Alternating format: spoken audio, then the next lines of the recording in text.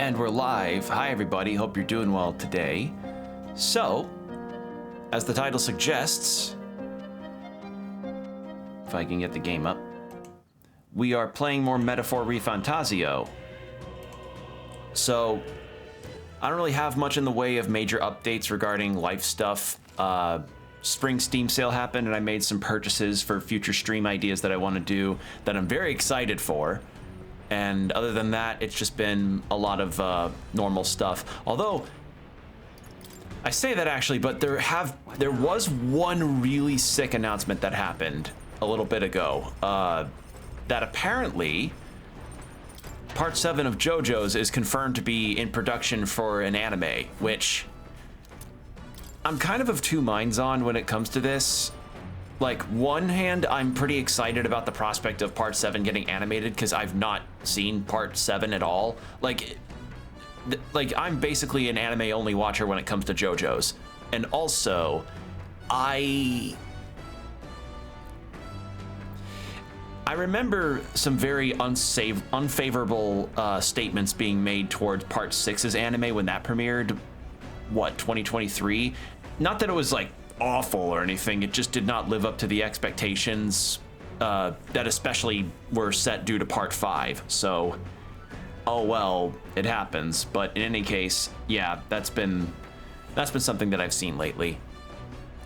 Okay, so we've got some time. Okay.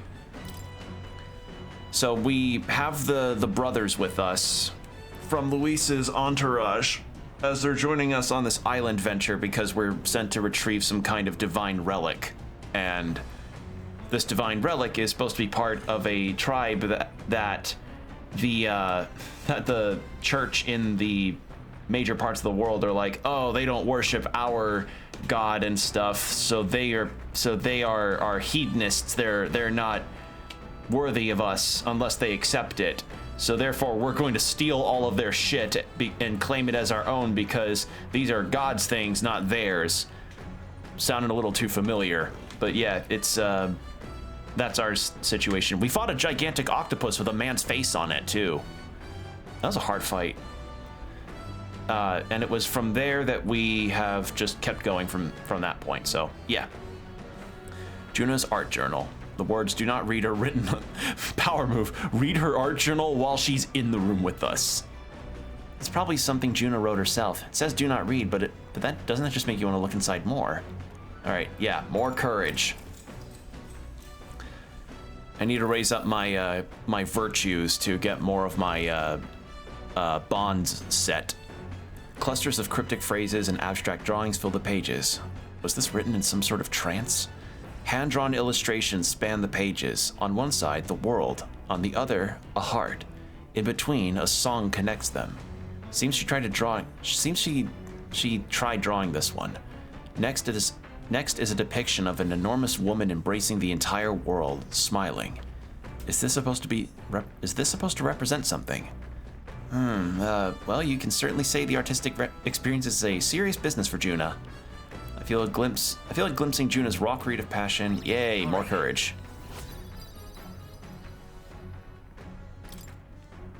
And I think that did it. With that, I finished the book. All right. Big boost. Oh, that's nice. I still need to get my eloquence up, though. As the clear surface gives way to the glassy. Yeah, okay, so we're not at the island that we're supposed to go to yet. The party gets a good night's rest. But we are almost there. That does not sway them at its whims.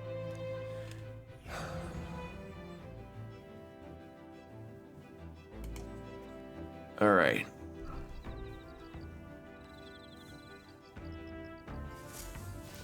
What to pick? So our arrival's tomorrow. Highly doubt spending our nights at sea. Okay. So imagination. We'll be heading Verga Island tomorrow, yeah? You say what you want. You say you want to be useful to Count Luis. Then you better put in the work. And remember, we'll be watching. Yeah, it's these guys. That'll be here. All right then. I tried the bath salts thing, and that kind of was not as much as I hoped it would be.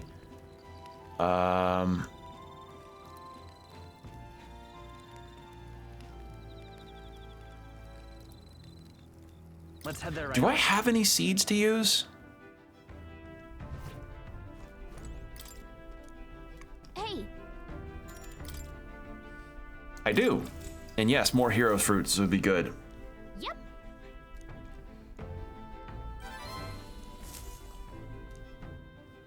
That works.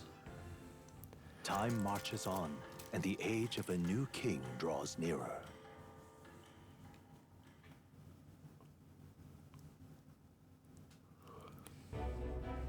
Luis has sent an emissary to Verga Island. As reported by a crier. It's the elder boy who brought Joanna to the judging. So he stands with Luis then. No doubt he seeks Dracodius. A gambit to steal the public's gaze, perhaps. Taking a prize from the only land beyond the church's reach. Laughable. The reason we leave those barbarians alone is that we've nothing to gain from them. Your Eminence? Merely a passing thought. Let him chase the lance. It changes nothing. With the dawn of Saints' Day, your Eminence's authority will be unshakable as the mountains. As long as we tell the public that these divine relics truly originated in Sanctism, yes, that should do. The candidates gathered at the Saints' Day Festival will be under the protection of the King's magic. Some of them may use that as a shield to sow violence and discord. I am aware, Your Eminence. Please, leave everything to your humble servant. Just smack his bald head. Just give it a good old, yeah. And so a long sojourn at sea will come to an end today. We should arrive around noontime, but we must make preparations to berth beforehand. Seems like the weather will be hot and humid. I'd like to hope we could just pop in, grab the lance, and pop right back out. I'd be lying if I said I didn't wish the same, but we'd best prepare for a long stay. This island is infamously insular and closed off. Our welcome will not be a warm one. Then, Maybe I should take a nice cold shower before we arrive. We don't even know if there will be real inns there for us to stay in. That's a good point. Narrowly escaping the threat of the sea monster, the party rides the currents of the inland sea to their destination, Verga Island. All right. Verga is a word given to the island by the mainland, meaning uncivilized. But its inhabitants give this name no purchase. Put another way, we are trespassers from a country that has unilaterally regarded the islanders as heretics. To forget this is to invite pointless conflict, as though it knows it is unwelcome. The Gauntlet Runner glides silently onto the island's less populated rear shore. All right.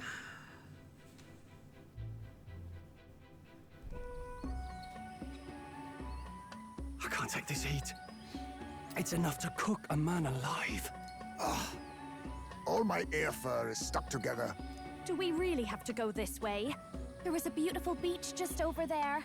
Chin up now, milady. Easy to get a good backstab when you're coming up behind him, see? There will be no stabbing, back or otherwise. Honestly. It's at least true that coming at them head-on would only alarm them. First, we need to find out where this lance is. You can bet the runner won't be spotted here, eh? Got the wide ocean on all sides. The old girl's not exactly unscathed from the beastie's clutches, so I'll stay back for a spot of repairs. Good luck on the lance hunt, what? Who's there? Are you from the outside? What's wrong? Haha, yeah, let's go very funny, Gallica. We've got a... It's our intrusive thoughts. They're trying to talk to us. Very funny, Gallica. I didn't tell any jokes, I think. All that salt air gets your head. Our chances out here already aren't looking too good. So, how do we find this lance? Ideally, we blend in with the locals, gather information. But if they really are all Mustari, that might be a bit tricky. Let's see. To start with, we could try staying hidden and observing the village from afar. Sounds like a right hustle. How many days would you have us playing hide and seek? Fair point. How long can we actually stay on this island? Well, given the deadline for arriving in Altbury, it would be best to get the lance and leave by September the 5th. The sooner we're out of here, the better. Let's go.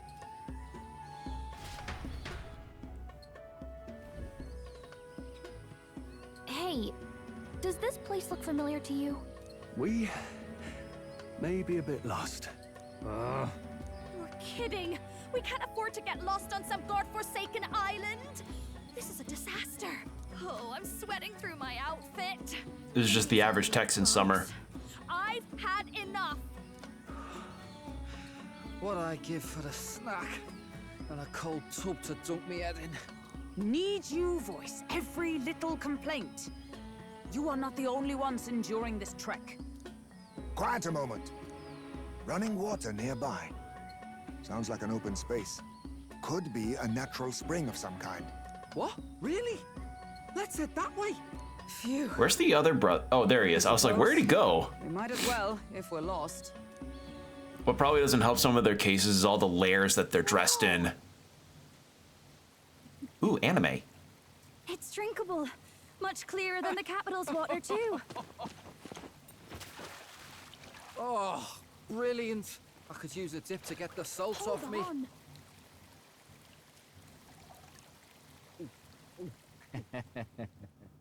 Who are you? Can you hear me? Then surely you must be a messenger of the Dragon God. Is something amiss? I'm imagining things.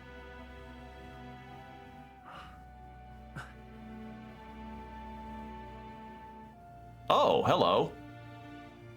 Oh, I've seen her. Could it be a villager? Well, I've seen fan art of her. You must be the... Priestess! Hey, Del. Let's go. Mainlanders! You're not of this island! Wait, listen! Seize them! Yes, a fairy's greatest weakness, the butterfly net. Looks like the logic of Fairly Odd Parents isn't straying too far. Behave yourselves. Now, you're a candidate for the throne, are you not? Here to steal Dracodias, no doubt. And not content with that, you befouled the priestess's cleansing pool. We need hear nothing further. Oh god, we drank her bathwater. Oh no. First trial I've had. Calm down. First off, you can't kill a candidate. Have you not heard of the king's magic? You beg for your life in vain, wretch. Hail, I'm told the priestess is ready. Accept your fate. You're not getting out either way. What do we do now? It seems the brothers have fled. Perhaps they've gone to report to Neurus. I doubt it. Those thugs are here for the lance alone. They care nothing for us. We can work with that. Can't return without the lance anyway. But I'd rather see if we can break ourselves out instead of counting on them to save us. By the way, anyone else find it strange that they recognized a candidate at a glance? I wasn't expecting news to travel this far. Probably my fault, I'm afraid. They had a lot of questions, and they weren't gentle about asking. Whomst? Well, oh, fancy meeting you here. What did you do this time? What did you do this time? Oh, you wound me, sir. I was hoping the word of the Crown Theocracy might be worth something here. Turns out, they prefer chains to questions. But why are you here? Why else? I heard some helpless, boneheaded twit of a candidate crossed the waters of Virga Island, so I naturally had to follow. I'd thought stowing away on that Mastari candidate ship might get me safely on the island, and, well... And now who's the helpless twit? This is ridiculous! Why would a crier go to such lengths anyway? Seemed as good an opportunity as any. I wanted a peek behind the Sanctus curtain, see what the truth really is. For now, we may as well be patient. You'll have your opening soon enough. The people here, well, you'll find they aren't as monolithic as they'd like.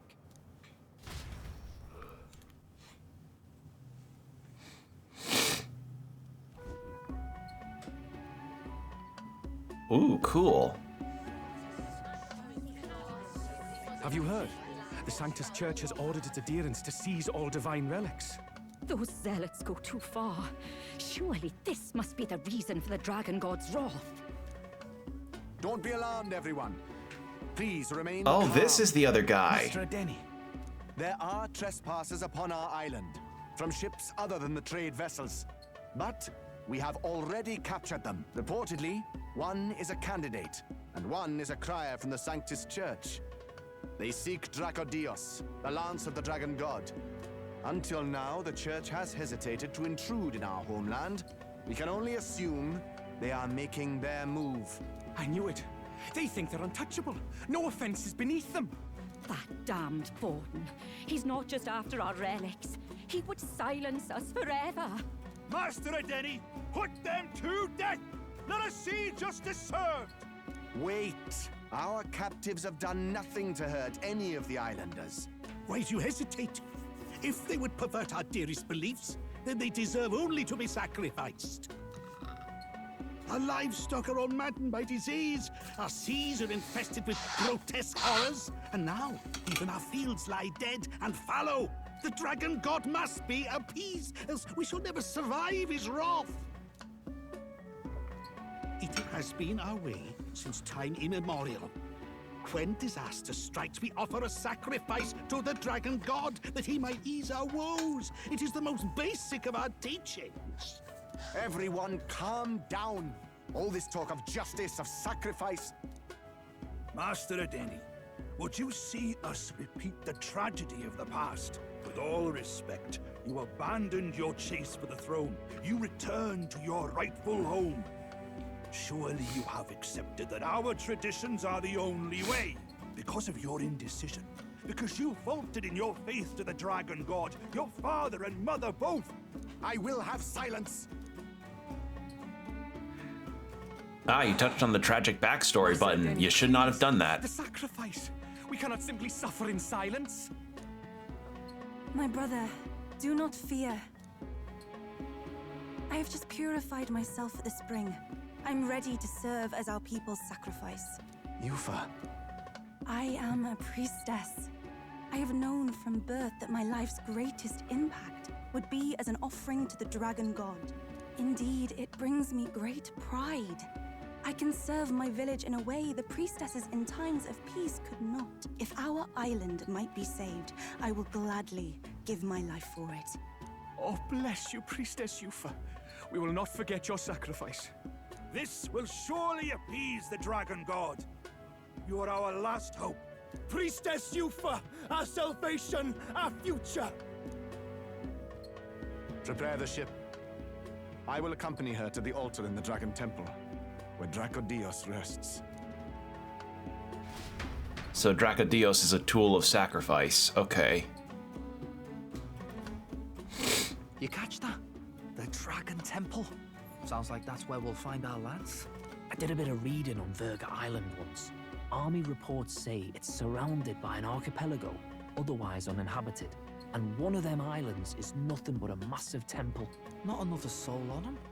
Strange lot, these pagans. Gotta be bloody stupid to build your big important temple out where nobody can get to it. Could be. Or maybe they weren't the ones who built it. Either way, we'll need a ship. An even more ancient and advanced civilization, because what's a JRPG without one of them? Square probably means less guards on duty. Ugh. Come on, Del, we can't leave him high and dry. The fair lady Juna likes him, don't she? And the fair lady's the only one we have to rescue. Awful cold, Del. Not getting attached now, are you? You knew going in they might be our traitors. Look, you want to work together, then let me do the thinking, right? I've got all this under control. Ugh.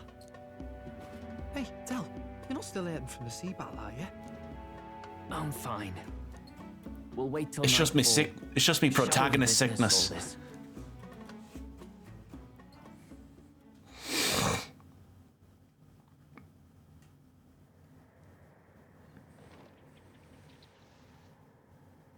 Lady Juna. Let's get those bindings off. Easy does it now. Calm down, you amateurs. Oh, thanks. I'd hoped you'd come back for us. We know where the lance is. Let's move. Wait, aren't you going to untie the others? We're your bodyguards, not theirs. What? Since when do you follow orders to the letter?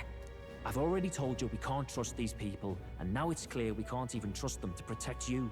He did a fine enough job saving your life out at sea. Del! He's one of us now. Lord Luis gave him direct personal orders, and you still leave him to die. I still don't like the pattern on that dress. I'd keep an eye on him too. If you get him killed, I'm the one who's failed. Hear, hear. 3 appropriately stealthy cheers for cooperation.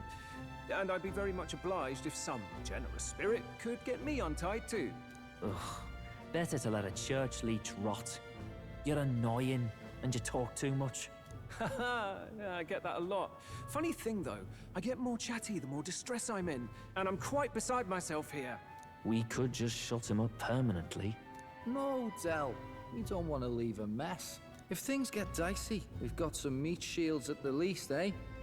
Gonna need all the manpower we can get if we want that lance. Is the lance somewhere dangerous? Well, about that. Turns out this dragon god might be a bit more real than we thought. And more bent out of shape. They're sacrificing some village lass to it, and the crowd was scared stiff besides. We can't rule out that this dragon's more than a folktale. So we're to face a dragon? Well, that's just lovely. Untie everyone this Just don't say dragon too many times. Todd Howard will swoop in and turn the game into a first-person adventure game. Give me a second.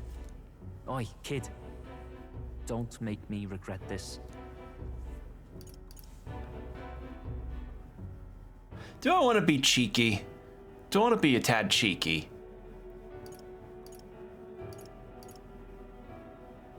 Nice to be back Nah. on the team. You're completely mental, you know that? Just don't drag us down. Fine, just get over here and I'll let you loose. You're going last.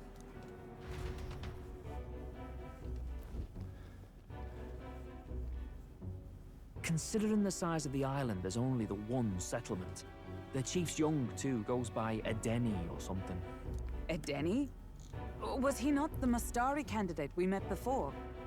I'd no idea he was this island's ruler. He and the sacrificial maiden are headed for the temple on one of the deserted islands. That's where Deserted? we find the lance. Oh, and the girl marked for death is his sister. His own sister? Something about appeasing the dragon god's anger. All these islanders worship it, and they say the calamities come from its fury. Is that true? Course not. Just don't know whether all this superstition is rooted around an actual dragon or a made-up one. Fair point. I'm curious about this Draco Dios being a divine relic myself. If it was found in that temple, then the temple's probably an ancient ruin. Might be the perfect den for a dragon. Should this creature exist, mortal sacrifice is beyond all reason. No torment is worth taking an innocent life for. Oh, that's rich from a fallen knight. You think nobody makes sacrifices out there in the real world? Or is all that below you, eh? You ask me, I say at least these people are doing what needs to be done. Huh, fair enough. Though it would seem beyond the pale, it is not our scale of morality that measures them. Yet I refuse to stand idly by while innocent lives are at stake. Who cares about what they do with their lives? We're here for the lance. Got enough problems without you trying to fix theirs. These people offer up their very lives for peace. They'd only ever told me these lands were wild and uncivilized, but it's like seeing sanctism reflected in a mirror. We'll get the spear, of course, but we won't let anyone die. That should be good enough. We've been saying it since the beginning. We help anyone in need, no exceptions. Right, my friend? Say my name. Say my name. What do you mean? Say my name. You seem confident. You seem confident. Thanks to your influence, I suppose. Also, ad break starting in 5 minutes. Heads up. The path we've chosen. Let us withdraw to the Sea Runner first. It shall bear us across the waters to this temple island.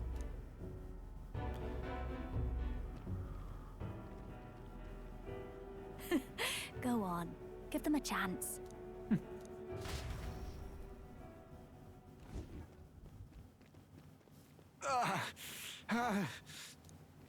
Please, help my sister. Oh? Wait, he's... Please help. My sister Yufa. Oh, monsters. Temple full of Magla. Pull yourself together, man. He's barely breathing. Did he just say Magla? I wonder what happened. We need to get him to the Gauntlet Runner. No, it is too deep a wound for its capabilities. To the village, then. What? Are you mad? You just broke yourselves out of that damn place. We cannot leave him to die. I don't understand you lot. No, this could work out for us. He's the island's chief, right? If we save his life, the whole village might come around on us. What are you talking about? We already know where the lance is. All we have to do now is take it. And how about this? I'll follow him because I'm assigned to keep an eye on him. And you have to keep an eye on me because you're my bodyguards, right? Fine. Be my guest. But if it comes down to you or the lance, you know I'll have to take the lance.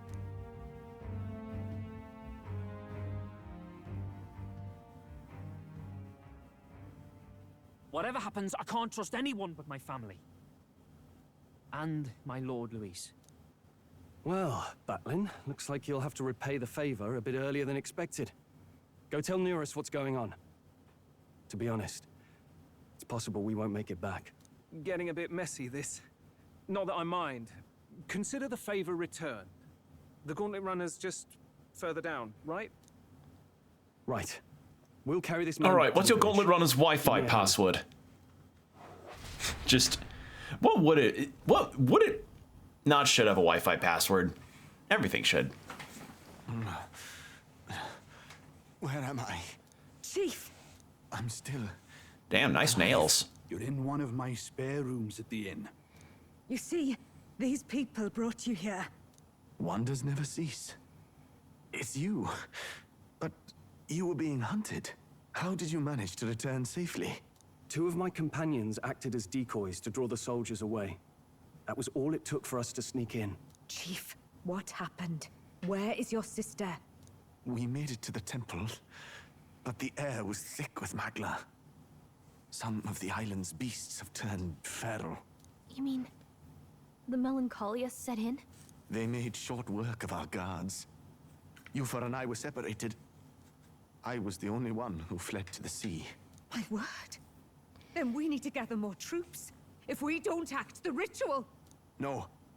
Our soldiers cannot stand against those horrors. We'd only be sending more to their deaths. But... Then we can do the honors. We've our own reasons to see the lance. And such monsters do not frighten us. But there's something I need to ask you first. Assuming we find your sister, what would you have us do with her? Are we ensuring you complete the sacrificial ritual? Or are we bringing her back? Please, bring her home. When we left for the Temple Island, I'd intended to let Yufa escape. But when I saw no fear or hesitation in her eyes, I faltered. That's when I realized. It's not just the fate of the island that we've placed on her shoulders. She's been trying to bear all our fears and anxieties. Her life is in your hands. Even if her sacrifice would save us, I don't care. Please, save her from the curse we've placed on her. Well said. Spoken like a true leader. Leave it to us. I pledge we will see her safely returned. You've no objections, I trust, Captain? No, she looked like a party member. Yes. Let's get her back. Right. We're not in the business of abandoning people. Right. We'll save your sister. In return, though, would you be willing to lend us Dracodios? So be it. What? That is the very symbol of our faith. If they've the strength to overcome the Templars' trials, then they could have already taken the lance for themselves. Yet still they seek permission. Sorry, gotta pause because ad break's about to happen. So take these next 3 minutes to get yourself some water, stretch, whatever you need to do, and we'll be right back. Just gotta love, like, I like the cutscenes, don't get me wrong. It's just navigating them around ad breaks is tricky sometimes. Thankfully, I remembered to actually hit memorandum instead of the start button like I did before. So, yeah, BRB.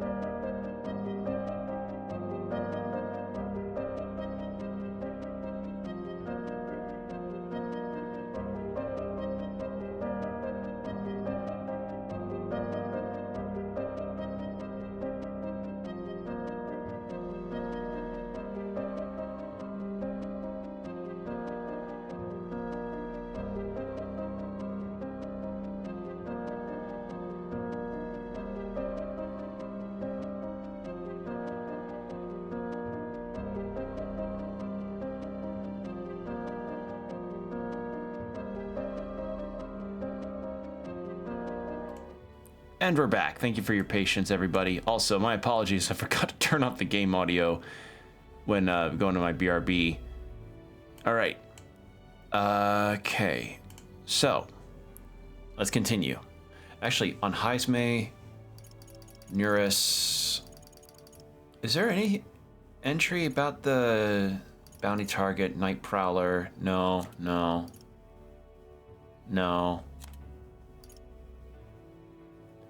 Fall of the Mage Academy.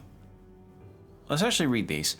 An armed conflict several years ago when the Royal Mage Academy, located in northern Montario, was forcefully closed by the combined forces of the State Army and the Crown Theocracy's Monk Army. Records indicate that the casualties involved were equivalent to a small-scale war. The official reason given for mobilizing against the Academy was that their research endeavors had crossed into outright sedition, including seeking to tame a dragon without the kingdom's authorization. In truth, the incident was orchestrated by Forden, who sought to keep the dogma, historical accounts, and igniters of the Crown Theocracy from being undermined by advanced magical research. The infamously dire number of casualties was not actually a product of armed combat, but caused by thoughtless destruction of the artifacts under research, which drove the dragon there to an indiscriminate rampage. Ultimately, the incident proved wholly self-destructive for both sides. Oh, Church goes, our State Army and Church goes, this Mage Academy is kind of getting a little too large for the britches, as it were. We should do something about that, otherwise they could overthrow us. Let's indiscriminately destroy any and all of their research. What's that? They got a dragon? Oh shit. And yeah. Oh wow. God, learning about world building stuff is so fun. All right. I trust them. It seems like they really do believe in what they say. But they're not like us. They're outsiders. It doesn't matter what tribe they are. They're people just like us. If the race on the mainland taught me anything, it's that. Wait, it'll take more than a day to save her, right? Not to be morbid, but will your sister survive that long? She knows those halls better than I do. If she's found a safe enough chamber, she can stay out of sight. And I made sure to bring food to the temple when we left. She could survive for even 4 weeks. Yufa is a priestess. She knows her life is too valuable to the ritual not to keep going. Oddly specific number, but okay. Pardoned. Anything you need, I'll try to provide. So please, save Yufa. Well, we're gonna need equipment upgrades, because how much money have I got on me, actually? Well, glad we talked our way out of being thrown back in a cell. This place is rather cozy, especially compared to a prison. To be free of the bugs is its own comfort. Wait, weren't you staying in Broilhaven? What kind of rundown hovels do you board in? Finally, we may come and go as we please. Even if we must bow to Luis's whim, we need not draw the same ire. I know, right? But lifting the prince's curse will only be the beginning. The public has to recognize him as the rightful king too. Yeah. Considering the road ahead, it might do to help as many people as we can while we hunt the lance. And ideally, keep the other candidates in check too. All done with negotiations, are you? I don't know what we'd do without you. It's amazing how you can lead those guards on such a long chase and turn up none the worse for wear. No one alive can catch a couple of platypus lads in the woods. Our job's to get the lance. I assume that hasn't changed? Then nothing else matters. Well then, let's lay out our situation. Our destination is the Dragon Temple, built on a nearby deserted island. Once there, we search the temple for the divine relic, Dracodios. And while we're in there, we'll also be looking for the village priestess, Yufa. The hell we will.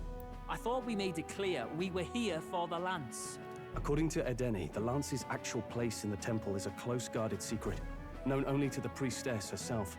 Never simple, is it? We've got 2 problems to worry about. Firstly, by now, the temple's positively awash with melancholia. We should expect monsters, and lots of them. And secondly, there is a possibility that this dragon god of theirs is an actual living, and therefore angry, dragon. Hope we don't have a battle like that ahead of us. But we'd better make sure we don't lose if we do. And be quick about it, yeah? If you miss your deadline, Lord Luis will assume you're all traitors. That puts our deadline in 17 days. Beyond that, we can't say if the priestess would survive. Your pardon? You all, you're going to save Priestess Yufa? Wouldn't have to if you hadn't sent her to die. Yes, I know. You're exactly right. But you have to understand, not everyone here wanted sacrifice. To see a girl her age going willingly to die. She's as young as my own child. It's not right. So please. We will see the girl safely home. You have our word. Tis a strange irony. We came only for the lance, but even that pursuit has earned us a chance to save a life. Hardly familiar. You sought me intent on capture, and instead convinced me to join you. You have a knack for opening doors others have closed. Well, let's get some rest for tomorrow. Getting lost in the wild and captured by soldiers really takes it out of you. Probably humid as shit in there too, so that's not helping. Time marches on, and the age of a new king draws nearer. I find the whole pointed shoulders on the shirts thing kind of interesting. I'm guessing that's to maybe...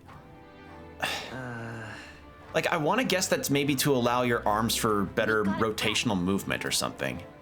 Let's talk about what we need on the island first. When we're ready, the Gauntlet Runner is on the eastern beach of the island. Okay. What's going on? Alright, so I want to... Alright then. Okay, so this is the whole scope of the island.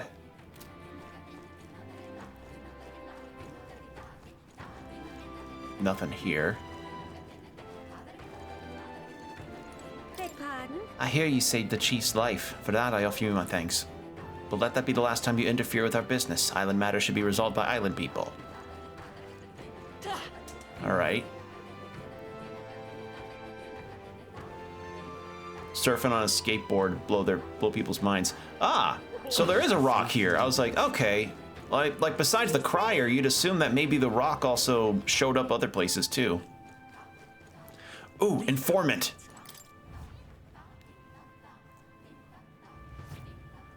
Informant? Oh there. Sort of need my mask off to eat, but drinking through it is not bad actually. With the mask on, one drink feels like 10, and bad news can't get in as easy. Makes it easier to forget it all. Isn't this a dilemma? I then faint later and wake up in a hotel room with a bad tape. Oh, I've heard about you. Wonder if the food here will be to your taste. Tell me about the island.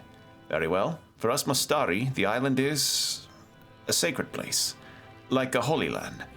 As a matter of fact, Altaberry was once too, but the land was dedicated to the Sanctus Church during its annexation.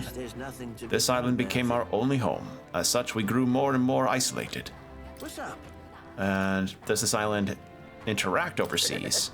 As you can see, there are some aspects of life on the island that don't travel well. The food, the clothes we wear, our masks. But that doesn't mean we shun the outside world. Our chief went to the mainland for the tournament, for example. Even so, it's still a rare thing to see members of other tribes such as yourselves visiting from overseas. Is that an Elda next to you? Okay. What's up? Yeah, a bunch of Eldas. Or unless there's a third eye behind the hair. Which dish do you recommend? It's not much of a dish, but we do have a precious fruit that ripens just once a year. It's so precious that, well, it's not something you see served in a tavern like this. I don't even know if you're allowed to have any. Well, missing out on that flavor would be quite the shame. Okay, no, it's just a bunch of people with three eyes. Ugh, there's no stopping these drunks. Can't blame them since we Mastari don't normally speak our minds. Oh, classic thing of like, people can't speak their minds so that you have to drink a whole lot to, you know, feel like they're allowed to loosen their thoughts a bit more. It's like a workplace party. Alright, I want to see what else we've got. Some goats. The goat? What are you lot here for? Come to steal away our livestock too? I swear, the chief's not thinking rationally, asking for assistance from other tribes. We should honor Lady Yufa's wishes and let her fulfill her duty. I mean, if she dies in the temple, does that even count as a sacrifice? Like, if it's not by way of a ritual, does that even count? Okay, there's more. There's the chief. What's it now? Hero's Leaf Light Seed. You see, I'd normally sell you some truly prized vegetables, but with the village in this state, harvests aren't what they once were. The business is suffering. Hero's Leaf Light Seed. I will take that. Those are the big experience ones. Ah, I only have 14,000. Okay, so I can't afford any new equipment right now. What are you about? Welcome, any interest in materials? Didn't I have stuff I could sell?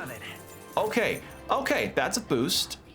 Worm meat, gel dust, a natural thickener extracted from a shining butterfly.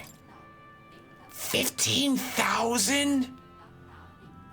No. 15,000 per? What the fuck? You must be the candidate, yeah? I've heard a lot about you from the chief.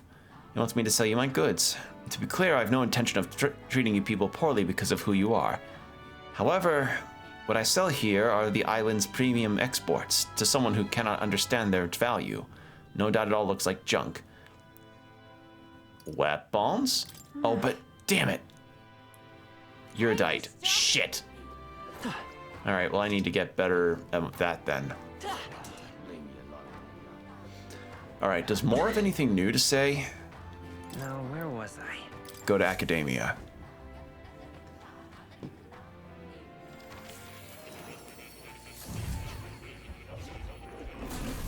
Would you look at Ah, it seems you've another new ally, and this time the unexpected character at that. And this time quite the unexpected character. Your ally awakening has revealed a new archetype called the Masked Dancer. It holds a power both unique and interesting. I prepared a new special I was about to say special excrement. Wow, wow. My dinner must have started the food coma early. Like, you know when your brain starts to kind of falter a little bit whenever you have food and it's just like you feel really tired? I almost said special excrement, and that is not what that's not what he would prepare. Special experiment to enhance its potential to the highest level. Should you desire to hear more, I have a lecture prepared for you. If you'd like to listen, by all means. Would you look at this? All right, I want to find where the Masked Dancer is.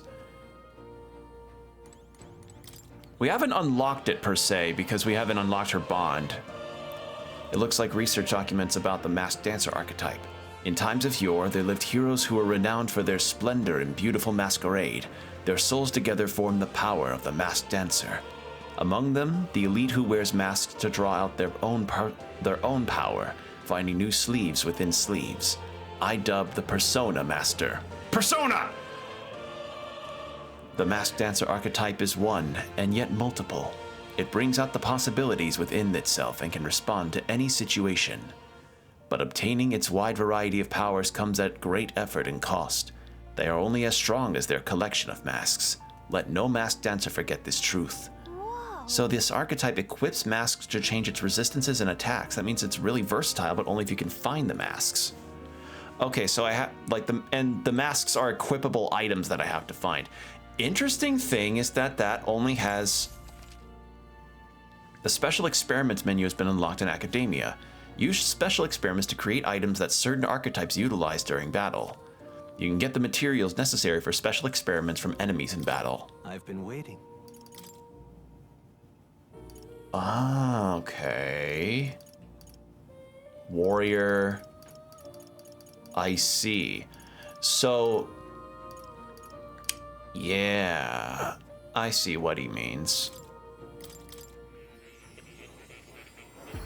That is just straight up the Persona 3 and 4 Arcana card thing. That just straight up was okay.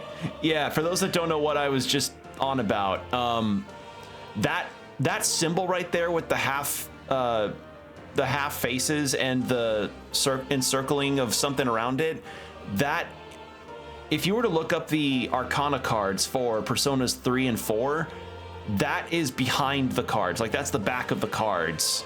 So, yeah, that's just straight up a Persona reference. All right, cool, I guess. Okay, so this is what, yep, and it is just full-on Persona references because it's now even based on Arcanas. Wow. Fortune, Emperor, Star White, Hanged Man. Make a thief mask too. So yeah, so Juva can equip these, but they're only as strong as the version of the archetype that you get. So yeah, baseline skills versus stronger. Okay. My assignment is for you to develop the general. Yeah. Looking for. Yeah, I had that planned. But then Stroll got his ass kicked too much. Stroll, do you have the general on still? You have the commander on. Okay. And Juva, you're over here? No. Where's the... Yeah, we can't unlock it yet. So maybe it's a...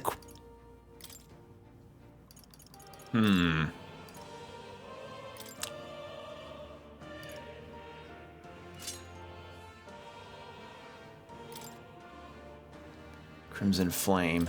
But I want to see... What do you get from these others? Infernal Vort... Hold on.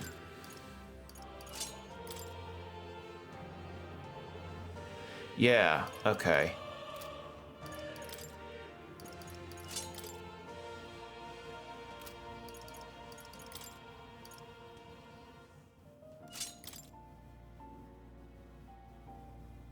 Having that on will be good to have more healing.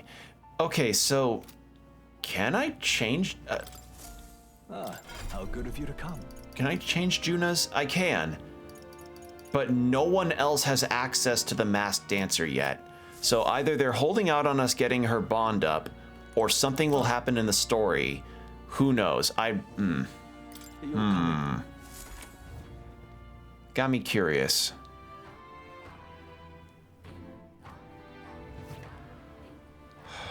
All right, so. All right then. There's a cooking shop, but we're kind of set with a whole lot of stuff right now. There's the armor shop, but I don't know if, like, let's see, what, I've got 40,000. Very strong chances that I can't afford shit, so we'll see.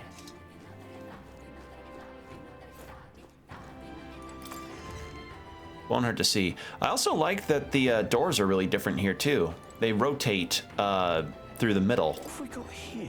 This shop deals in weapons and armor alike. I'm in charge of our arms. Let's have a look. Also, one of our traders who ventures beyond this island received a word from a Lycon Magic Association. We're to sell you our gear at a discount, evidently. I object to taking orders from mainland United peddlers, but the chief said it couldn't hurt to give you a discount. Ah, right. Okay. Whoa. Oh. That's a bit steep. Only one I can afford is for Magic Seeker. Well, only one that's equipable for me right now is Magic Seeker. Is there What now? Is there one that I would want to level up more of? Because this is just Magic Seeker to level 20, and it's already level 8. Do I want to do Gunner?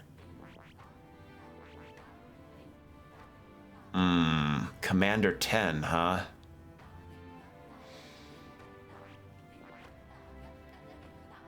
I was liking Thief. Heisman, what have you got on? You've also got Thief.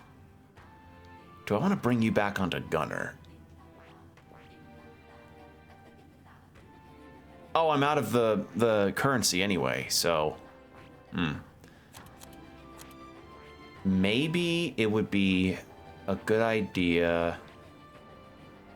Do I want to equip the cleric for myself? I don't think it would hurt. Actually, Juna, do you have any skill inheritances? No, you don't. But you don't have any other archetypes equipped. Do I want... but do I want to equip you with other... If I get more, then yes, but I have only 8,000, so maybe I should be a bit smarter about this. So what do I equip myself with?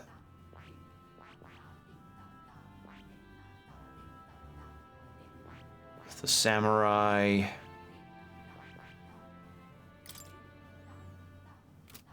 Having more spell diversity would be good. But considering how often... maybe I change back to Gunner to at the very least be a ranged situation. What do I have you? Nothing. Okay. And Nearest is not ranked up enough for me to give me more skill inheritances, so maybe that'd be at a loss. You have a new one. What were you? Okay, you're weak to fire and holy, but that's a big boost in endurance, agility, and luck. Let's go with this. And for skill inheritances, where's the big heal that I like? Where's that big heal? HP for all. There we go. Yeah, that works. I think that'll do it. And then Stroll, you stay on this to get at least up to General, because you got to get General rank 10. You want to get that Swordmaster. Part of me really wants Pugilist, though, for Stroll, because he fucking eats as... He eats as a Pugilist. He eats with the Brawler archetype.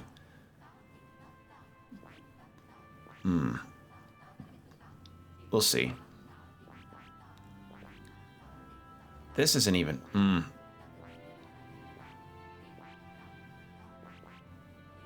We'll see how this goes. Hulkenberg, you're actually okay the way you are right now as a magic knight. But you need to get wizard. Oh, that's right. I was getting wizard up to 10 so that she could become a top rank knight.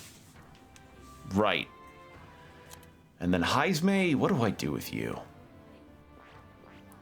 Assassin, you need to get thief up to that amount, and then that can't be done with anything.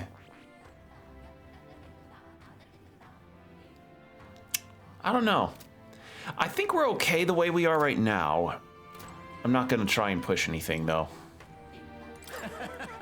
Hello there, looking for some armor. If you're interested in weapons, please place your order on the other side. Perhaps my son over there already told you, but we've got a message from an igniter merchant called Brigitte.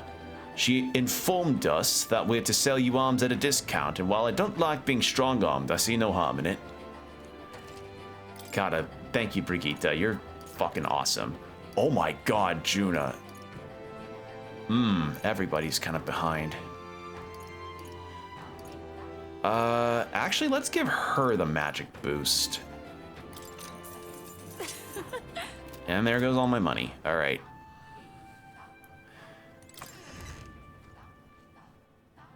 Okay, I think that's about as good as we're gonna get for now. So we just go straight to the temple then.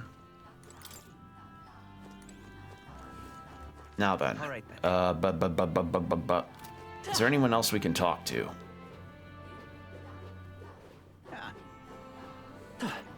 Yes. Ah, it's you. I apologize for placing such a heavy burden on visitors. I will be able to join you after my wounds heal a bit more. Think we'll make it? Don't push yourself. We'll handle the island for now. You just rest up. I'm in your debt. All right, cool. And that's probably the big house of the chieftain. Interesting that we don't have an informant here to talk to. All right, then. Well, actually, no. It makes sense, because they're like, no outsiders, because outsiders have not been very good to the Mastari. Okay, so that's where we're supposed to go. All right, nothing up here of interest.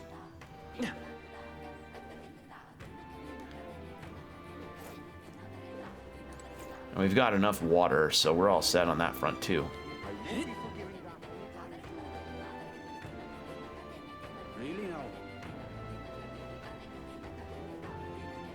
Such a sky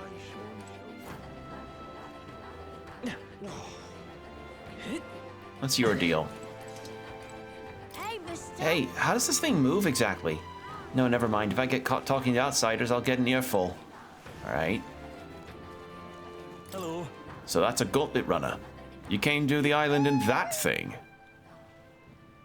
What the hell was that noise? It sounded like the old Yahoo commercials. Or no, Sprint, I think. Holy shit. The outside world really is frightening. I don't think we islanders would win if we were to ever go to war. Yeah. I mean, I don't know, you could put up a fight. Also, was that paint always there? I don't think too poorly of us islanders. We're just not used to visitors from the mainland. Everyone's anxious. Hard not to be after the string of bad luck we've had here. Used to be that you could spot fairies on this island if you looked hard enough, but I'm pretty sure they're all gone now. All right. Hello there. On a map, lots of spots across the inland sea look easy to access, but that's a false impression. The tides force even seasoned locals to take roundabout routes. So usually when the priestess and chief Edeni leave the island, we bring our most skilled sailors to navigate the currents. But on Lady Yufa's last trip, they were attacked by a monster that killed most of them. Probably that weird octopus human. All right, we're good now.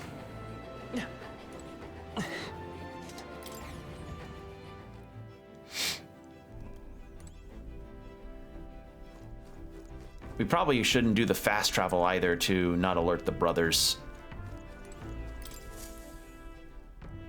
All ready for departure? Time to save that bally damsel in distress, eh? All right. And we don't have any side quests besides what's for more, right? Oh, we have the Coliseum thing, right. Well, that's got to be saved till later, because that doesn't have a specific deadline, which is Gerd. Yeah, sure, Gerd. Route map.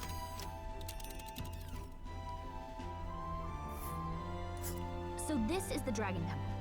It's not too far from Verga Island, but we have to consider the currents. Now then. Now, how far do I run then? All right. Let's see. Must be the temple with the lance. Looks far. How long will it be? If the currents are stable, we'll get there within the day. You would pursue. We've no time to waver. Are we prepared? Let's go. Capital! I'll have you at the temple faster than you could say divine relic. So we bring the fight to them. All right, we're off. Let's keep our wits about us. All right.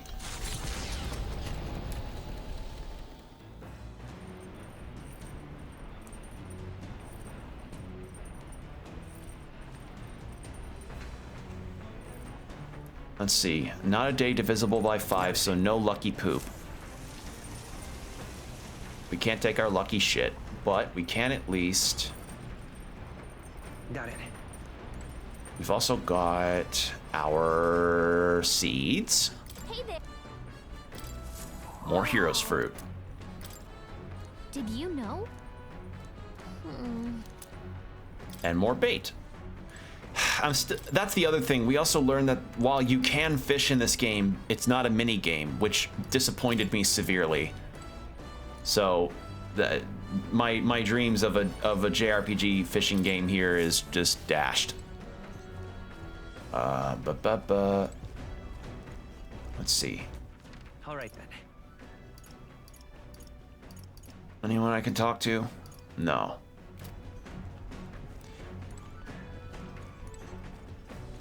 So in that case... Come on. Max HP? Yeah, sure. Let's see what this does. Let's clean the storage room. Got it.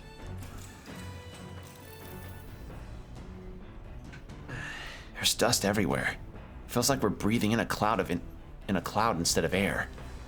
Well, we might as well clean it up. Oh my god. Ye magic vacuum cleaner. There's still dust piled in the corners. I guess the magic igniter didn't produce enough suction. I'll just clean the undersides of the shelves and all the other nooks and crannies by hand. Okay? Yeah, that's the spirit. Now we just need to throw away the trash inside the igniter, and then... Hey! Hey, look what I found. We can still use this, don't you think? That ended up taking quite a while. It was tough, but we have everything clean and sparkly. Feels oh nice. But having everything clean and sparkly feels so nice. Yeah. My max HP increased by 5. Cool. Navigating the archipelago's currents north of Verga Island, the Dragon Temple comes into view. It is dedicated to the dragon god, Et. The wind carries the unsettling cries of beasts over the water, ensuring that even reaching the temple will be a trial. I understand it must be a very intimidating figure, but the name Et just sounds like whenever I sneeze. Of sinister magla.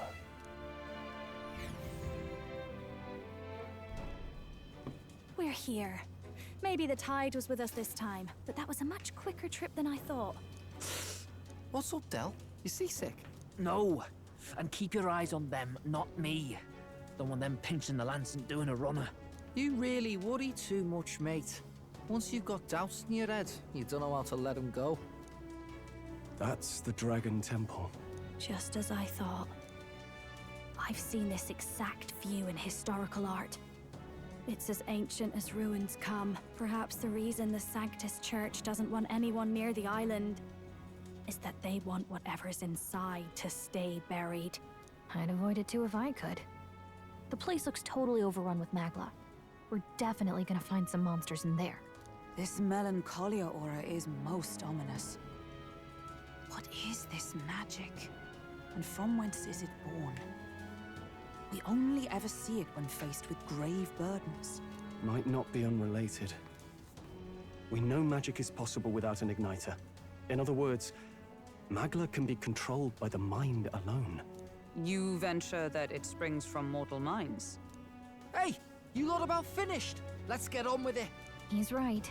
Let's hurry on.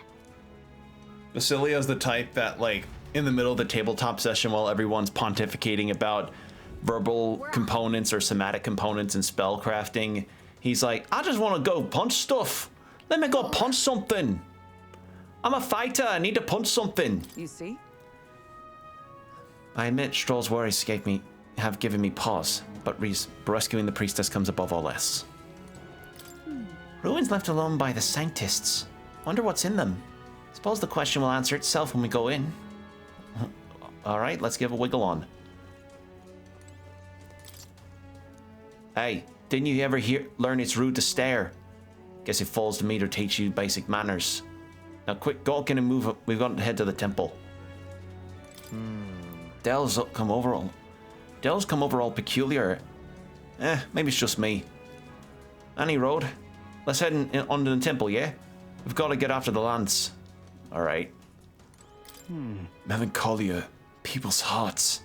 There might be some connection in there. Probably not the time to ponder it. Let's head inside. The idea of those brothers shadowing our every move. I'm not fond of it. Nothing to be done, though, so we press on. The temple awaits. All right, I want to save real quick before we go in there in case something wrecks our shit immediately.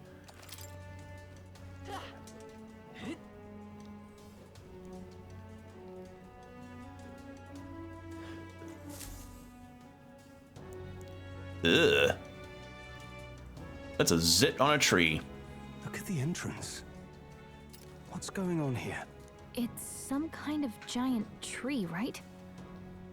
But it almost feels like it's radiating pure magla. We shall force our way through if we must.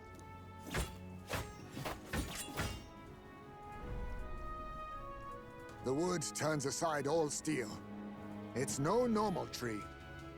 The Melancholia's influence, maybe. That's the best you've got, old man. Too sloppy by half. I'll show you how it's done. Del, what's wrong? Nothing, I'm sound. Just dizzy, that's all. Hey, Del! Whoa! You're burning up! Why? Allow me. He was wounded against the human we fought out at sea. Oh. Your foot is badly injured. It is infected and inflamed. What possessed you to hide this? I said I'm fine. Stop wasting time. A wound-borne fever can turn fatal. We should turn back. She's right, Del. We've got to get that looked at. Basilio, are you gonna listen to me or not? Oh, please. You don't get to die like an idiot. From an infected foot of all things. Learn to rely on your allies. That's what a real warrior does. Sorry, Del. I can't afford to listen to you this time. You damned fool.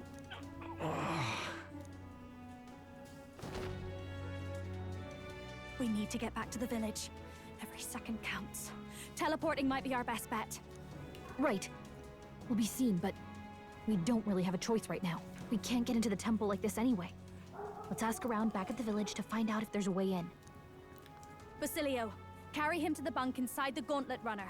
Also, once we get moving, don't leave the room or look outside. We're charging home full throttle, understood?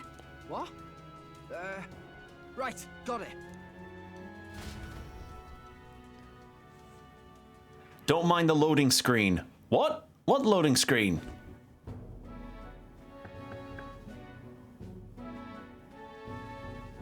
Hey. Gran, how's Del doing? You can help him, right? It was a good thing you came back immediately. One night more of this, and he'd be lost. But rest easy, boy. I've treated him with both magic and material cures. A good hardy Parapus constitution should be all he needs to fight the fever.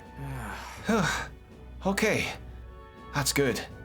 However, you have to stay on bed rest. Even once the fever's down, if he pushes himself too far, too fast, he'll never walk on that leg again. I'd listen to her if I were you. Thanks. Thank you so much.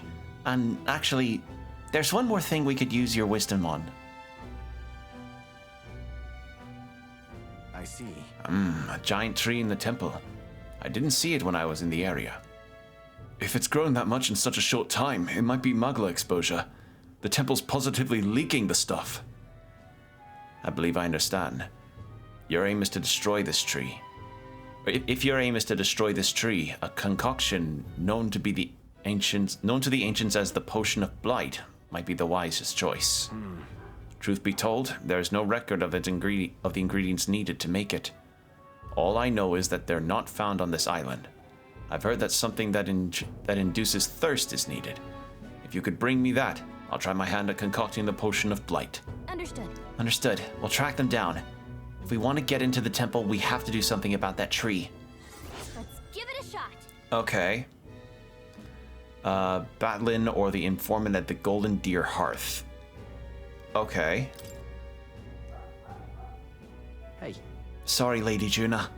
Way I see it, someone's gotta stay and look after Del. Don't be silly, Bass. Of course you should stay with him. You know he'd chase right after us otherwise. Hate to say it, but we're short on time as it is. Think your lot might have handled this temple shite alone. Seems our debts are piling up, eh? You'll pay us back eventually. Right. We'll call in those favors eventually. This is about when Del would say something like, hey, they're gonna run us off with the lance, waste them all. But me, I don't think you lot are so bad. I trust you. Yeah. So we'll hang out about here. And you sort out the lance. And, well, the priestess girl and all that, if you like. Can't exactly turn me back on your sister after all you've done for me and my own brother, now can I? Fidelio could stand to learn a lot from you if you ask me. Yep. Don't worry, you can leave it to us. Basilio's cool. Time marches on, and the age of a new king draws nearer. All right. So that's now 16 days. That giant tree's blocking our way to the Dragon Temple. I'm very much looking forward to covering it in the Potion of Blight. Don't get ahead of yourself, love. We still don't have all the ingredients. Seems there's something about it that makes it tough to gather all of them here on the island. Indeed. It would seem we have no choice but to track those down first. A maddening delay. when both the priestess and the lance we seek sit in the temple, beyond our reach. True.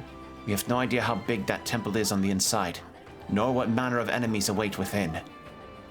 'Twill likely be more difficult than any of our previous endeavors. Okay. Let's focus. You head to the Dragon Temple and acquire... Alright. Procure Dracodios. A mission with a deadline has begun. You can chart course to the Dragon Temple by visiting the Round Table. Be cautious of scorching heat. Inclement weather may occur on Verga Island. The priestess Yufa is trapped in the Dragon Temple. Rescue her and obtain Dracodios before the day of departure of the Alderberry. Really? You should start off by asking people in the village if they know anything about the potion's ingredient. Alright. I'm gonna go check on my dog real quick. She's barking at something. Might be just like a squirrel or something, or a passing car. Give me one moment, everybody.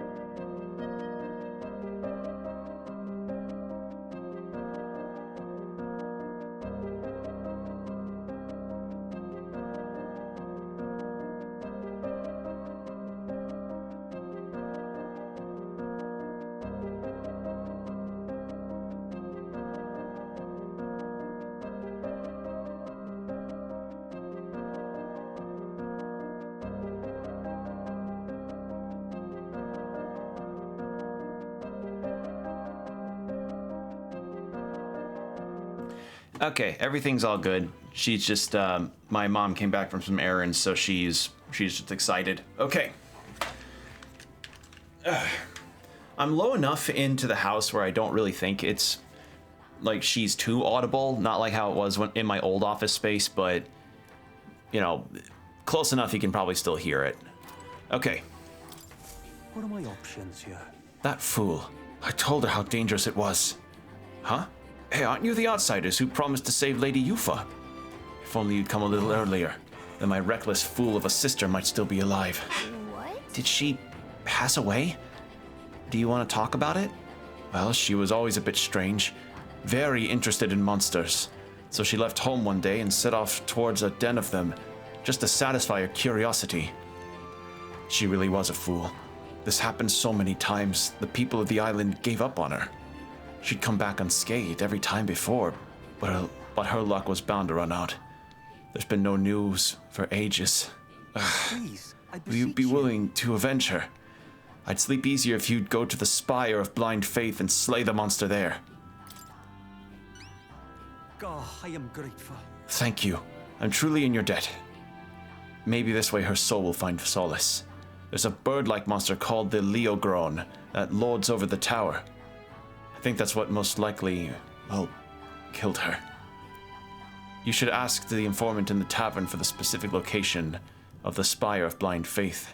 While you're at it, some information on the monster. Please, I don't mean to send you into harm's way, but you seem capable enough. Please, help her rest in peace. Okay. Ooh, more courage. Ooh, 90,000. How tragic. Let's kill that monster for him after we go to speak to the island informant. Okay. All right then. So we've got just 2 and a bond story and an eloquence thing and a tolerance thing. Okay. Well, we need to get to the inn to talk to the informant, but I want to gather those quests first. Let us have faith in you. Are you perhaps the boy who promised to save our priestess? If you're from the mainland, then by any chance, have you been to the Lycon Igniter shop in Grand Trad? Yes. Oh, Brigida's shop? Yeah, we're basically regulars. Really? Then could you do me a favor? I need someone to take this igniter to Lycon's shop and have it appraised. It's like this. Not too long ago, a trader came to our shores and sold this model for cheap. Claimed it was a broken piece of regional craftsmanship. But if I'm right, it's an igniter. A pretty valuable one, too. So I'm hoping Lycon's store can appraise it and back up my valuation. What? So you're willing to just hand this valuable igniter over to people you met, like, a minute ago? I have to. I've no other contacts in Grand Trad, and the future of the Mustari is riding on this. Oh, of course, I can promise a reward, too. No kidding. Sounds like it'll be just an errand to Royal Capital to get this igniter appraised. What do you think? Let's do it. I am so grateful. Thank you so much. It's in your hands then. Here's the igniter. I need you to get an official certification appraisal from Lycons and bring it back here. All right, that's easy enough. Let's give it a shot. 15,000 for a simple quest. But an accessory. All right, Stroll's there. All right then. I don't know where Hulkenberg is.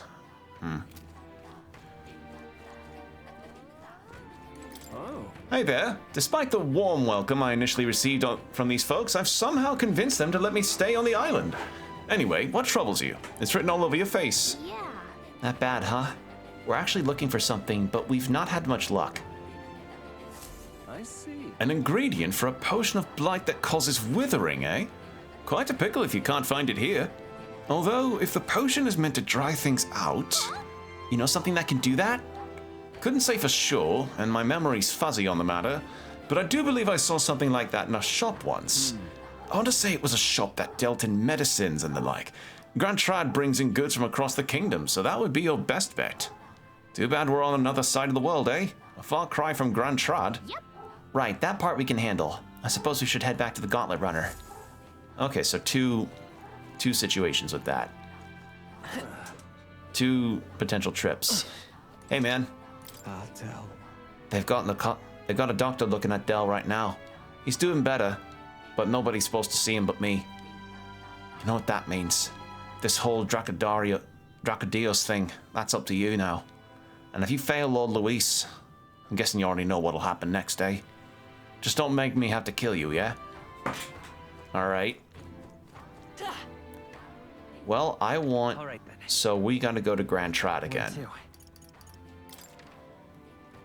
First, I want to go to Igniter Shop.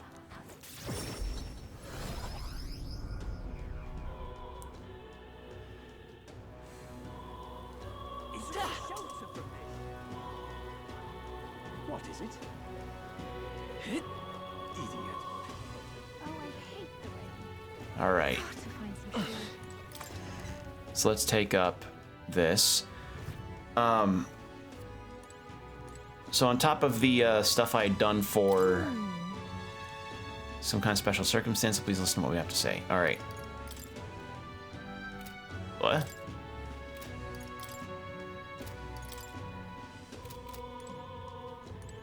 Ridiculous.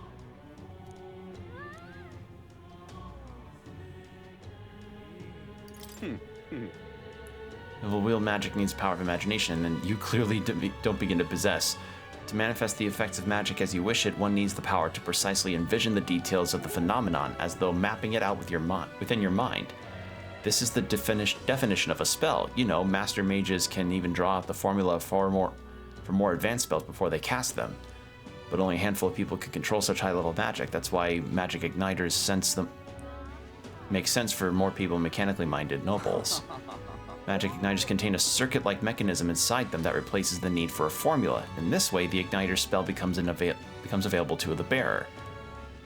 Okay, so yeah, it's essentially the magic is like electricity and a circuitry, and you just essentially turn it on, more or less.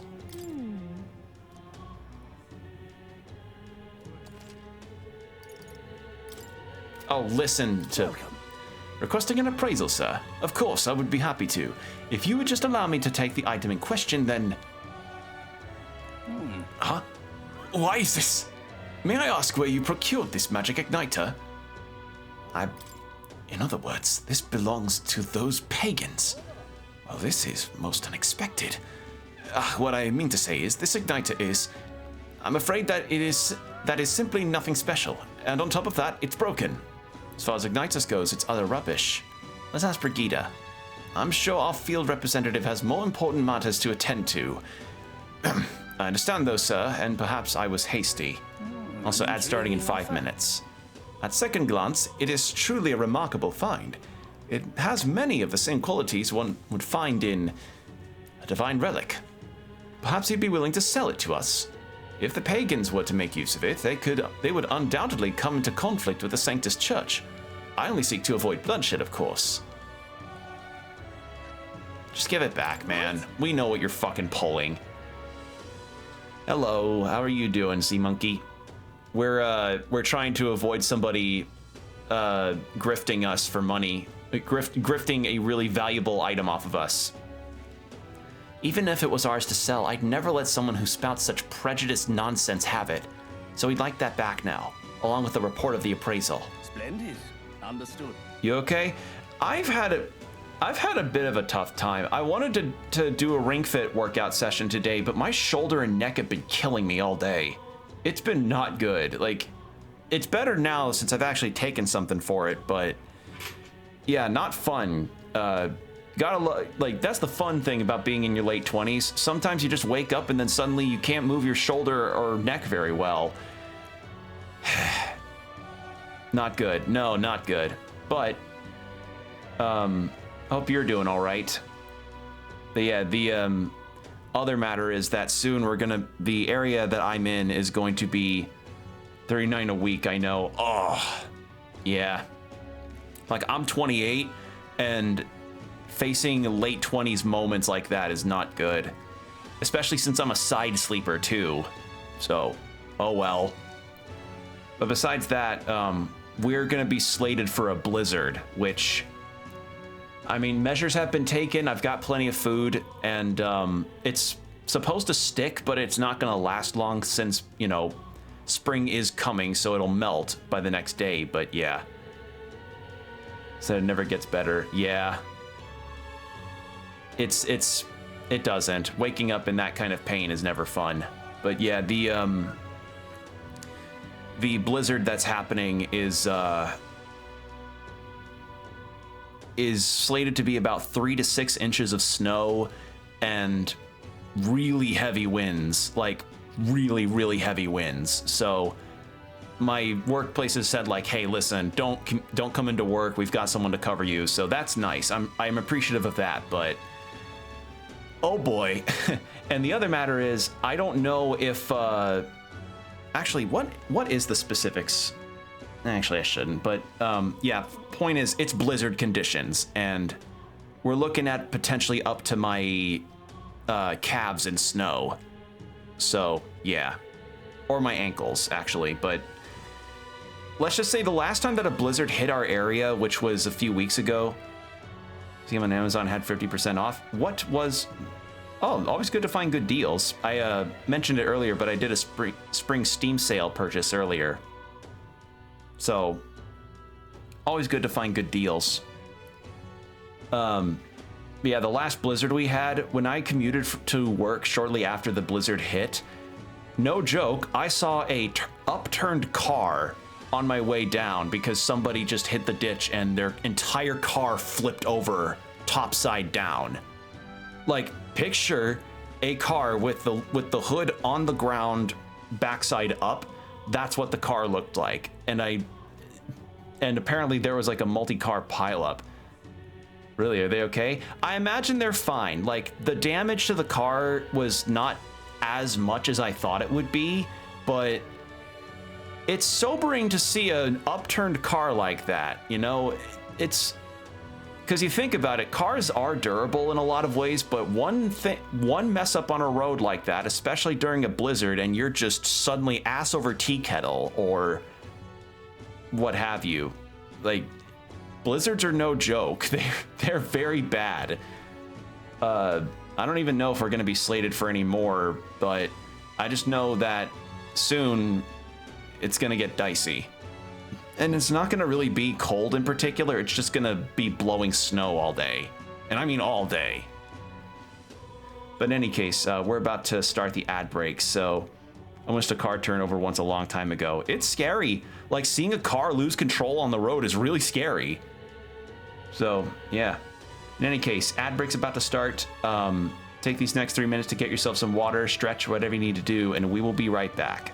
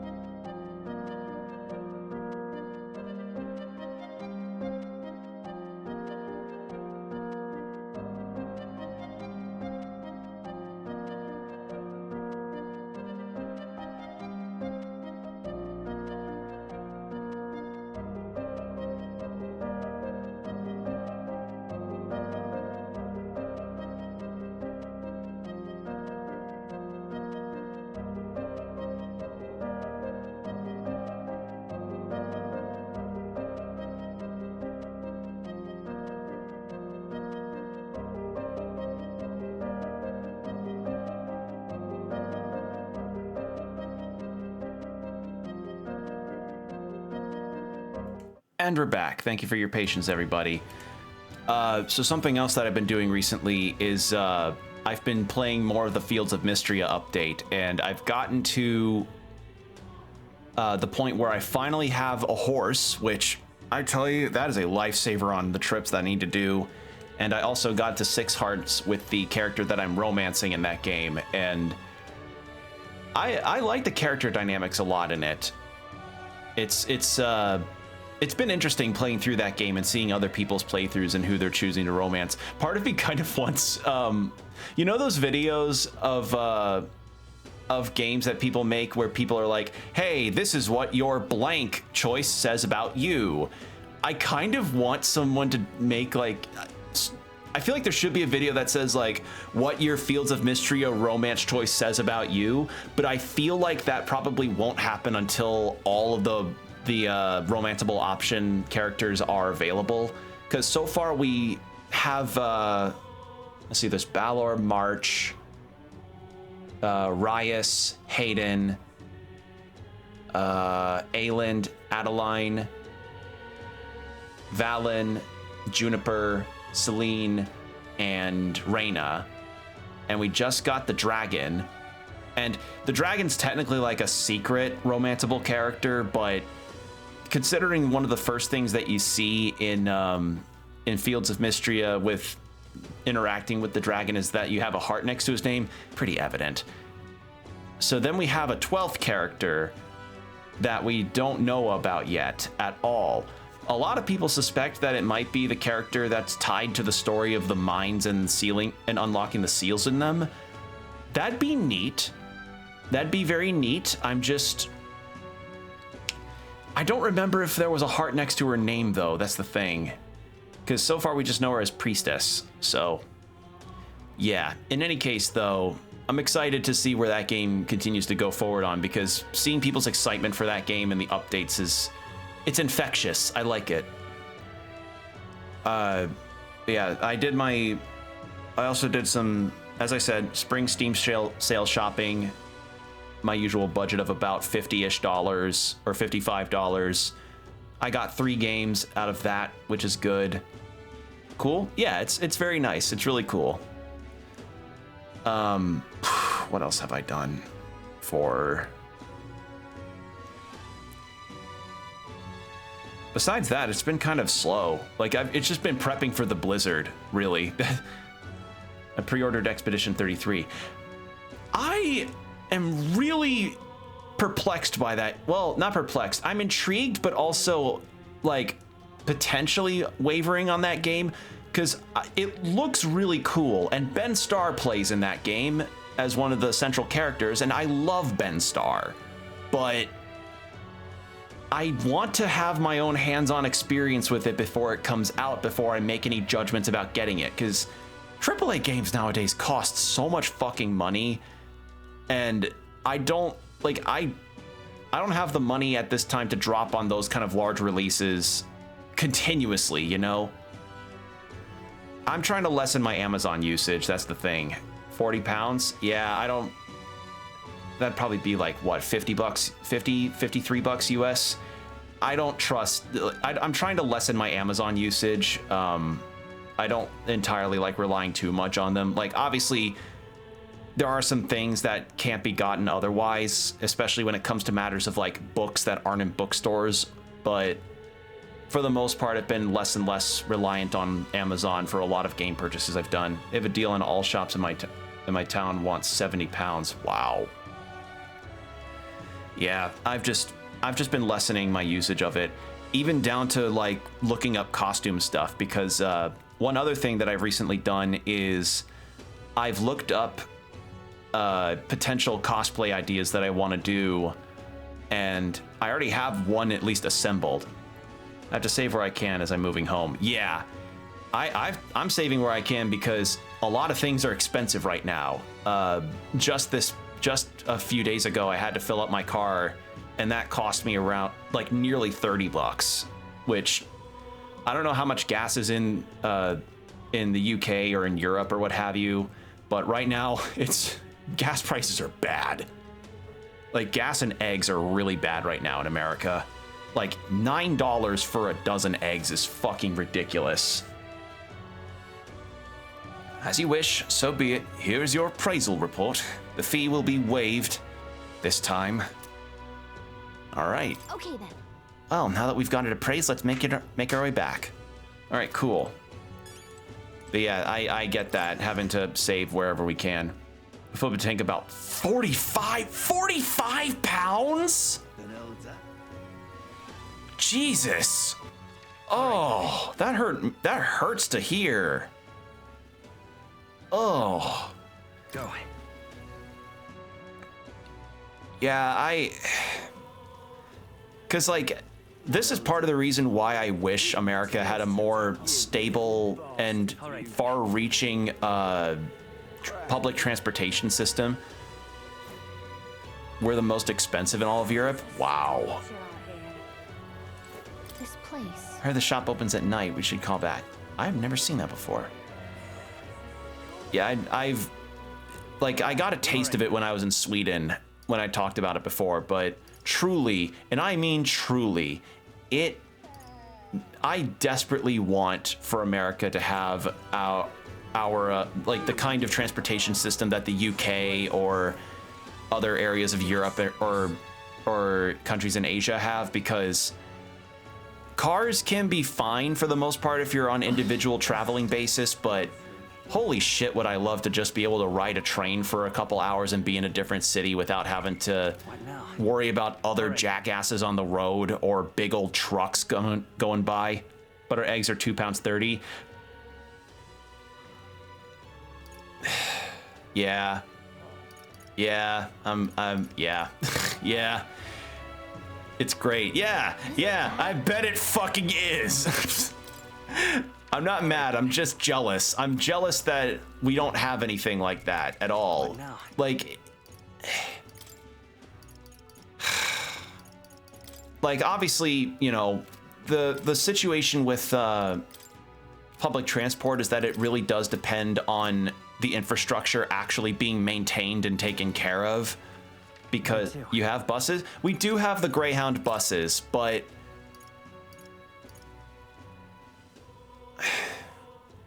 we do have the Greyhound buses. It's just the problem is the availability too. That's the other ticket. Availability of those, availability of the transport is the other problem. Yeah, seen in films and shows. Yeah. It's just, you're not gonna find a Greyhound bus station as readily as you can like a car or a ride share or an airport. I think, like, I don't know where the nearest Greyhound station would be in my state or what have you, but that's the other problem, is that not every state is going to have those kind of things available. I mean, I think of Amtrak, which is probably the closest we have to a interstate train system. Closest station, I think, for my neck of the woods is like 3 hours drive from me. Our bus stations go to all towns and cities. Yeah, like, there are some, but the problem is that a lot of them are very enclosed in their own in their own towns. Like, yes, around some of the state college towns, for instance, there will be buses that take you to different parts of the city without issue because there's bus stations and everything, but they're only really located within that town. They're not like, unless they're a Greyhound, they're not taking you from one town to across the state to another town. Not helping matters is that America is a very vast country with a lot of space between places, so that's a lot of ground to cover for a bus to handle. And you get a bus every 10 to 20 minutes. Yeah, there's also scheduling conflicts too. I don't know. I experienced it in Sweden when I was seeing the Swedish countryside pass me by as I opened a book, reading it nicely, and was just having a pleasant time sitting down in the comfortable chairs, and I'm like, God damn it. Because the other thing that I found nice about trains versus planes, for instance, my tall ass loved having the leg room. Like, that's something that I know for certain I would like to have in trains versus planes. More goddamn leg room. Just, like, being the height that I am, finding legroom on planes is fucking tough, and even being in some cars is fucking tough. So the legroom on those trains in Sweden were just wonderful to me. In any case, hey, I brought your thing. I brought your certificate of authenticity for your replica. I love the sound of trains when they move. I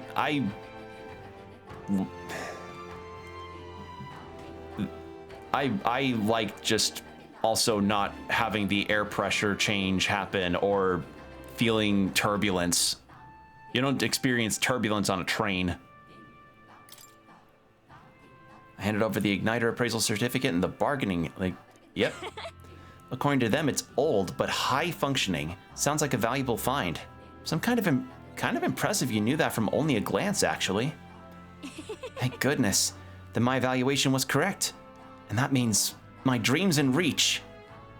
The truth is, I needed a professional's opinion so I could test my own judgment. I'm planning to open up an Igniter shop here on the island. Huh? Only if it goes off the tracks. Yeah. No turbulence on a train. Just need to make sure it stays on the tracks. It only experiences turbulence once. You want to sell Igniters here? But aren't they, Sanctus creations? Yes. I know there are many islanders who don't care for them. But it was your arrival here that got me thinking. Someday this island will surely open up to the outside world. When that time comes, I want Igniters to help me be a bridge between our lands and the rest of the country. Prejudice against our people won't disappear overnight, but I think it comes from people's fear of the unknown. That's where I want to help. If the Mystari seem like unknowns, I can try making us known. Show everyone that both Mystari and Igniters aren't objectively evil. As you've proven, there are people who can see past tribes. People who just want to help. Truly, you are my hope. I'm rooting for you. I am so grateful. Thank you. It's quite a boost to hear that from you. Oh, the other issue that I just remembered, when it comes to certain states in the country that do have a very active public system like New York or Chicago or like most of the East Coast of the US, the ticket prices are really steep. Take the bin off your head. They will stop picking at you, lady. They wear those masks because it's part of their religion, and they also have 3 eyes when they don't have them on. Oh right, almost forgot to reward you. Here, take it. Mission accomplished. All right, and some wisdom. All right. Farewell. Okay. Well, the other quest I can't really do right now. A shop in Grand Trad. Excuse me? I want to... What was the other one that was said? It was Batlin and who else?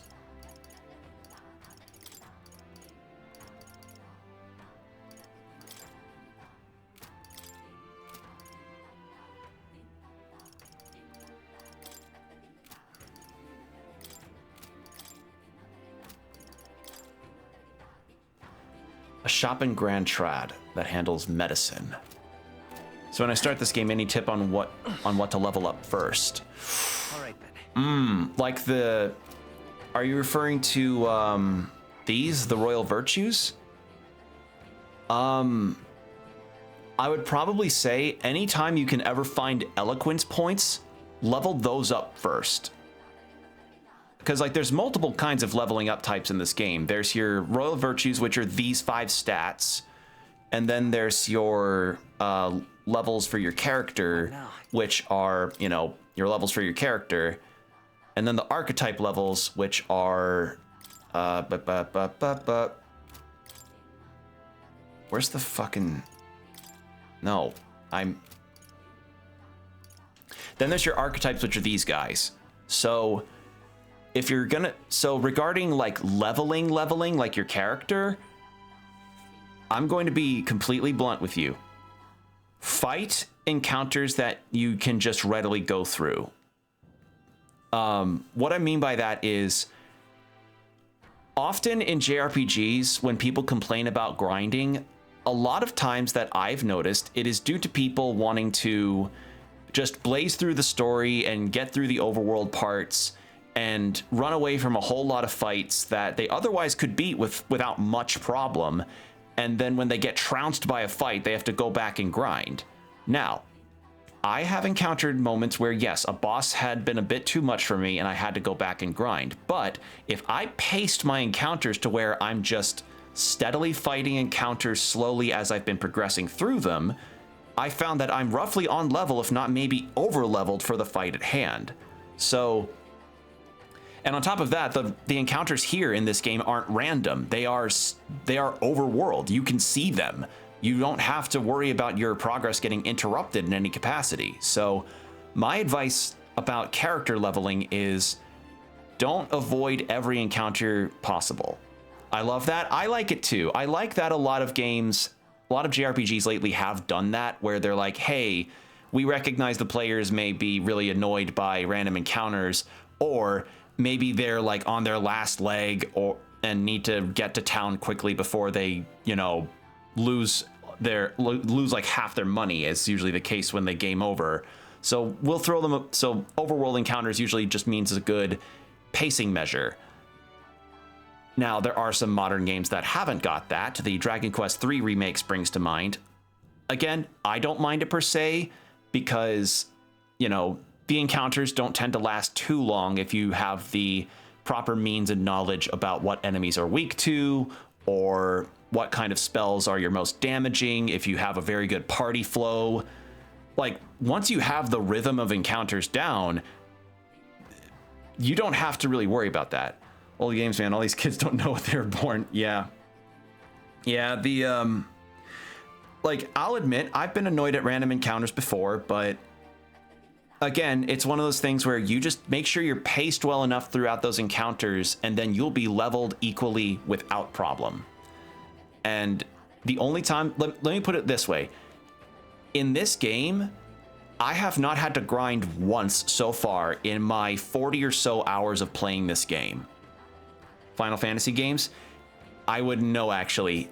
The only Final Fantasies I've played are 16, 7 Remake, and the remake of 4 on the DS, but I haven't even made it far into that at all. I have original 7 on my Switch, but I haven't played it yet. As I said in the past, I'm more of a Dragon Quest guy.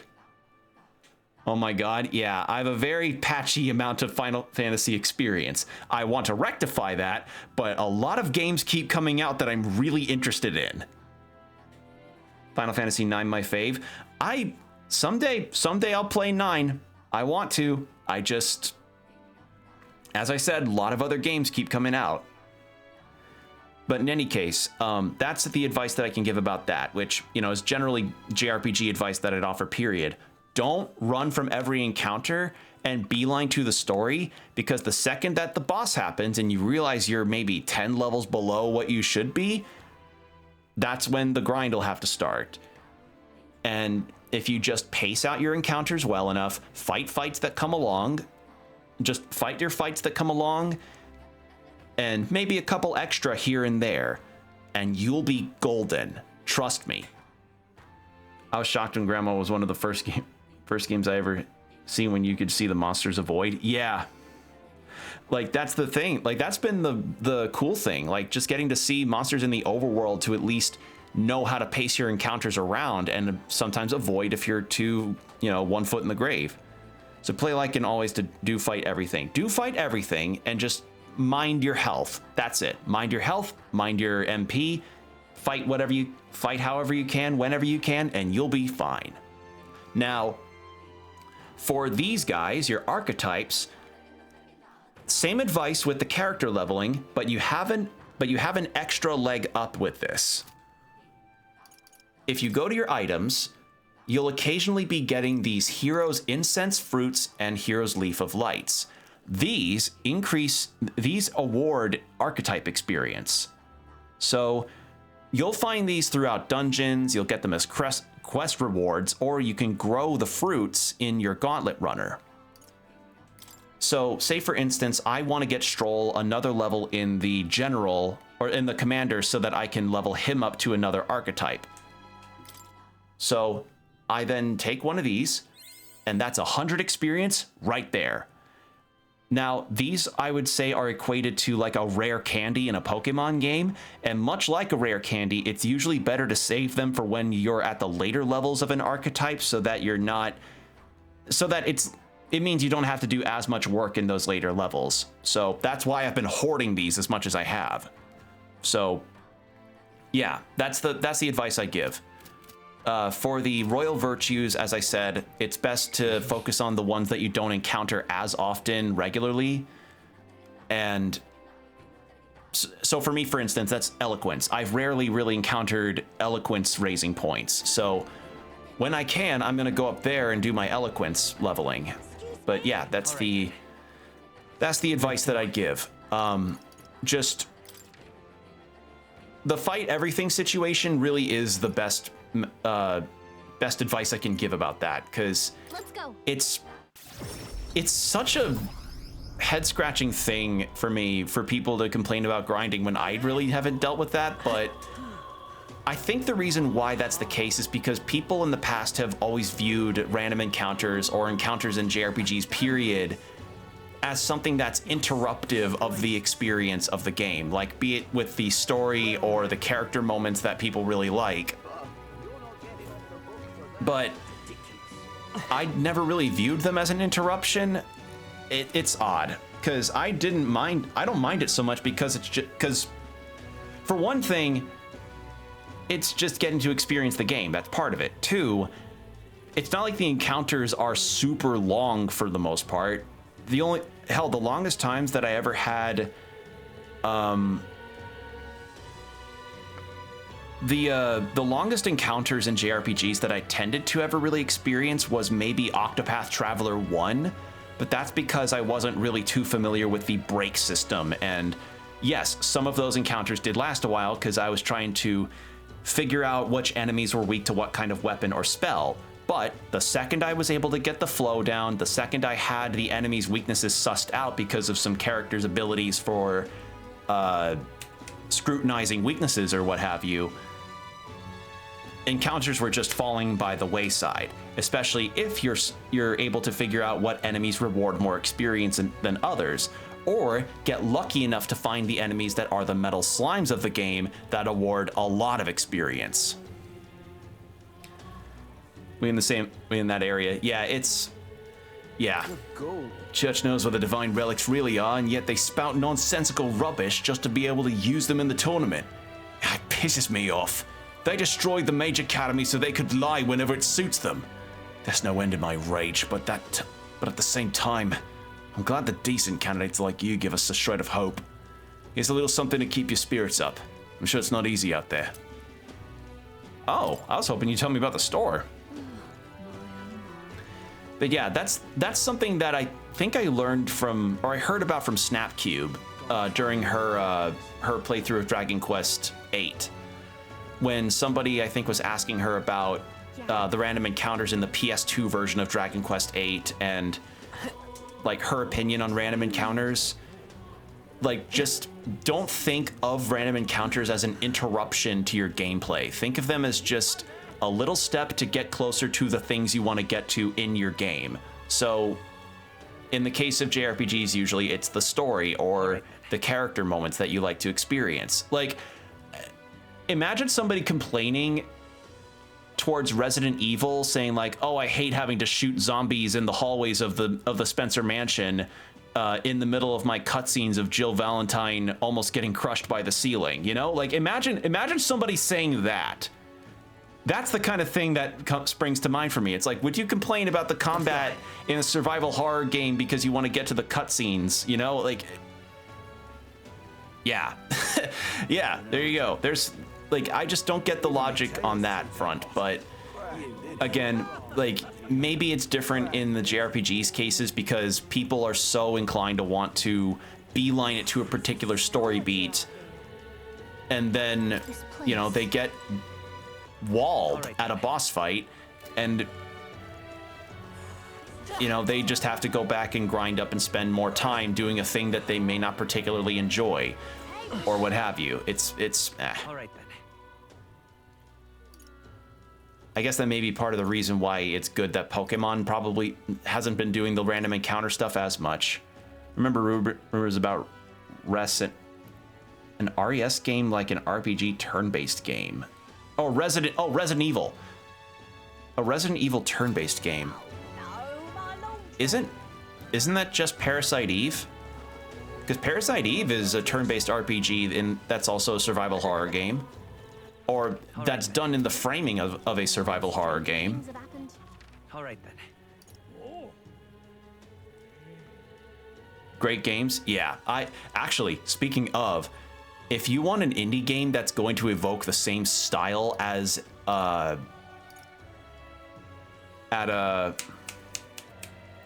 Parasite Eve, there's this indie game that I will absolutely throw in y'all's direction for you to go wish list. Let me get the name up real quick. Yeah, 0.5 Parabellum Bloodhound. It is a... If you go look at the trailer for that, which is also available on the developer's YouTube channel, it is 1000% like if Parasite Eve was just an indie game. It looks awesome. But if you're talking about Resident Evil, yeah, I recently have become more of a Resident Evil person. Can you type it in? Sure.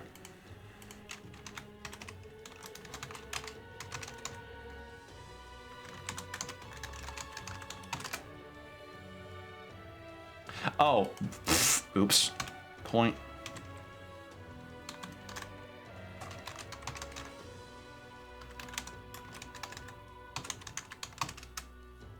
What the fuck? Oh, I see why. Hold on.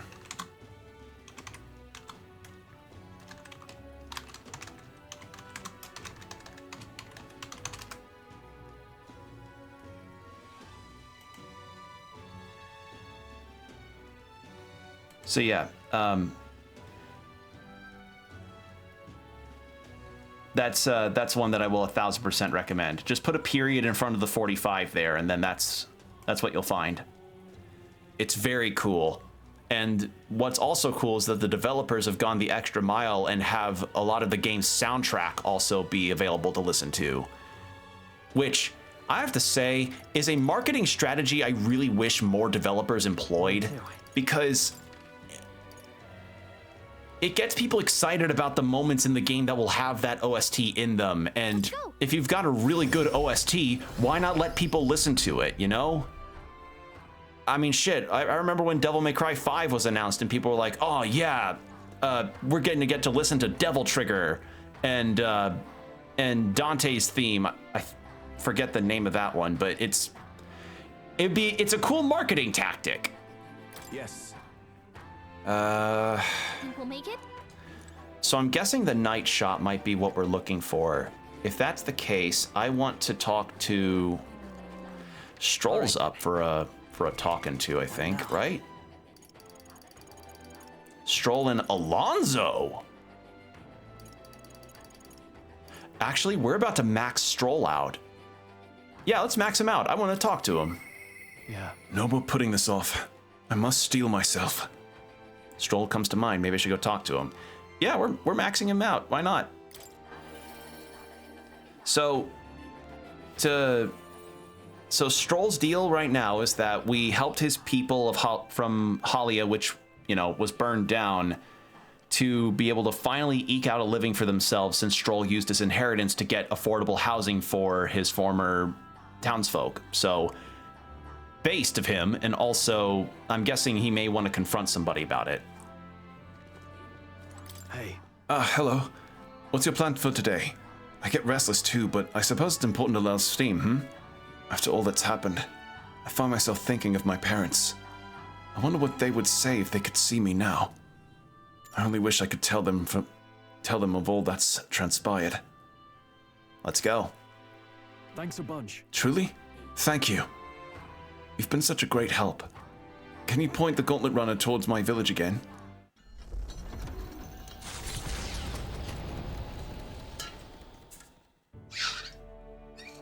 You know, I'm truly blessed with good fortune. I was born into nobility, lived a carefree childhood, and I even survived a human attack. But more than all of that, I've met people I can trust. I'm further blessed in friendship. Sometimes it frightens me. I question whether or not I deserve to have all this. You do deserve. Everyone deserves that. Everyone deserves that. That's true. You can't measure the value in people's lives. Somehow, I always end up trying to weigh mine all the same. After all, I was only able to help the people here because of my parents' wealth. The inheritance just happened to be in the royal capital, and the people of Halia were coincidentally in the same place. Luck is its own type of skill. I should know. I've gotten lucky on occasion with that. I spoke of Pokemon earlier, but my own luck skill, I think I've run dry with how many shiny Pokemon I've got. Luck is its own type of skill, right? Guess I should just embrace it, yes. I don't regret using the full inheritance as I did for a moment.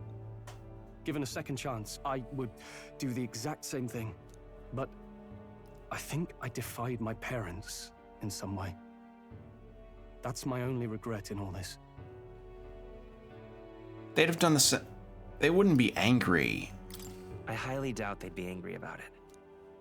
I just don't know. Even during the attack, my parents shielded me from the fighting. They told me to get to Grand Trad with all haste. Grand Trad. Rangif said my parents told him the same. They wanted everyone to flee to the capital. And then the merchant in the capital was the one keeping the inheritance. Is this all really coincidence? Your parents orchestrated the human to burn the village down. No. Or maybe intentional? It was probably intended to happen this way. If that's true, though, do you think my parents might have intended the inheritance to be... Oh, the family treasure my father mentioned in the letter. He wasn't talking about the inheritance. He meant the people.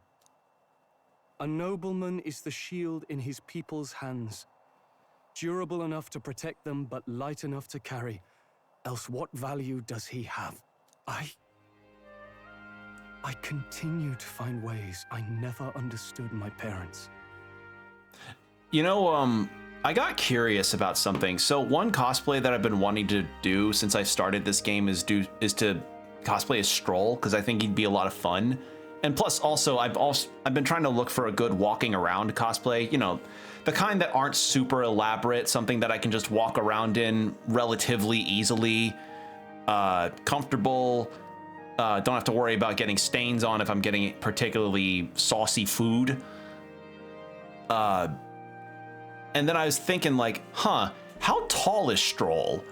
And there's no like profile or anything that says like, oh, here are the characters' heights or something. Like, there's no chart turnaround that shows the character's height or their weight or what have you. But I saw someone say like, oh, Stroll's 2 meters tall, and I'm like, in what fucking reality? Like, there is no way Stroll is 2 meters tall. I don't believe that. Like, yeah, he's tall, but he's not that tall. Like, he'd be taller than me in that case. For the record, I think I've said my height before, but for the metric system users, I'm 188 centimeters. And for us Americans with our freedom units, that's 6'2". So I'm like, let's see, if Stroll were 2 meters tall, I think I'd maybe be up to his neck if that were the case. So I was like, there's no way Stroll is that tall. He's not short, but he is not 2 meters. Come on. You're having a laugh. You're taking the piss. Surely they believed in you. They put their faith in you. In me. They had faith in me. I'd always thought I'd been a worthless son to them. Parents don't think, well, yeah, okay, maybe it's because it's a fantasy universe that maybe that might be not as much of a stretch. Maybe Clamar, like Stroll, are known to be really tall. I just find 2 meters to be a bit of a stretch, but I don't know, somebody in the comments may correct me. Maybe he gets taller than his horns go up. Yeah, that might be it. Who knows? You've honored them. You've done your parents the greatest of honors. Have I? Father. Mother. Leave the people of Halia in my hands. No. Leave the fate of this country to me.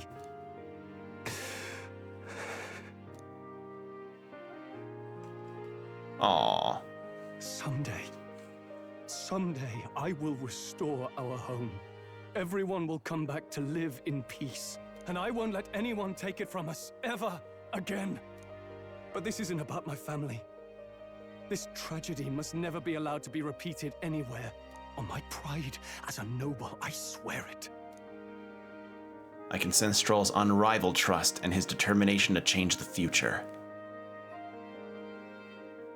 The proud noble Stroll, keeper and heritor of the warrior's virtues, by the grace of his newfound powers, work together to give truth to our hopes and fulfill thy destiny. All right. Full rank. I'm going to change the future. Scion's Essence. Increased skill inheritance of the warrior to lineage to 4. When Stroll attacks a human-type monster. I just pogged IRL. Holy shit, really? That's awesome! Stroll is ready to acquire a new heroic embodiment. Oh, I need to see that. What does it look like? Thank you, my friend. Hope is only a step behind a clear conscience. My parents' mantra has never been more clear to me. You keep moving forward. Do what you know to be just. And I will be just a step behind, no matter what. Look back, and you will find hope. Don't forget that. I like Stroll. With a vision of Halia restored clear in his mind, I spent a moment enjoying the wind on my face, then returned to the others. Thanks to Stroll's strong faith in me, I now have the full support of the people of Halia. Oh, cool. It even helps with the king rankings. Yeah, I'm glad I did that. I like Stroll a lot. Alright, I need an informant stuff. Cheers. You there. You're the one who's to save the priestess, are you not? Nice to know there are good people outside the island. I'm afraid I have nothing material to give you in return, but I can share my knowledge with you. Ask me and I will tell you all that I know. You see, I once lived outside the island and worked as an informant. I'm now but a humble fisherman, but my knowledge of the surrounding areas is unmatched. Fancy a bit of info? So, what do you say? Is there anything you'd like to learn more of? All right.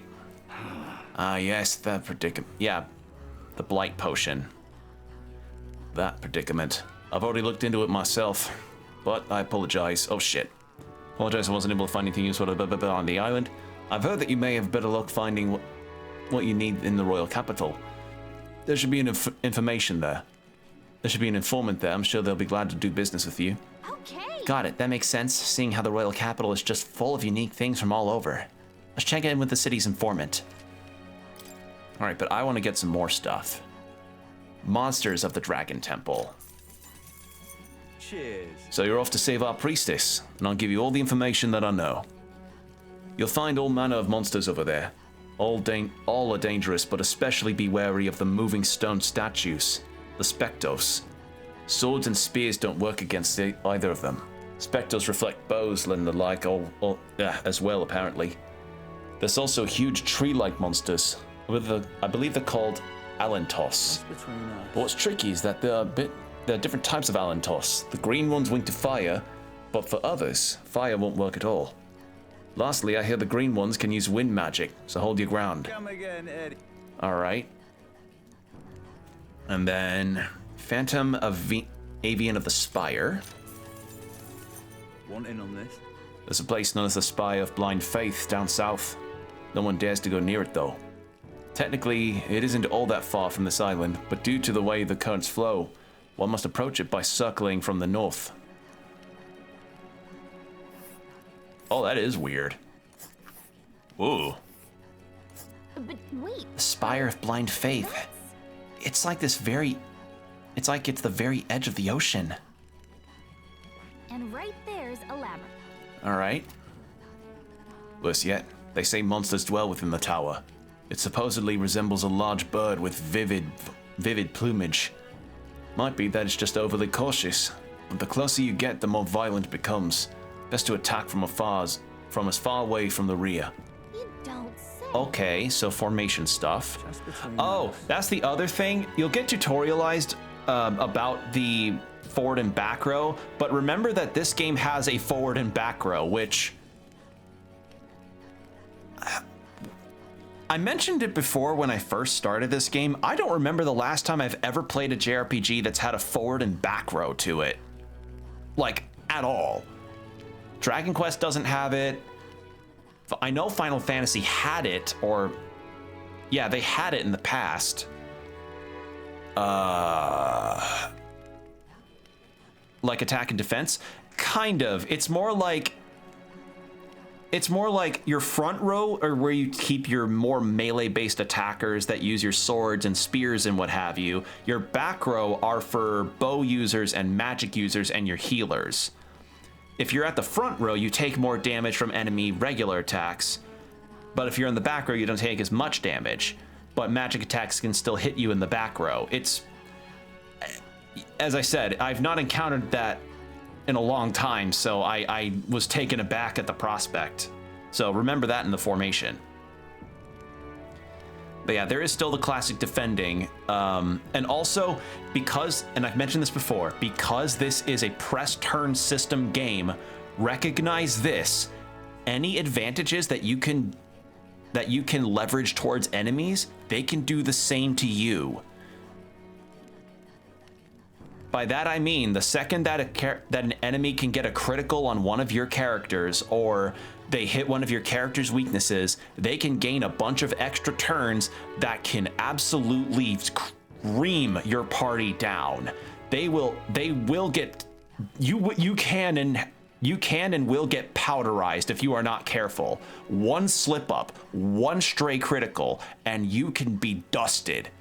I've had that happen a lot in SMT5. I had that happen a couple times here.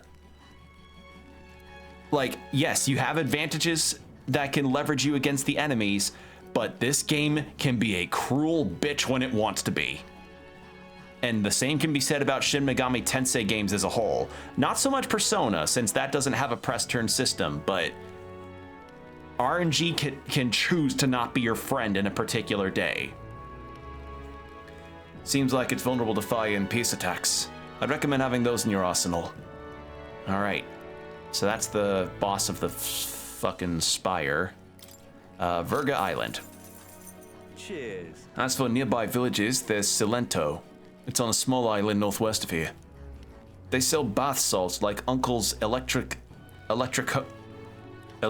Wonder Salts and Niflheim Plunge, as well as limp goldfish. Sir, limp goldfish as a dish name. Sir, I've brought you your dinner. Might I ask, how are you finding your fish and chips, sir? I'm finding a tad limp. Say that to your Greg's to your waiter for the next time you get fish and chips or something, is like, how are you finding your cod, sir? It's a tad limp, isn't it? It's a tad limp, isn't it? Bat is a tad limp.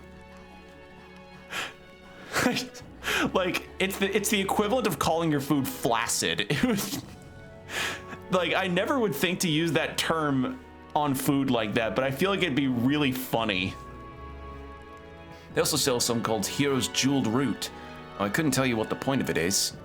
All I know is that it's some kind of mysterious full-leaf fruit. Sometimes it's got magla, sometimes it doesn't. Wonder if they even sell. I think that about does it. Oh, and if you're the sightseeing type, go out and see the giant hole at the sea bottom. Worth it for the stories. All right, and then Eugif's stall. There's a Eugif here. Cheers. In Briarhaven, there's this Eugif-run shop you'll know by all the cauldrons. I mentioned this before, but I used to live outside the island back a ways. I know some things. It's over on Seabreeze Street. The shop keeps an old miser, and all he claims he's selling is medicinal herbs. In truth, he's hidden away some interesting stuff for sale, harvested from the remains of monsters, useful for experiments and of all things, cooking. And the Navy, if the Navy knew he was selling those dodgy items, they'd have him strung up. So he's extra cautious to who he sells to. Not much chance getting him to show you what he's got for sale, but maybe having a mutual friend would change that. Okay, so now if I go to that Ujeef, he'll be like, oh, so you're here for that stuff. Ingredients on Verga Isle. Cheers. Oh, you want some ingredients from Verga Isle? The butcher used to have a good variety of fish, but let's see how the weather's all strange. The hull's not as good these days, so right now there's only monster bone and white peach turnip available. Why vegetables, you ask? The islanders left these in exchange for buying goods. That'd be because we islanders don't really use money amongst each other. Used to sell limp goldfish too, but I'm not so sure about that now. If you need it though, there was definitely some at the village nearby. Oh, do you want to visit the water shop? I heard they sometimes sell Queen's honey jar. The ingredients from Verga Isle are delicious. Buy as much as you can carry, and make some good food with them, yeah? Oh, and while you're at it, why not start growing your own food? Over at the market shop, they sell plant seeds. Give it a look. Alright. There we go. So, shop...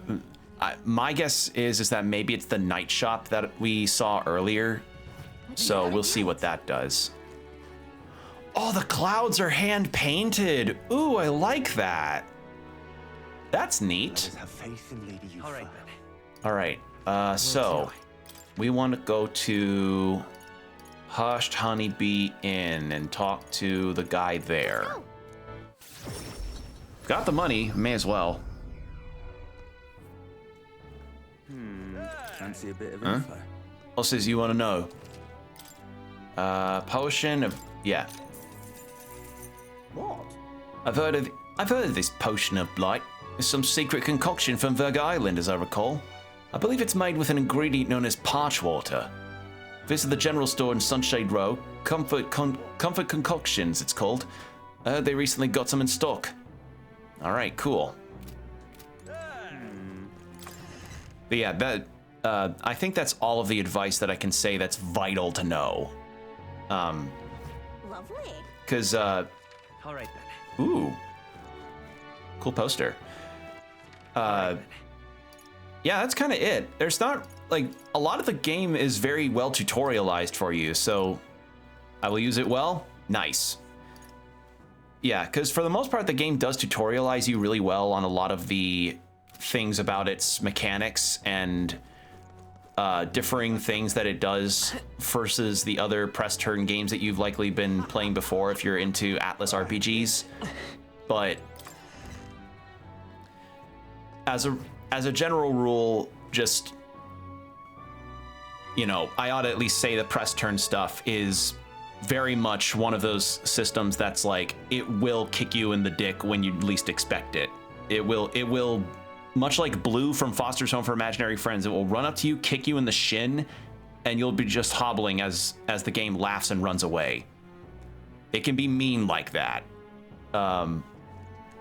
And the whole grinding system, as I said, it's not as bad, especially if you do optional content. If you do the side quests where you're often going to dungeons to fight, yeah, you'll be pretty good on levels in that case.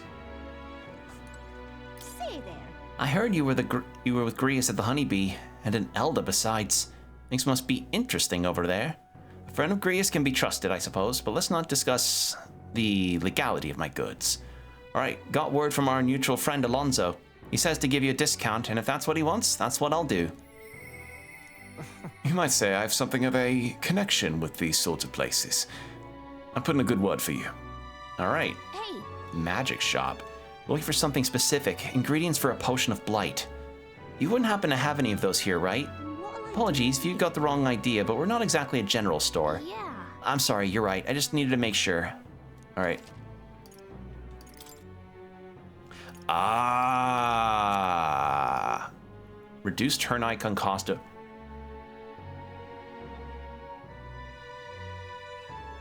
Okay. Wow. Able to perform 2 consecutive... Huh?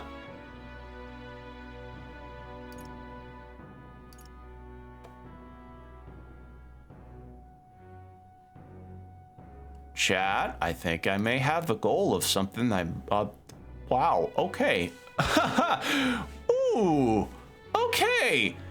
Wow! Able to perform 2 consecutive actions. Action turn icon. What? They're just letting me have this? Well, not like I have to buy it still. They're just letting me have an accessory that can like mess around with the press turns? Excuse me?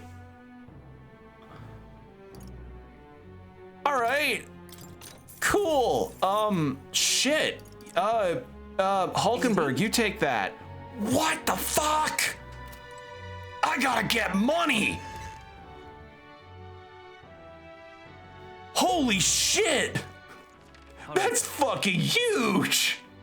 Oh my God. Sell? I don't want to sell old equipment because I already have sold old equipment before. And plus, I need to get sellable stuff from monsters. Oh, that's the other thing. Okay, one more bit of advice before I look for the thing. Let me stop parch water. Yeah. Okay, so you'll get equipment in this game that typically is like rusted longsword or rusted cuirass or breastplate or something. You go to the appraise thing here and it will be like, hey, pay this much to get better equipment. Basically, if something seems like it's junk, get it looked at first and it may be something stronger than what you've already got. That's the same for items that are cursed. So heads up on that. Holy shit, though. What's this? This should be the main ingredient for the potion of blight. Let's head back to the island and bring this to Edeni. All right. Holy fuck. Yeah, I guess that's the other bit of advice. When you get to this point in the game, that's your fucking thing that you ought to buy if you ever find it. Accessories that mess with the press turn icons. I've never seen that before. Also, ad break starting in about 4 minutes as a heads up. I'm genuinely taken aback by that. That would be like the equivalent of actually, I'm not even sure what that'd be the equivalent of. Like, no, I know what it'd be. It'd be like if in a Pokemon game, they gave you a cheat sheet you could look at mid-battle that let you see the whole Pokemon type weakness chart. That's what it'd be like. Hello there. Also, speaking of Pokemon, I learned an interesting bit of news today. Pokemon and Lego are teaming up to have full-on Pokemon Lego sets in 2026. I don't know how to feel about this because, for one, I thought Pokemon worked with Mega Blocks, and two, it's not that I don't see the idea working, it's just, I mean, hell, with the Zelda Lego set selling as much as it had, why? I mean, why not? It'd be cool. I encourage the idea for more games to get into having Lego sets as a form of merchandise, but Pokemon's an interesting pick. I would imagine that if Nintendo and Pokemon were, or if Nintendo were to have another franchise that they help publish to be put into a Lego set, I mean, Zelda does really well, Mario did really well. I mean, Pokemon kind of is an easy pick on that front, but I don't know. I'll have to see the sets themselves to decide if whether or not they'd be worthwhile. Because it's not that they are lacking in locales that would be really cool as sets. It's just, I gotta see what they look like before I decide anything. Like, are they gonna have like Lumio City or like famous Pokemon Vistas as Lego sets? Are they gonna have it be like, oh, you build Pokemon out of smaller sets that you can just build from scratch? Like, oh, you now have a Gengar thing, you just build a Gengar, or build a Pikachu, build a Dragonite, build a Feraligatr. I don't know, but I'm all for the idea of video games getting Lego sets because I just think that's just such a fun concept. And I've talked before about the idea about other franchises that could potentially be Lego set builds. And I mean, hell, we nearly had an Outer Wilds Lego set in the in the past. So I figure that it's only a matter of time before indie games get their shot at that front. Just Pokemon, yeah. Imagine. Let's see. I don't know if this would get a Lego set. I don't know if whether or not Lego would team up with games that are more teen to M rated as far as the age rating is concerned. I'm not sure if they would do that.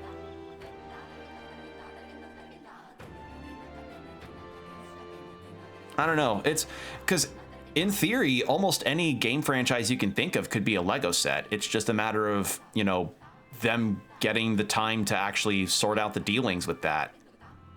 I just, yeah, Pokemon's getting Lego sets. It's about as why Lego has an age of Lego's an age of 99. True. I just mean, like, because in the end, Lego is still considered more of like a kid's toy thing, that maybe they wouldn't want to team up with or work with franchises that are typically more into that teen to mature rating, especially mature rating. Like, I'll finish my thought after the ad break. Trust me. It's not. I don't know. Maybe it's because I haven't played with Legos in a long time. But in any case, I'll finish my thought after this ad break. So 3 minutes, get your water, stretch, and we'll be right back.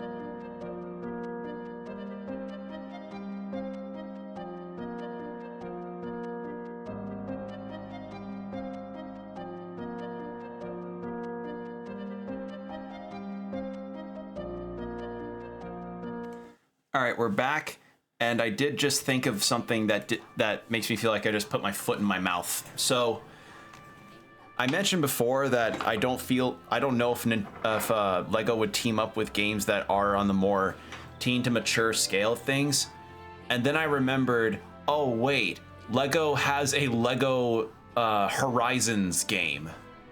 Like, you know, Horizon Zero Dawn and Forbidden West?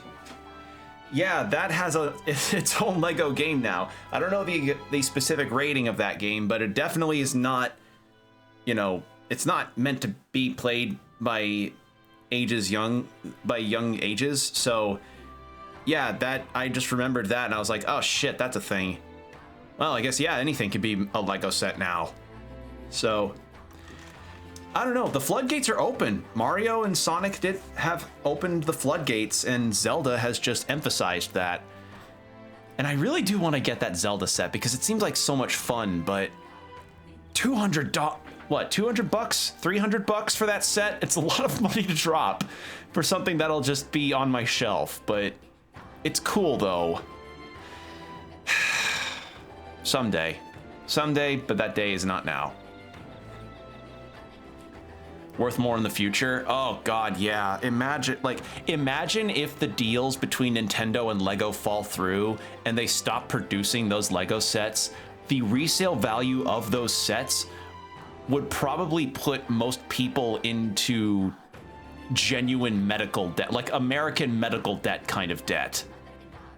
Like, that could help pay for someone's tuition. Like the amount of money someone can make off that. But in any case, I have a friend who has a Lego room. Damn. I used to be super into Legos when I was younger, and I'll admit they still appeal to me a lot nowadays, but I have not built a set in a long time. And he got one up. I have one that gone up to 400 pounds. Holy fuck. Yeah, that's the thing, is that a lot of these more game-centric sets are super expensive, and I'd want ones that, and I don't need ones that are super huge, you know? Okay, so it went up from 28 pounds to 400. Holy shit. Because it's old. Yeah, god damn. Yeah, like, that's the other thing, is, I would want, if I were to get a set based on a game series that I really liked, I would really prefer it if they start branching out into making sets that are a lot smaller in scale and cheaper, because not everyone can drop the hundreds of dollars to get the cool Deku Tree set or whichever of the Mario or Sonic sets they've made. I talked about it before, but I would love it if they did a Wind Waker Lego set that was just the King of Red Lions and Toon Link on the boat, like just sailing on like a little ocean piece together. Did you see the Titanic ship Lego? I did not know of that one. So yeah, I guess, yeah, truly they will make a Lego set out of anything. I'd say so. We've brought you the ingredient you've asked for. Now you can get to working on this blight potion, can't you? Hook it up. If it's mid-sync,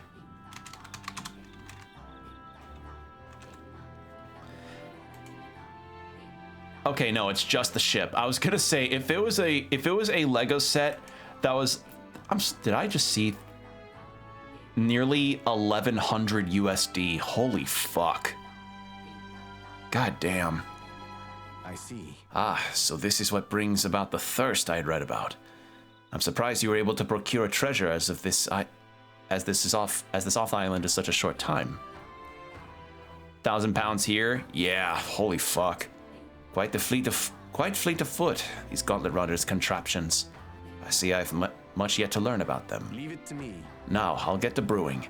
You won't be waiting long. Take a moment to rest yourselves. Thank you for your patience. The potion is complete. Okay, so I could have done this during the day. God damn it. This is the potion of blight our village has passed down through the generations. I'm sure it will serve you well. God damn it. It's a big help. Thank you. With this potion, I think we can get past that huge tree. Now we should be able to get inside the temple. Let's hurry and rescue the priestess. The altar where Dracodios is dedicated should be at the far end of the temple. Considering the situation, I doubt even Yufa has made it that far. You all must ensure you are ready to face the trials before you. Perhaps the bounty request found in the mainland cities could be just the thing. I also looked at the recruitment center before I left port, and recall noting that the available requests had multiplied. You should see for yourself. I'm counting on you. Though it grieves me to ask so much of you, I beg nevertheless, please save my sister. All right. A kid who's 5 has a life ban from a shop because he picked it up and walked out of the shop knowing he had to pay. Oh, wow. All right. Oh, so the kid just picked up the shop, or picked up the Titanic Lego set and walked out of the store with it because he didn't know he had to pay. Oh, I wouldn't ban him. The kid just didn't know. Oh, that's awful. It's all jokes and fun. The parents are allowed and they laughed about it. Oh, I don't know. Yikes. You're looking a bit pensive, love. Make sure to take a break when you need it, or you'll end up falling when you need to at least afford it. So I have a bit of a favor to ask of you. It involves helping people though, so you'll hear me out, won't you? If we're truly all about helping anyone, then I think this is right up our alley. Go on. Thanks. But the band stays as a joke. If I was that kid, I don't think I would have found it very funny. Thank you. I see a perfect little spot over there with a view. You know, some of the islanders were so enamored by my songs, they opened up to me a bit. They were still rather sheepish, but I simply can't leave them hanging, can I now? Apparently they've been plagued by monsters raiding the tombs just off the coast. I dare say that sounds right up our alley, doesn't it? If you'll help, I'll even make it interesting. I'll let you in on the secrets of a songstress. Actually, wait, hold on. It'll teach him a lesson, you cannot do that. Fair, but I wouldn't... Don't make the ban lifetime. That's just cruel. Also, how heavy is that set? If it was... Well, okay, when you say the kid walked out of the store with it, just with like the full box with it all disassembled and stuff, right? Like they just picked up the box and walked out, because wouldn't that be really heavy for a kid to lift up? I'll be your understudy. I'd be happy to be your understudy. Right? Every heart and mind has a key. Yeah, the box. And How unlocking heavy them is that? A skill any kingly candidate should know. Well then, our monsters are to be found on It's an like 30 island pounds. the locals call the Orb-Wise Yeah, Path. that's... Their Although legends that's it say fully that if assembled. you I don't know. offer your dead to the snakes there, Maybe their he just tried to souls drag it ascend out of to the become store. Guardian deities. Problem being, the monsters are eating the snakes, which has left the bereaved unable to complete the ritual. The sadness in their eyes was just too much to bear. You know? I couldn't help but come to you about it. Oh, and evidently, there's some sort of offering there that's yours for the taking. If you'd like it. Well, have I piqued your interest? Do these people a favor? He only got a I'm little sure bit they'll out of the rally shop, I behind think. you. Okay. Situation does seem concerning. Secrets of a songstress and potential treasure have me curious too. Maybe it's worth checking it out. So, you're in, I take it? Brilliant. His dad was still in the store looking for him. Oh man. Yeah, kids can sometimes just not really have the understanding of having to need to pay for things or to, you know, wait on something. As I said, I've worked for a number of stores where kids will want something and then they'll just not want to hand it over because they think it's theirs. I remember a lot of instances where it's like, oh, while the parents were having their groceries checked out, the kid had like a bag of candy or something, like some Swedish fish, you know, like they'll have a Swedish fish thing or a Reese's thing. And they say to the kid, okay, you got to hand it up to him. And the kid's just not want to let go. And then when it's taken, they start crying because they just don't understand that they have to pay for it. Yeah, I know what you mean. Yeah, I encountered that a lot of times. I encountered it at Goodwill. I encountered it in grocery stores. It's just sometimes like they just need to be able to learn it. And so, it's so sad when they are so upset that even when they're handed it back, they're just not taking it. It's, I don't know. Sometimes they're just too young, which is, I mean, I blame capitalism for a lot of that too, because, you know, I would just scan it, no problem, but they just don't get it. Some parents pick up to and say, please scan one and return an item later. Yeah. Yeah, that's a good method to have it on. It's just, actually, here's a cool customer story. So there was this customer that was buying a sparkling water, a flavored sparkling water, and the can that they were handing to me was dented at the bottom to the extent where the barcode wasn't scannable. So they grabbed the new one and then they just scanned it and then took the dented one anyway, because they were like, yeah, see, we just paid for this now, so now you don't have to deal with that obnoxious barcode. And I'm like, thank you. Thank you for that. So there are some customer stories that can be cool, some customers that can be nice, but then there are the classic Karen stories. And yes, I've had to deal with my fair share of Karens before. My most recent one I had to deal with at my job is, there was this lady who bought, it was 2 cans of, I think, like canned green beans or something. And I didn't notice until after she had left that the green beans that she picked up were very expired, like really, really expired. And sure enough, she comes back later bringing the cans back and wanting them returned to exchange for something else. Fair enough. We should have thrown those out a long time ago.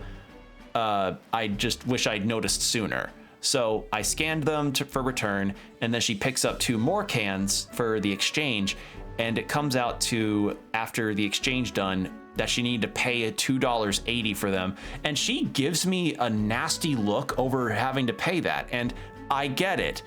The products are expired. It's our bad, but she could have bought the store-owned brand ones, which were far cheaper than the original ones she bought. But no, she went after the Del Monte branded ones because I guess those were just within her immediate view. So I don't know. I understood why she was mad, but I couldn't do anything about it. And I was in a rush with customers at the time, so I couldn't call the manager up. It was not a good situation. But my worst Karen story, though, was when I worked for Goodwill. Yeah, try to cheat the system. Yeah, she was wanting to not have to pay for it because of that, and I was like, sorry, I'm just a cashier. But in any case, the other story I have, which is the pinnacle of the Karen behavior I've experienced, was, y'all know the store Goodwill. You know, if you're American, you know Goodwill, but for those that don't know, Goodwill's a secondhand chain store that has locations all throughout the US that deals in goods donated to them from people. So like shirts, toys, DVDs, books, jewelry, stuff like that. And even down to furniture and dog kennels. People have done that, but they bought the item from home and it's out of date. Yeah, or brought the from home and out of date. And tried to swap it. Ugh, yeah. Or God forbid if it's like a broken appliance thing and they got it repaired but still tried to bring it back to the store to exchange for their money back. It's like, what the shit? Caught them red-handed. Yeah. In any case, Goodwill. So one of the things that Goodwill does for its pricing is that they mark items with Roman numerals to ensure that the real price is always visible to the cashiers, because while there are price tags on a lot of items, people in the past have done swapping of price tags around the store to be like, oh, this item that was $5.99 is now $3.99 because I took the price tag of the same type and just swapped them around, because people will always do that. This lady then, and this is what I'm getting to. This lady comes up with the dog kennel. You know, we just had a dog kennel in the store and she needed it. So she brings it up to the counter and it was like, I think it was like $10 or something, maybe a bit less on the price tag. But then I turn it around and see the Roman numeral for 11. So I ring it up for $11 and she starts to get really upset with me over that. She's like, why are you ringing it up as 11 when it clearly says $10.99 on there? And I said, well, we mark them with Roman numerals because that's the actual price, because people take the price tags and they swap them around. And she said, well, that's bullshit. Call your manager up. And so I did, and my manager backed up my statement. And she said, well, that's bullshit. That's so stupid that you overcharged me on this. You're lucky that I need this anyway, but I'm not coming back here. And I'm like, what the fuck? Okay, well, we don't want you if that's your attitude. Like, just, that's the truest Karen behavior, is raising a fuss over $1. You know, like, I get it. Shit's expensive now, but $1 is but it's like $1 difference. $1. Ugh. And the last story that I'll say before I continue this cutscene, this didn't happen to me. It happened to a delivery driver, because I used to work for a pizza buffet place that did delivery drives for most of the county. And there was this one instance where one of our delivery drivers had just gotten back from a string of deliveries he was doing to different houses. And this person comes in and tries to submit a complaint about the way our delivery driver was driving around, that he was apparently super reckless and being super dangerous to other motorists in the area, which I'm confident would have been raised sooner as far as a potential problem if that were the case.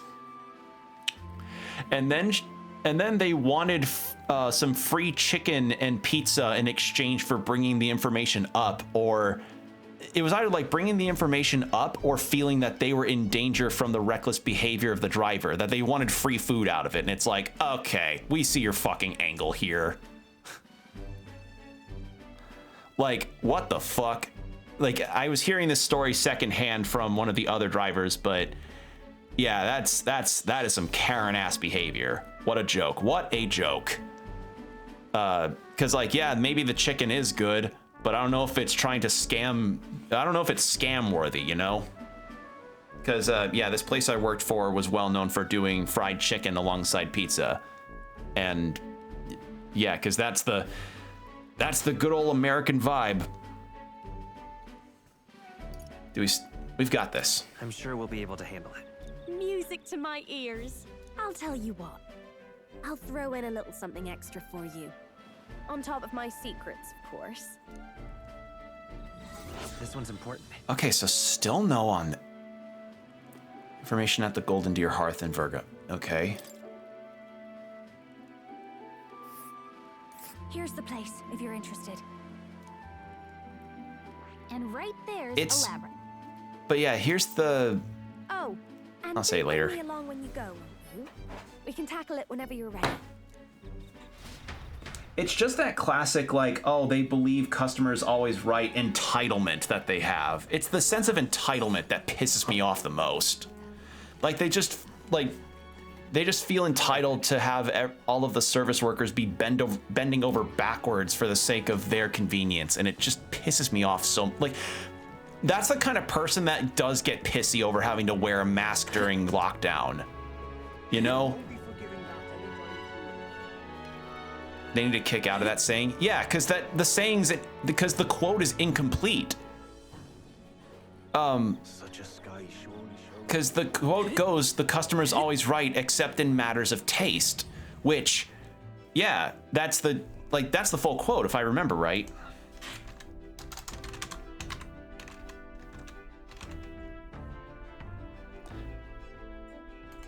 The customer's always right in matters of taste.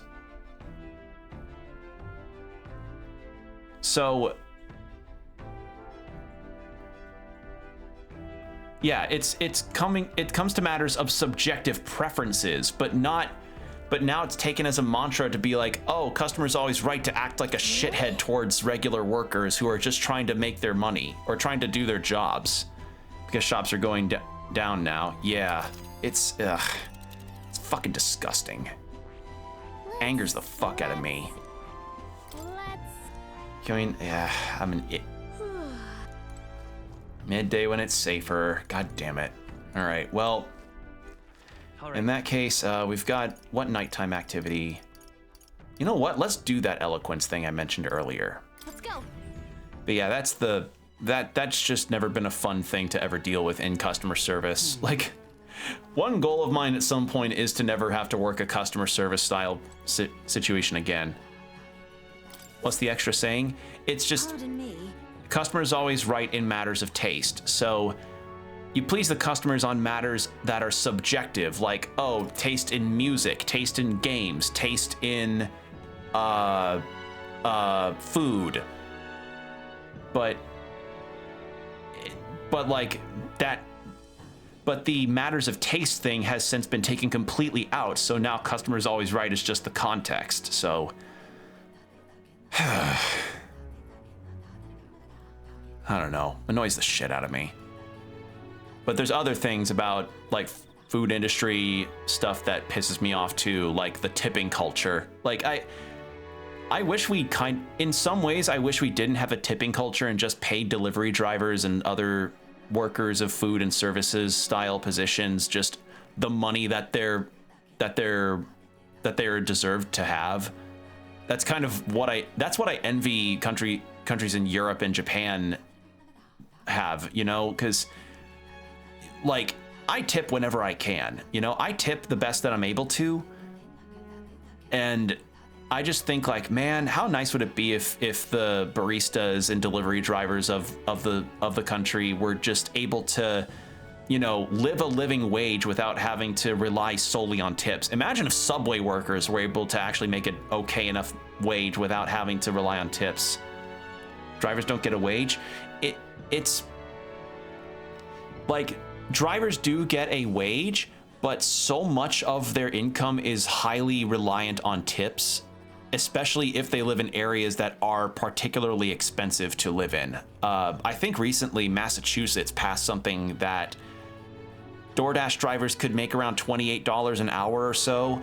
Like DoorDash is like, I think $15 an hour or so if you can make that. But as I said, a lot of places you can't really live in at $15 an hour unless you had a ton of roommates or if you had a particular living situation where your rent is cheaper. But yeah, but the tipping culture situation is also, but America is the best country in the world, you say. Yeah, the best country where you can find micro apartments in New York that don't even have their own fucking bathrooms. But don't have a minimum wage. Yeah, like, well, we have a federal minimum wage, but the problem is that federal minimum wage has barely altered since the 80s. Like, every state has a baseline wage that it can pay its workers at. The federal minimum wage, which is countrywide, where you are not, where, you know, at the very least every American should be paid this much, is $7.45, I believe, an hour. And most states have their own set minimum wage for a lot of businesses to go by. I'm close to 14 pounds. That's kind of the standard that's being set nowadays for a lot of statewide stuff. The thing that people want, though, is for the federal minimum wage to go up all across the board to around 15 minimum, but some want it higher. And I agree, it should be higher, because the issue at hand when it comes to cost of living problems is that cost of living's gone up, every price for food items has gone up, but minimum wage and wages in general for a lot of places have stayed the same since the 80s, and they just aren't changing at all because businesses do not want to pay the more bottom level, the lower rung in their eyes workers. So yeah, it's pretty bad. Goes up every April. That's nice. That. Yeah, because the other issue is that a lot of high-skilled workers, like people with high-level skills as well, are also having a hard time being able to afford a lot of things. No workers, no money in your business, so you pay your workers enough to actually live. They'll be happy to work for They'll be happy to work for your business, and I I think of this story all the time of the ice cream shop that was able to save its entire business purely by making the wages for the ice cream shop workers $15 an hour. So the story goes like this, before I continue this quest line here. There was this ice cream store, I think in either Philadelphia or somewhere in the East Coast, and it was having a really hard time staying afloat. Workers did not want to stay, and people were not coming into the business as often. It was very close to shutting down. And the owner of the store had decided, okay, I've tried all that I could to advertise for my business, so here's what I'll do. I'll advertise to workers, to people wanting to work, saying, hey, I'll pay $15 an hour for people to run on this ice cream shop. Like, you know, just simple scoop ice cream, you know, make people's ice cream cones. The same day that owner had put out the ad for that, got workers immediately. And because the workers were likely treated very well and also being paid a decent wage, you know, for working in an ice cream shop, people saw that, hey, the workers are happy to actually work and help the customers and serve them. So more people kept coming in because of the good service, because people were being paid for paid their due compensation for the work they're doing.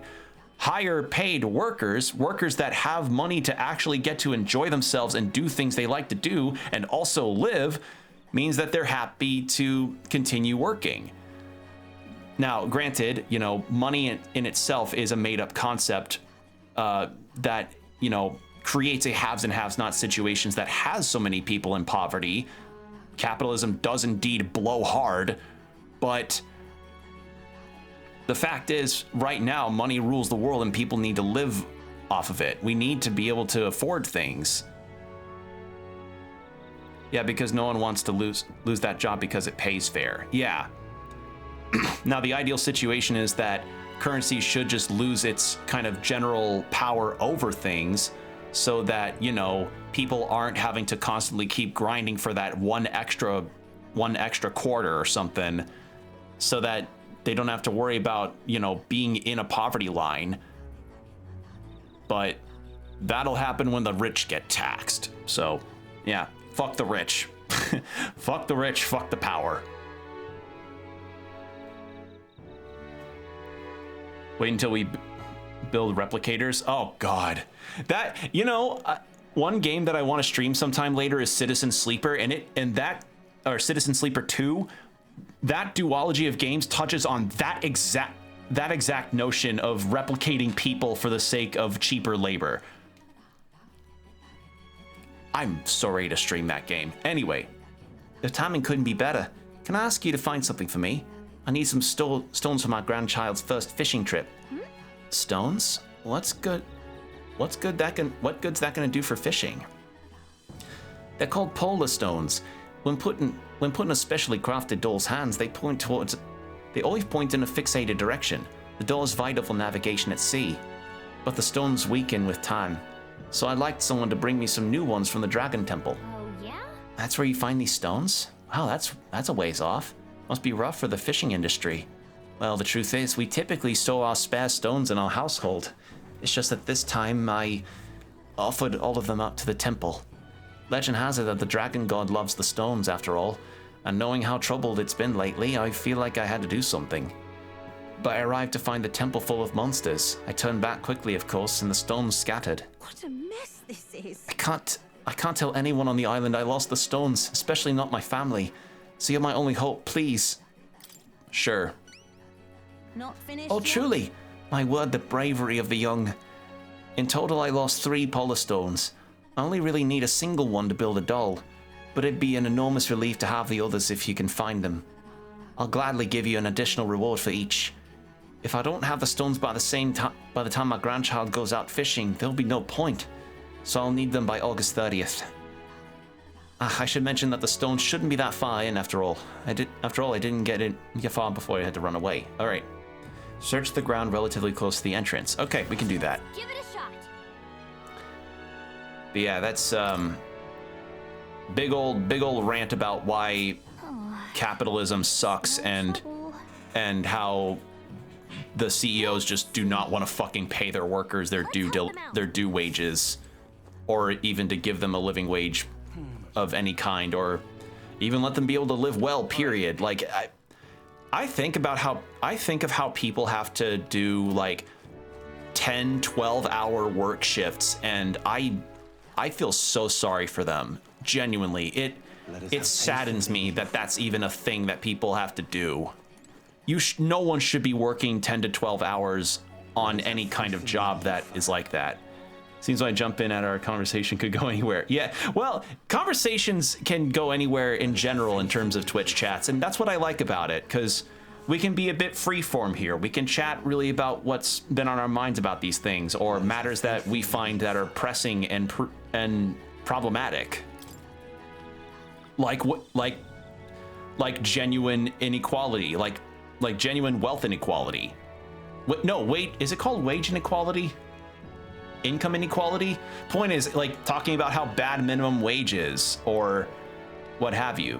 But yeah, and the thing is, like, not being able to pay for stuff in a city you live in that's very high on rent, that's not an exclusively American problem. I imagine there's a lot of people in London or Paris or Barcelona who I imagine those cities are really high in rent, and people can probably barely afford the roof over their heads there. They have to have flatmates. And yes, I use the proper term because I know my Britishisms. Yeah. Like, obviously, as you go farther out from the areas that are really dense in population and jobs, you're not going to encounter as high of a rent. However, you're going away from your jobs that you have to commute to. Bringing it back to America, I remember I was listening to the radio on my way to an appointment, and somebody was talking about building a light rail system that could take people from the outer areas of California, like the more countryside parts, into the Silicon Valley and LA areas where all of the jobs are, because California, being one of the largest states in the country, means people are likely waking up at around 4 in the morning to go on like a 3-hour drive to get to their jobs in time, work their shift, be it like 8 to 10 hours, depending on the kind of job they're doing. And then they spend 3 more hours on that same interstate or their same 5 or 6 lane fucking roads to get to their homes in time for them to be able to, you know, sleep. And then they just don't have time to spend with their kids. They don't have time for their recreational activities. And it's like, well, then why not live closer to your job? Tell me how much right now even a 2-bedroom apartment is in LA. Or look up how much an apartment is in LA right now, 1 or 2 bedrooms, you know, and just ask the question again. That's part of the reason why I would never live in California. I also wouldn't want to live in California because I like the cold weather. That's why the Midwest is kind of fine for me at this moment. But yeah, it's that's the kind of conundrum that it's in. Hell, I think about how in Japan, for instance, a lot of young people in Japan move to England then. Oh, if only it were that simple. I would love to move out of America. Are you kidding me? A lot of people's dreams right now are to get the fuck out of America. We want to move. The problem is getting a green card or a visa into another country is really hard. You need to have if you want to break into it, you need to have the desirable skills to, you know, be considered valuable enough for a business to give you a work visa, or you marry somebody in that country, or you spend enough time in the country in general to be able to gain that kind of permanent residency, which I think is like, what, 10 years or so? Not in the UK? What do you mean? Does the UK have a different policy? Because I've not heard any kind of case with that. All right, let's do this attention thing. Why don't you stand up there and give a speech? It's a good chance to let the people know your thoughts and feelings. I need more eloquence. Just need a right to work. What do you mean a right to work? Like, because the thing is, I have genuinely looked up prospects about living either in the UK, Scotland, or Ireland to do to work there and potentially move out of the country, move out of America to live there if I'm able. But as I said, FOM form. I'll look that up later, but yeah, essentially I've done my research into that, but a lot of businesses ask for experience and credentials that sadly I just don't have. Just a form? It's just a form?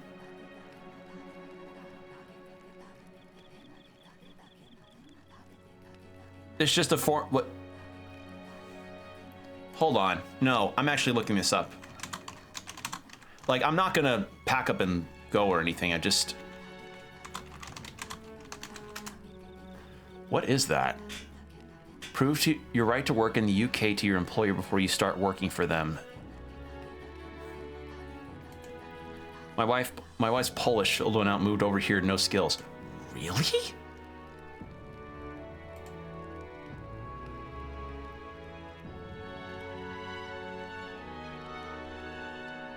Huh.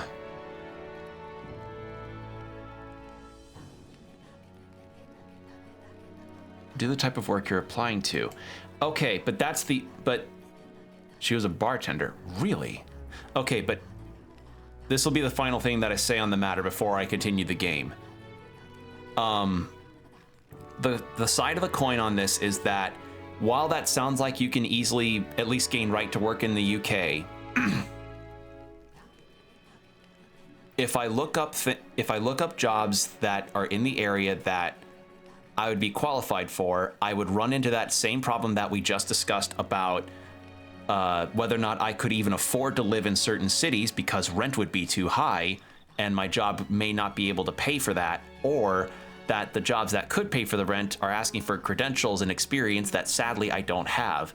And that's not a problem exclusive to people that, you know, don't have that, because even people that may have those experience and credentials aren't getting the jobs either. Like people that have 10+ years experience right now in, you know, social media management or coding of any kind of language, they're having hard times finding work right now because places that claim that they're hiring are just more or less having positions say that they're open for the sake of it looking like they've got a good turnover. So I don't know, right? Like finding a full-time job anywhere is fucking hard right now, especially if you're somebody that's, you know, just trying to search for something that can put a roof over your head. Or people need coders, whatever they do. I have some experience in learning website-based coding, so your HTML, your CSS, your JavaScript, PHP, a bit of WordPress, but it's mostly in a diploma in web development. Like I have that, but I don't have my portfolio site anymore, so it's not like I can really say that I've got anything to my name with it. So yeah, in any case, that's just the major problem, is that I remember this one parody video of this guy talking to somebody about getting some wisdom, and he just goes like, the message at the end is, we're fucked. We're all fucked. To get experience, you must get to get experience, you must get a job, but you must have, or no, you must have experience to get a job. Or no, I'm mixing up my words. I'm also dehydrated. Hold on.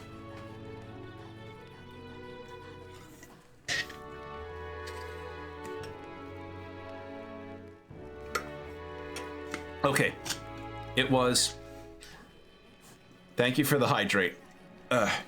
It was, to get experience, you must get a job, but to get a job, you must have experience.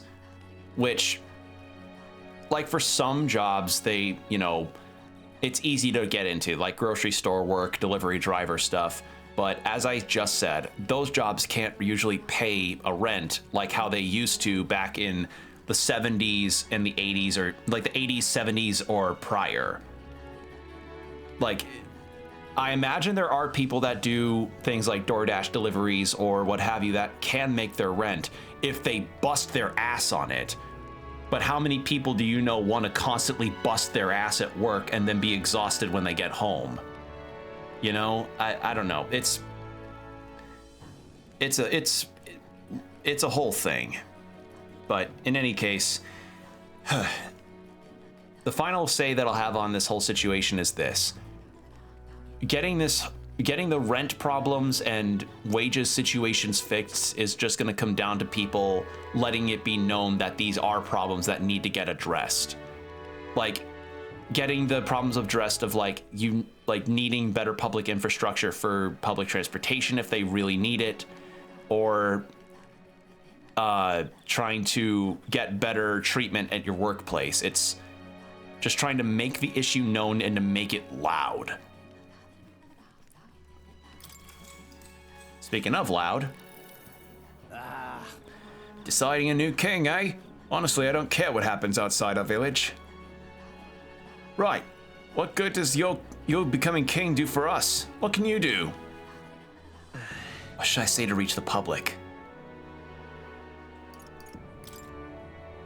Yes. I will protect the Mastari tribe from discrimination by guaranteeing your rights. Sounds nice and all, but how would he accomplish it? Not that I'm against the idea. I do like the thought of being able to be ourselves when we're off the island, masked or not. There we go. Oh my god! 6 stars of eloquence. Oh my god. Eloquence. Yeah, that's good. That's I'm very glad I got that one. All right. Okay. Well, now that I know that I got that correct, let's head to the temple. Time marches on, and the age of a new king draws nearer. But yeah, my coding experience, I didn't have a whole lot of fun when I was doing it in classes. I'll explain in a second. All right, we've got the potion of blight. Now we just need to pour it onto the gigantic tree. Is this really going to be enough to wither that huge thing? Difficult tasks are often more intimidating in expectation rather than execution. Let us see for ourselves just how vast this temple really is. Yes. Yes. Only now does our search for the lands truly begin. All right. Oh, wait. Before we do that, though, we need to go take our lucky shit. We ought to proceed with caution. Where can it be? How did it come to this? All right, so Barden wants to talk. But first, I have to go do our lucky shit.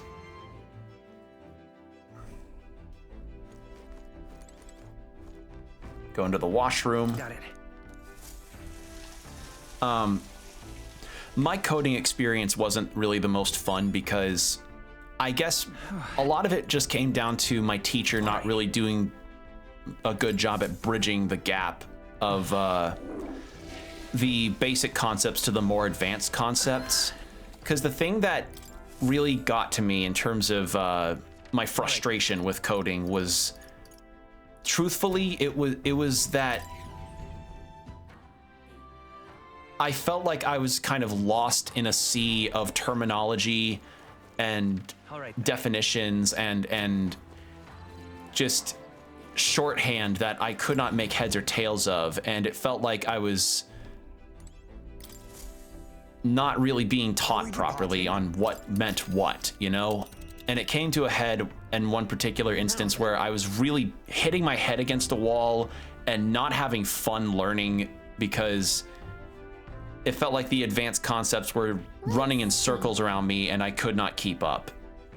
And I understand that coding can be learned online through a lot of these things, but the problem is I don't know if those online certificates are considered viable at all in terms of actual business applications. Like, I've learned the basic principles of things and I can at least read it to an extent, but the other problem was that I looked up what kind of languages tend to get asked for in terms of web development, since that was my specific area of study. And a lot of them were asking for stuff like Java or C++ experience, since a lot of those are more server-based languages. And neither of those languages were taught in the web development course curriculum. It was taught in the computer sciences one. So yeah, I think maybe going into that whole situation might not have been the best call from the start. And the other matter is that with any kind of software development job, a lot of the businesses and corporations that ask for those kind of experiences or ask for employment of that kind it's not just get the degree, then you get the job. It's get the degree, have the active experience in professional field stuff, even when you're a student, and also have experience in like 1 or 2 niche extra languages for extra measure, and then they'll hire you. Like, have experience in COBOL because they have a website that was based on COBOL 20 odd years ago or something, and they need somebody that can upkeep or transfer through that. And that and I'm gonna be blunt, that did not sound like fun to me, because it just made it sound like you're constantly on the clock. You're constantly needing to think about this stuff, and that's not what I wanted at the time. So I put that whole thing to bed. Like, I can read code to an extent, and I can recognize some aspects of things, but if you're not constantly on the upkeep of it or learning it constantly, the skill will atrophy. So yeah. The other matter is, yeah, above me. Yeah, it got above me when I went into the advanced concepts situation. The other problem that I faced was that our teacher was like, oh yeah, totally use ChatGPT for bug busting, and even, you know, if you turn in your homework created by ChatGPT, you know, I'm not, as long as it's, you know, correct, I'm not gonna dock you for it. And that particular bit soured my entire thought on that entire course. I was like, really? You realize that's part of the problem, right?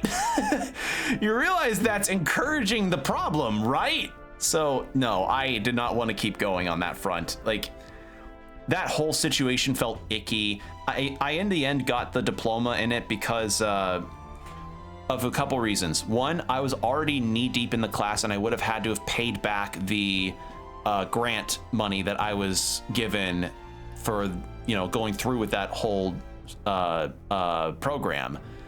And two, it was close to the end of it was past midterms, and I figured I ought to at least just trim the classes that I knew I was not going to be having fun in general.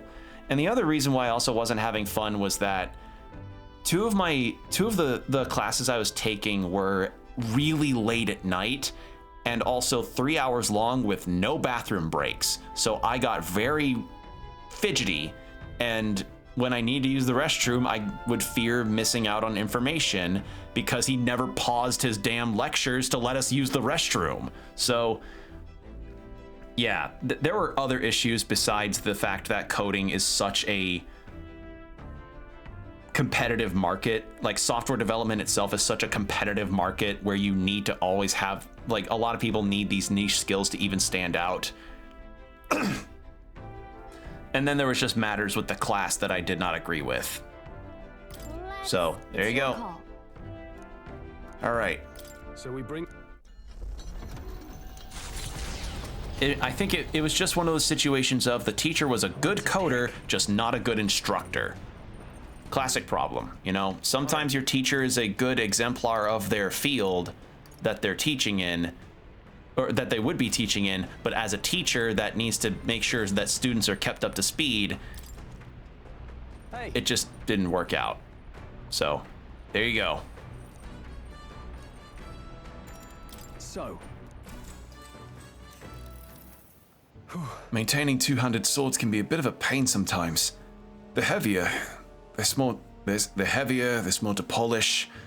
Sometimes I forget how surprisingly easy it is to maintain one-handed swords. Its upkeep is one of 2 important qualities to consider when choosing your weapon. What do you suppose the other is? It's feeling. Durability? Has to be its durability, right? Well, that would contribute to its ease of handling, I suppose. Anything too delicate is likely an unstable fit as a long-term partner. All right. All right. More courage. Once you find a weapon that's a perfect fit for you, care for it with all your heart, and it will respond in kind. Perhaps I'll find something like that along this journey. Meeting new people and discovering new things in the new land. I don't know about stroll. I don't know. I don't know how I'd feel about polishing my weapons on a rocking gauntlet runner. I think I'd be too scared of losing my grip or my scabbard flying away. All of it leads me to who I will be. I've begun to understand after all of my travels with you. Also, ad break starting in about 5 minutes. Yeah, sorry for the rant about capitalism and web development and software development. It's just... the situation as it stands right now drives me up a wall because there's so many people who are being completely underpaid for their abilities, or not even getting the opportunity to be paid for their abilities completely. Like, one of my supervisors, like there are supervisors for grocery stores that are only making maybe like $14 an hour at most, even though they work full-time hours. Now, granted, it's because they live in a town that is also, you know, not as high on the rent, it's not too much of an issue, but the fact that they're getting paid that little speaks volumes of how problematic it is. So, yeah, it's... What do you think? It's depressing, really, because people with over 10 years experience end up working part-time jobs because like they're just getting shown the door. I've talked about it before, but in my search for a full-time job, I've been looking for a full-time job for over 10 months, close to a year or so, and despite my best efforts, I've only gotten maybe 3 interviews in all of that time. And like three interviews. Anything else I've gotten has either been a rejection email or ghosting me.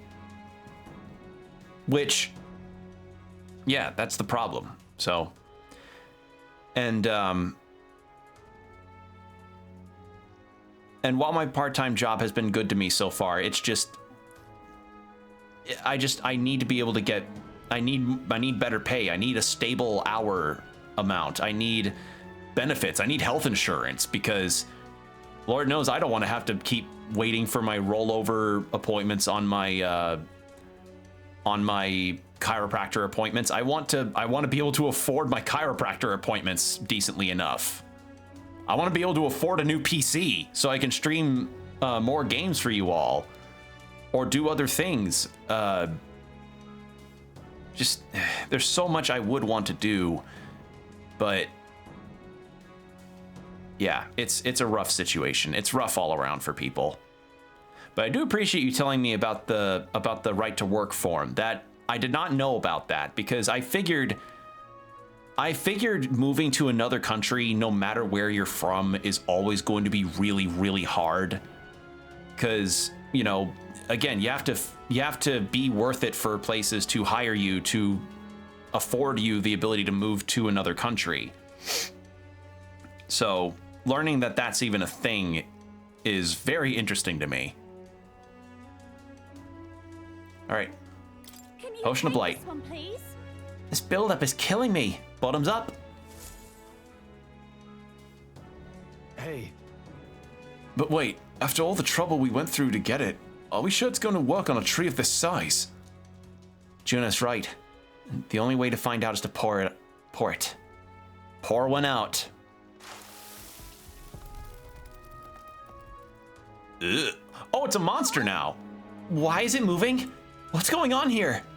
So, 'tis a monster in a tree's guise. This blight brew has stripped away the oaken mask to reveal the beast within. Wait. Whoa! He's none too happy about it.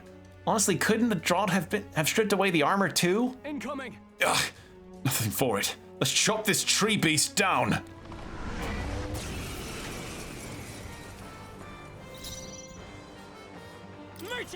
Okay. No, I'll get some distance. I think it said... I think the informant said green ones were weak to fire.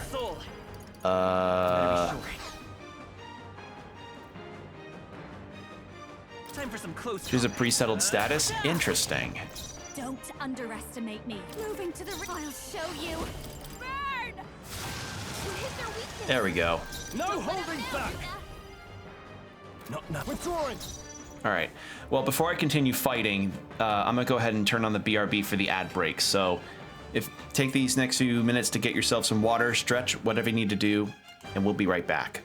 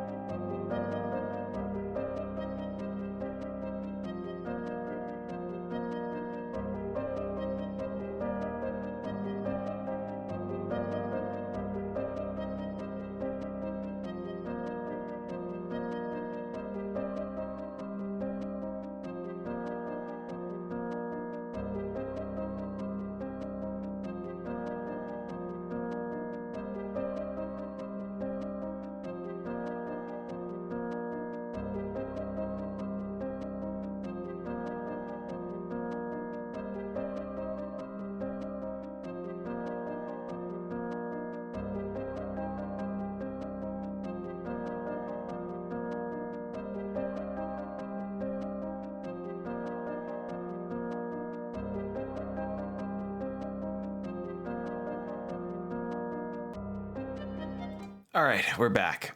So, for a cheerier note, I mentioned before that I've been planning on wanting to do some more regular roaming cosplays that I've been wanting to plan, and I have nearly everything assembled for a what I think will be a pretty decent Sanji. So that's something I'm excited for.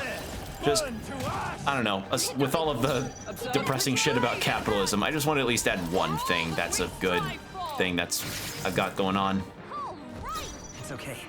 Go to the rear guard. I won't hold back. Because I've already, like, I somehow managed to find the perfect jacket for it at a Goodwill as well. So it just all worked out, you know? I'm glad that that'll work out.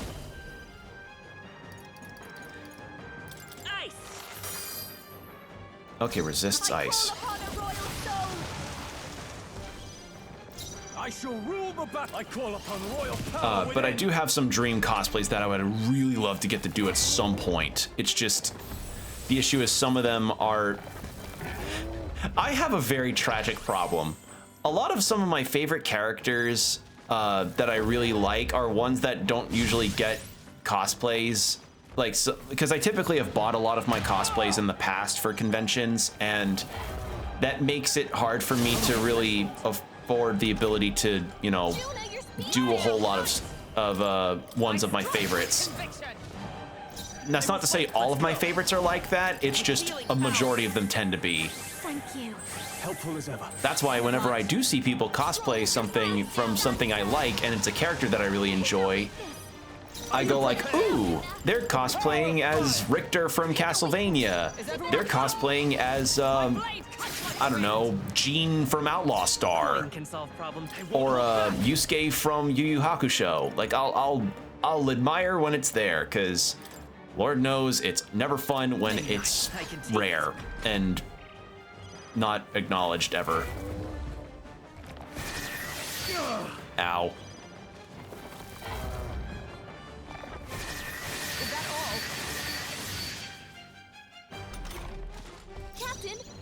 I do, and I've talked about this with friends before, but I do have some dream cosplays that I want to do. It's, God, someday I would love to actually cosplay as Pinocchio from Lies of P, because one, that game's going to be getting its DLC this summer, and I'm so fucking hyped about the idea.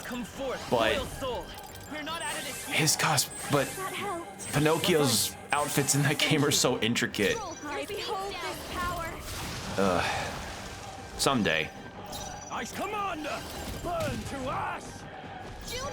Power of heroes! Actually, I've got an idea. Weakness to electricity. One-time weakness to pierce. Actually, let's increase everyone's defense. That'll work. Yeah, I don't know. I got to think about cosplay today because I sometimes just like to look up potential cosplay ideas for conventions, because cons are always a fun thing for me to go to get to meet people, meet voice actors from things that I really like, and we can do this. You know, just have a good time for a weekend. I'm obliged. Just finding the pleasures wherever you can, you know? After me! No. Oh god, that wasn't good. I'm gonna go Knight's Proclamation. I haven't been doing that. I should do that.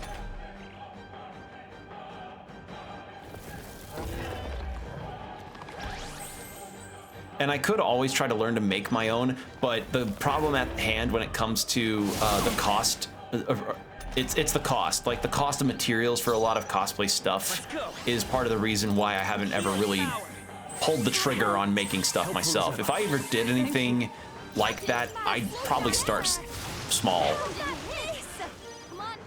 Now, what's the... Are you prepared? All right, Let's do this! Burn to ash! You hit their weak points. Keep it up, because I know crafting with Ava Foam's a very first idea for a lot of people. It's just something that I can't afford at the time because I've already got a lot of expenses to take care of. Although I did once go to a panel hosted by a cosplayer that was about budget cosplaying, you know, like finding less expensive materials to kind of make props out of, or different costumes, like using curtains for clothing materials, like fairly inexpensive curtains for that. paper mache for horns or other kinds of accessories of that nature. What they did say that really got me was like, oh, using various soda cup sizes as vampresses, you know, like your wrist guard stuff. So say you're cosplaying a character that's got like that's got wrist guards on them. Just cut up some soda cups that you could get from a fast food joint, and then boom, you're set there. You just cut out the bottom, make sure they're painted and propped up properly, and you're set. And I'm like, oh shit, why didn't I think that's actually a really good idea? So, and I also asked one question that I always run into when it comes to certain characters I really like. If there is one type of costume accessory that has always annoyed the shit out of me in terms of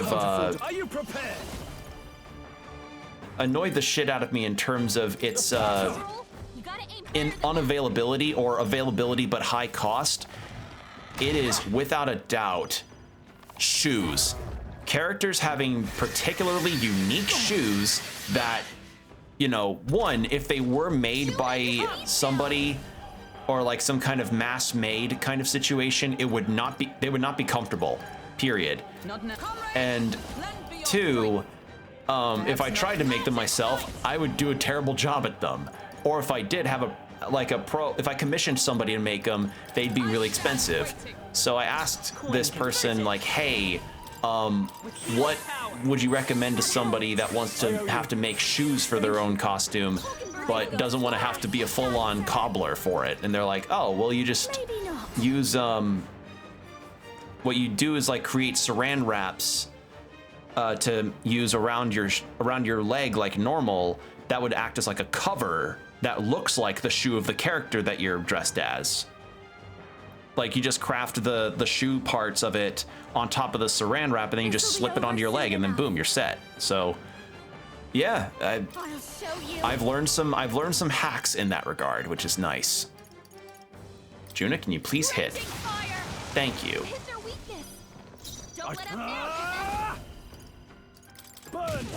Jesus Christ! Okay, the healing's gone, thank God. Oh, never mind, it's back.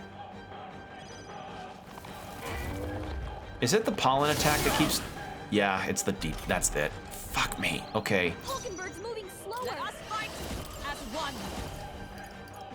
Alright, in that case... Can I just fucking get rid of this debuff? It's really annoying the shit out of me.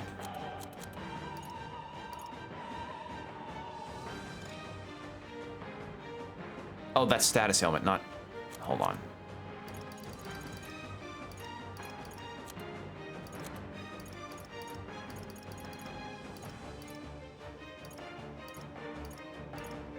It's all HP stuff.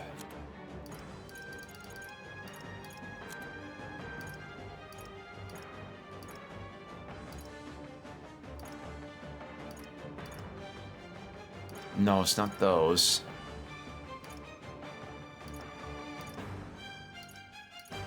What the fuck? I thought I had... This item. Okay. Well, I can't dispel the, Not now. Well, if I can't dispel that, in that case...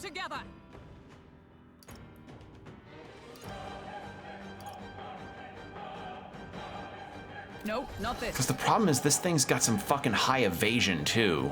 Let justice prevail.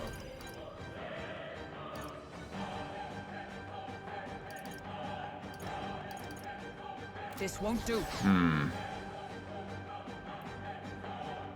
I defer to you. I won't hold back. We're not out of this yet. Thank you. My thanks.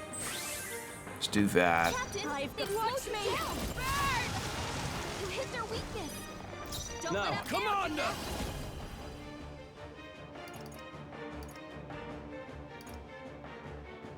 Perhaps after me.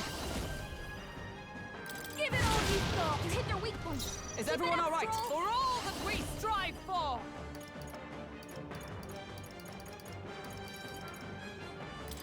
My blade cuts like the wind. Let's go. Big critical. I'll show you. Raging fun. Hit. All right, well, we did a lot of damage there.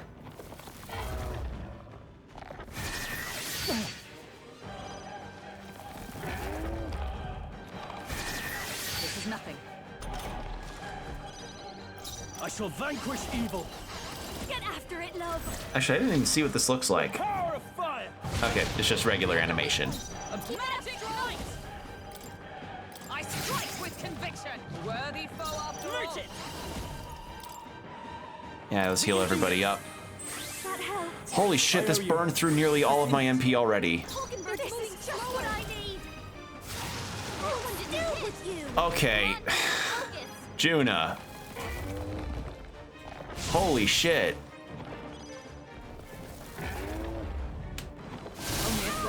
I guess the debuff really is hurting really bad on this front, huh? If you hit their weak point. Keep it up, Joel. Is that all? Let's stay calm. No synthesis, huh? All right, well, let's heal everybody then. Thank you. My thanks. Thank you. I'll give you. Let's do this together. High chance of one-hit killing all in it? No. This is a mini boss. Why would it do that?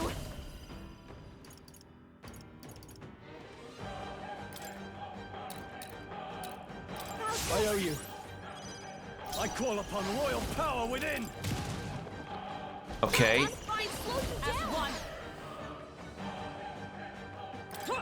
Right there. Still standing, I see.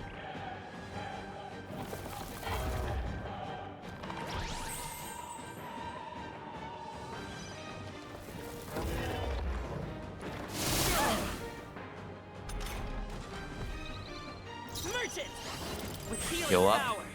That helped. Helpful as ever. Trust needed. All right, and Royal soul. Please, after you. Let's get on with it. Get it. Gotta aim better than what in the heck? What in the heck? Oh God, please do not make this eternal. Oh God, this pollen attack is really fucking me here. Oh, power of heroes! Merchant! We're not out of this yet. Do I have to go back and fucking? Thank you. Stroll, your speed's down, dancer. Burn! You hit their weakness. Come on now. Give me your aid. There! Holy shit! Fuck this thing!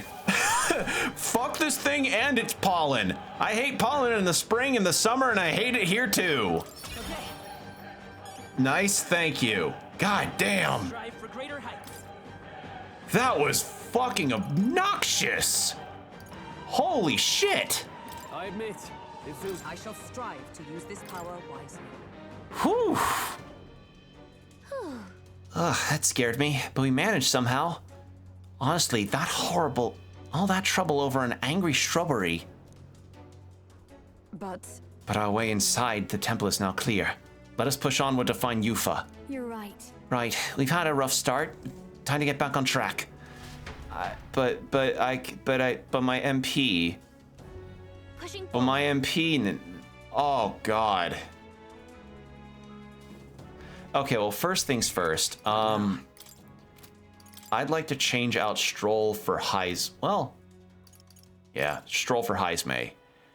Because Stroll, if he gains the same experience, does that mean the archetype does too? All right, well, Heismay's full, so maybe we have more of a chance. But the second things look dicey, I may not. We've got to hurry. What do you think? Understood. No, not with that wiped so much of our MP out that I genuinely don't think I could. No. Only done anything. You sure want to wrap it up already?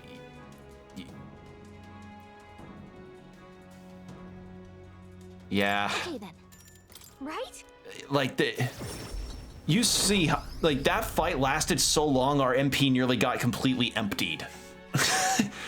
Not a whole lot to do on that front.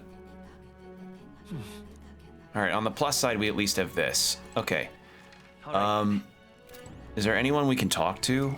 What now? No. Brigitte. Courage. Okay, so she needs courage. Katharina, we're not encountering yet. Heisme. Imagination. Okay. So I could increase my imagination around town. Let's go. Mate. All right then. Near the beach. Let us have faith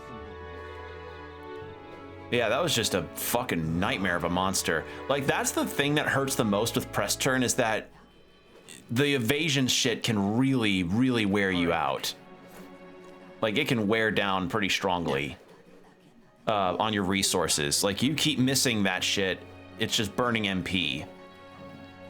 So now I've spent 2 days bumbling. Such a sky It's nice and cool. The nights are cooler than the mornings, aren't they?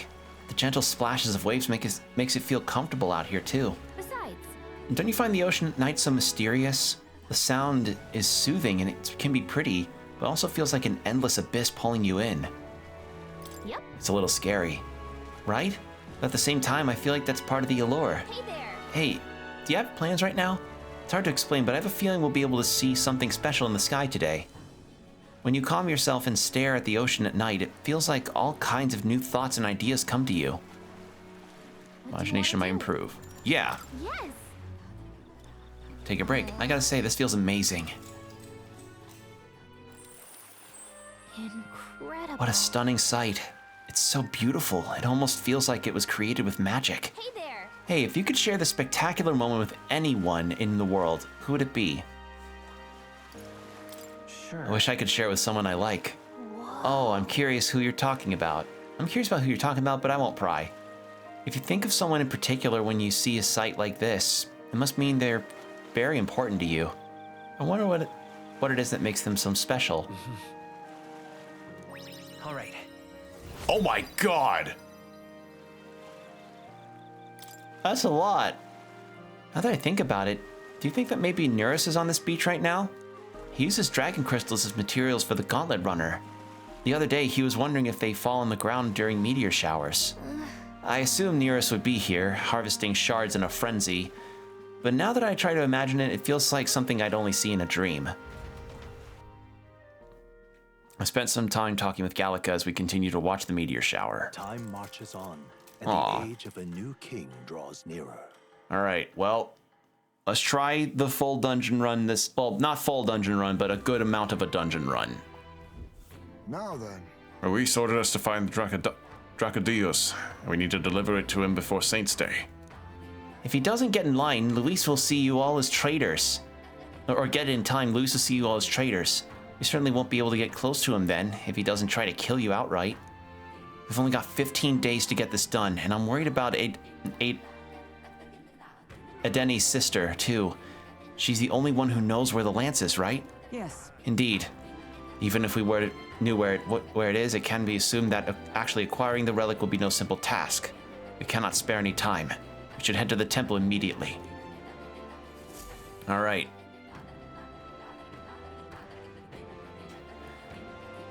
Let's head there.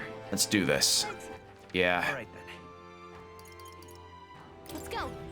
Okay, now that the tree enemy is down, I hope I don't encounter that shit again. Because, like, Okay. What's the plan? that felt like the equivalent of dealing with a mid-item usage in a Pokemon game. Like, that nearly felt like the Whitney's milk tank problem, you know? Of just like, oh, you're trying to wear me down with everything? Here's a berry. Also, here's rollout. Like, it's just thing after thing after thing with that. Got it.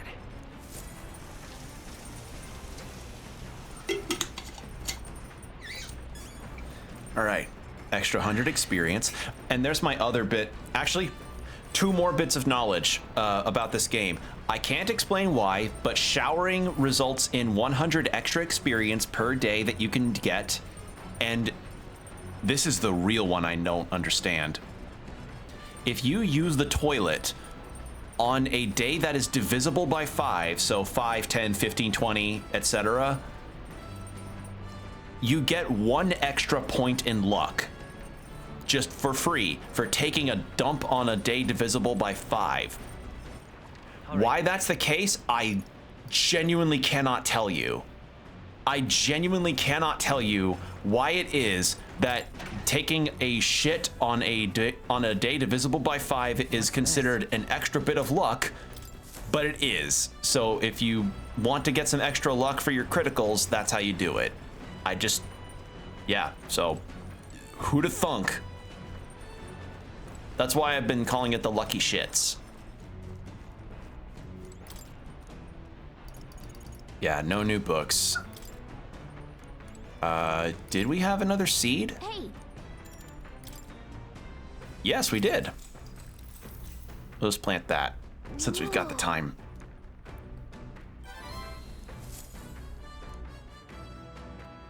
Navigating the archipelago, the gauntlet. I'll just skip this. We've already seen that before. All right. Let's save in case something completely destroys me. And head in. We've got to hurry. What do you think? Let's go.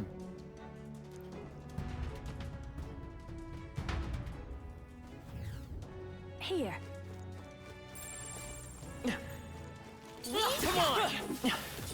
I'm right here. Sit back and watch. I find it really funny that I'm fighting enemies with an abacus.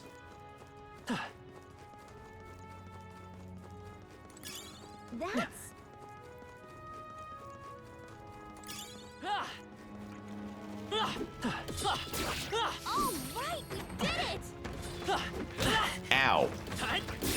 Not bad. I'm sure you'll find a use for it.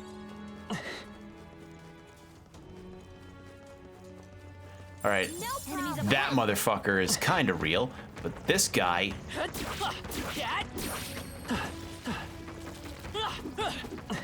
Where? No, it's gone! Fuck! All right, truly, I have one last bit of advice for playing this game. If you see what look like little orbs of element, like a little orb of fire, a little orb of ice, a little orb of electricity, etc., etc., those are the enemies in the game that you should absolutely be gunning to destroy, because they are good for awarding really high amounts of experience or archetype experience and treasure. Like they're just really rare enemies that you need to destroy on sight. Okay? Yeah. Just there you go. So there's another bit of advice for you. Come forth, royal soul. Be careful out there, okay? Don't underestimate. Fast dancer. A bit. You've got a Observe bunch of the enemy. slowing you down, Captain. Much thanks. Is that all? Oh, power of kings. You hit their weakness. By this power. Nice move, Kaizme. This is just what I need.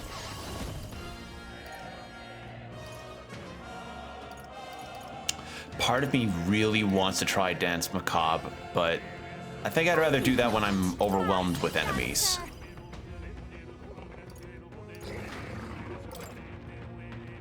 No need to. Judah, careful! We strive for several ailments. Watch your back.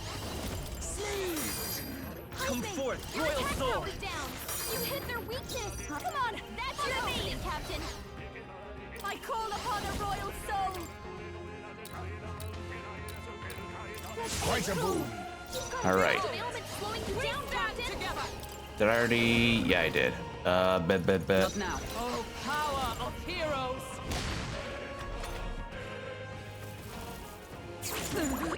Uh-oh.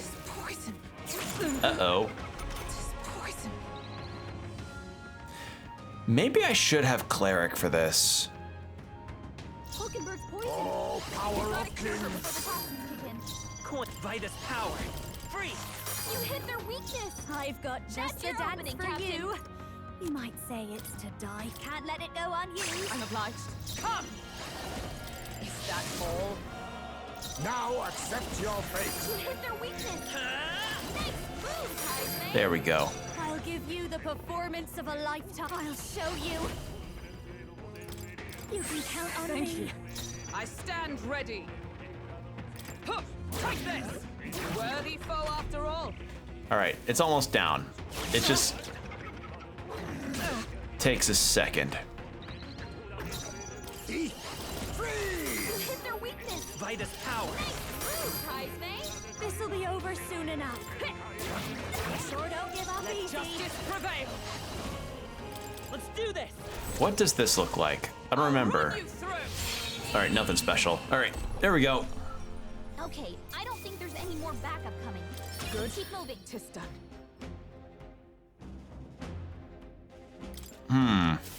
I don't notice if Stroll does get archetype experience if I do that. If you see a use for it, I say take it with you.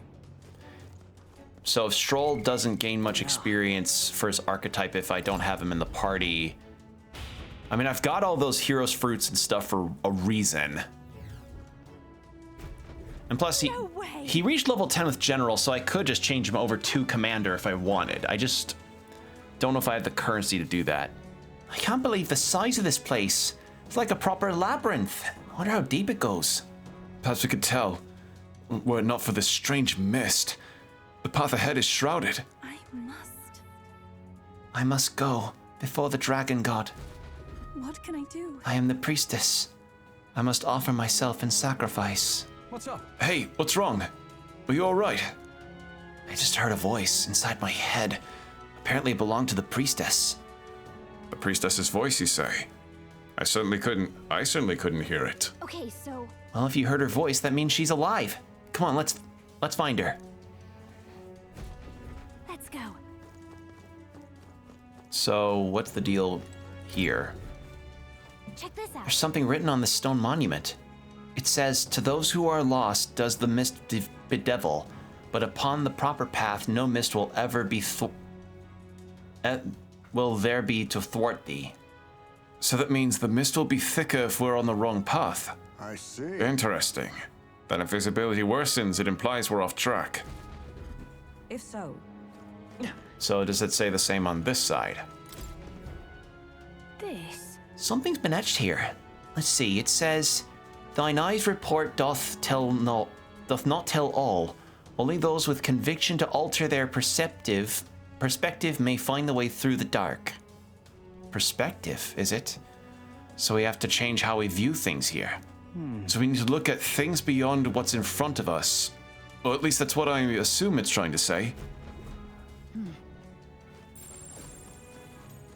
Well, I can do that.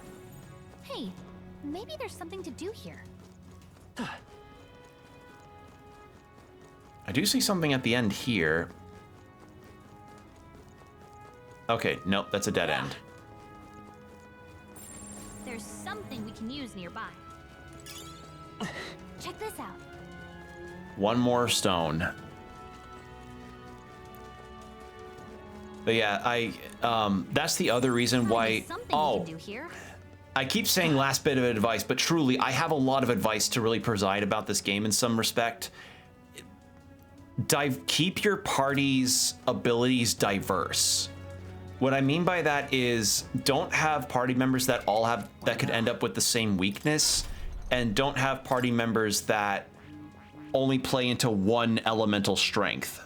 Like, part of the reason why I have a very diverse amount of characters doing very diverse amounts of types of damage or what have you is because those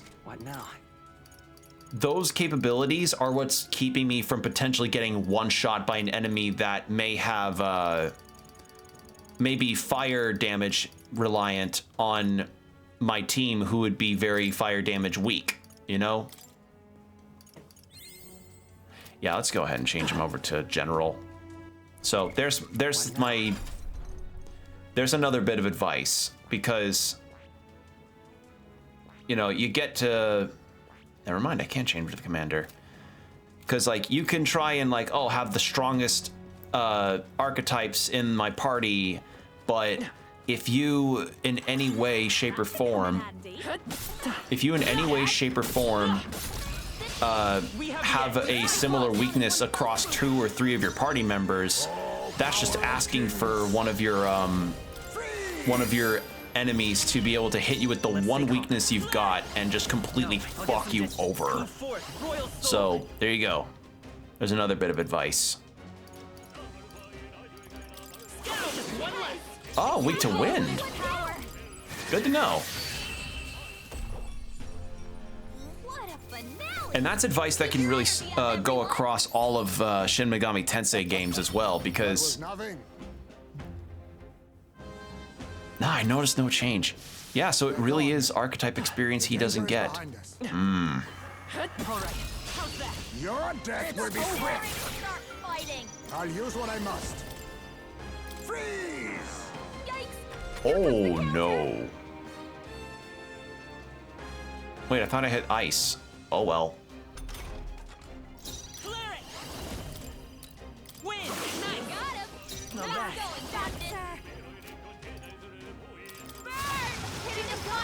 Oh, weak to fire. Interesting. Okay. Oh, power of heroes! Be neither teeth.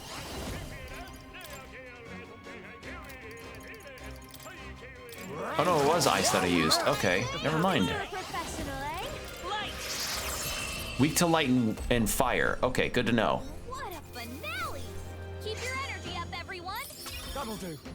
Oh no, he does get archetype experience. Okay. Good. I'll just do this. I'll just keep it like this then. I guess it was just a tad negligible.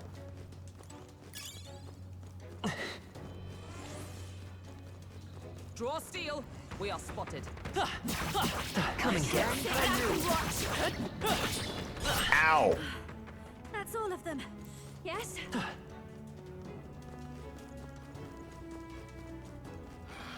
Let's push through. Okay. Bonk. Let's give this all we've got. Do this. Some darker arts. Clear it.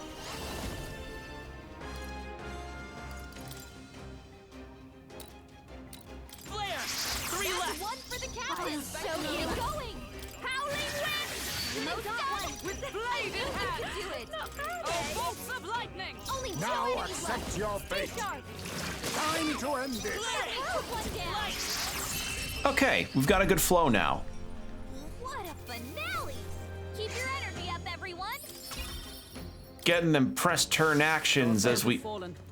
We are safe for the time being. Actually, I wonder what a Dracula Flow parody of this would probably be like. Although that does give me the image now. What? Oh. Hey. Does something feel off to you? It's like we haven't made any progress at all. I've sensed it as well. Perhaps we've been brought back to where we started. Mayhap. Tis perhaps something to do with this mist. It could well be a result of melancholisation. I keep forgetting how that word is pronounced. No. I don't know if I'd call it melancholisation. No, this mist might be sophisticatedly designed magic. Magic, you say? A contrivance of the temple itself, perchance. A trap laid to ward off intruders. If it's a trap, then there must be some way to spring it. Let's keep trying. All right, well, I know my mistake now. Never mind, that's not it.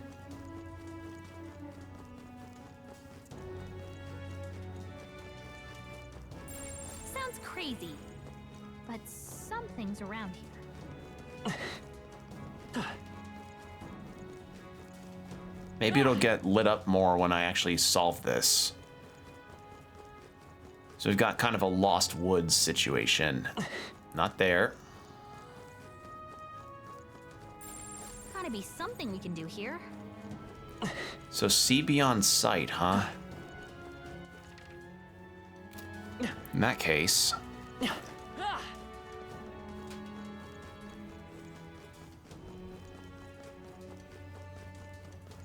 So yeah, even going after chests, I can't really do.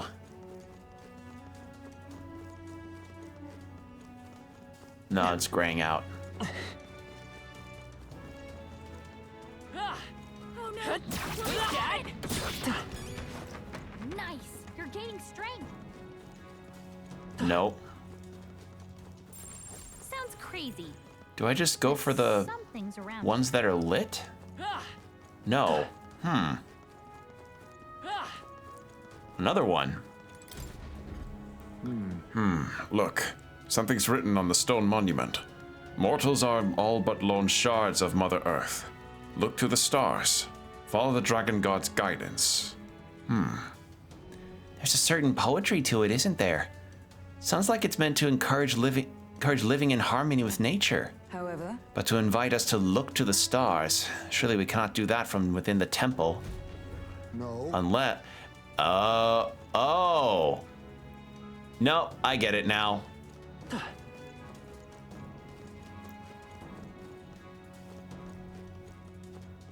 Yep, I see now. All right, how's that? We have the edge. So it's something to do with the skylight. Face me! Not what a blunder. Darn it. Flare! Nice! The captain took one down! Gale! Too hard! Come! Keep it up, Juna! You're calling to your name, eh? The power. Flare it! Light! Last one. This is just what I finish them off and we're clear! There we go. Smooth finish! Great work! And as you can see, once you get into a good flow, you're just doing all kinds of flashy shit. I feel stronger already. I hope we've seen the last of them. Let's push through. It's too late for You know what? I'm curious about something. I'll use what I must. Nothing personal. You're calling to your name, eh? It's okay. We cut. Nope. Okay. I was wondering, like, are they weak to blunt objects? Because I'm somehow hitting the stun. Can't wait to play this. It's very good. I'm beginning to really appreciate a lot of what this game has to offer. With like a couple hiccups here and there, I would say, in terms of more so like the theming of everything, but I will say that it's still very fun gameplay and character-wise. Like, I've not really encountered a character that I've disliked at all. Like, all the characters you're meant to hate, all the characters that you end up hating are meant to be hated. All the characters that you are meant to like are very likable. we are spotted. And they've done a very good job of that. Like, shit, I found myself really enjoying Heismay's character, even though we don't interact with him, even though we only got him, like, super recently. It's a mural. The War of Ruin is inscribed here in an archaic writing. Doesn't it seem like... If this depicts the Annex War, it seems far too grand a scale. If it were, it wouldn't have been called the War of Ruin. It's likely depicting the war that led to the destruction of the old world. And people aren't the only combatants here. There are dragons and what looks like monsters in the fray too. They could even be ancient gods. If you ask me, it looks more like they got roped into a war that the people started. You're telling me people manipulated dragons? This many bloody dragons as tools for war? To hazard a guess, I'd say the magic which allows us to control archetypes fashioned after heroes of old is fairly similar. Hey.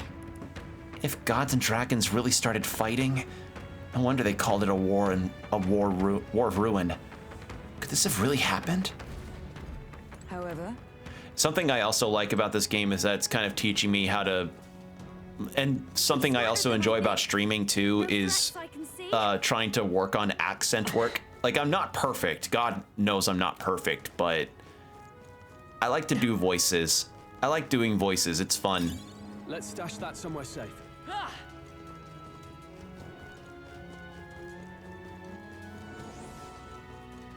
They saw us. Stay on your toes. Where? Where? I think you're good. Thank you. I appreciate that. It's just I just think about how fascinating it is how some actors are able to cover up their accents completely depending on the situation needed.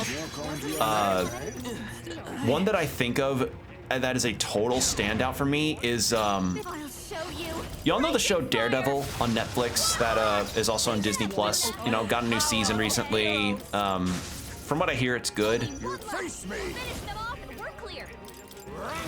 Commendable bearing. Yep. Okay. So I didn't know this.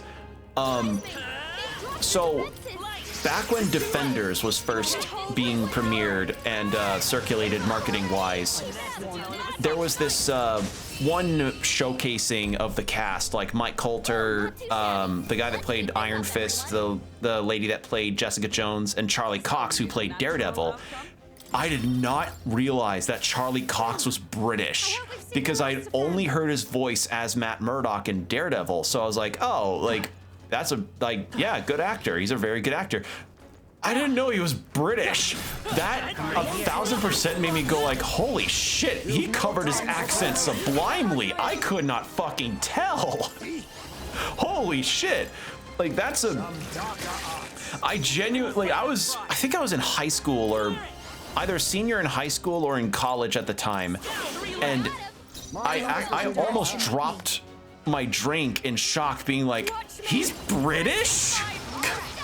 And Tom Holland's good about it too. Like I didn't realize that he was British either until I think some behind the scenes stuff was shown for one of the Spider-Man movies. Like actors, voice actors, they're just holy shit. I just gotta think, like, how do you learn to cover up your accent like that? Because I feel like whenever I do a voice in an accent, my Americanisms or enunciations of words always kind of ekes through to some extent. So I like watching VAs do their work because it's like, damn, you know, just admirable shit. People think he's American. Yeah, I believe it because I don't think many cinema goers will casually look up like Tom Holland interview or what have you to then learn like, oh shit, he's British. So yeah, it's I just think it's really cool.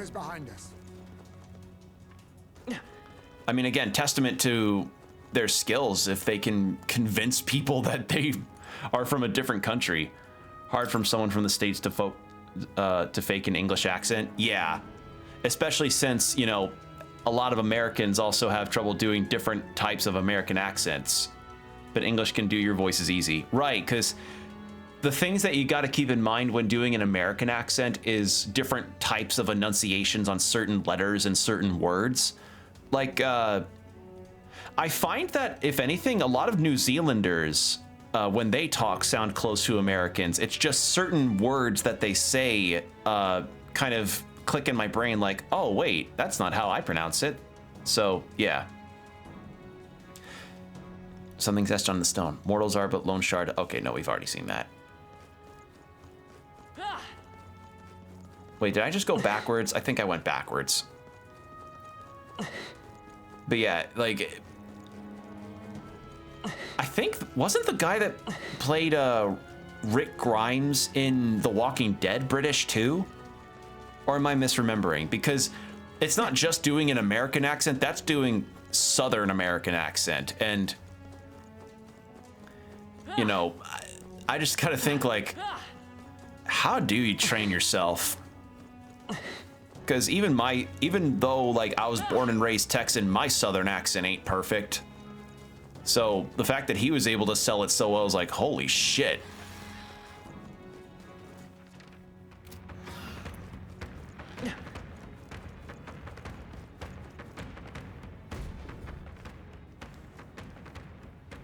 It's a mural. The world after ruin is inscribed here in archaic writing.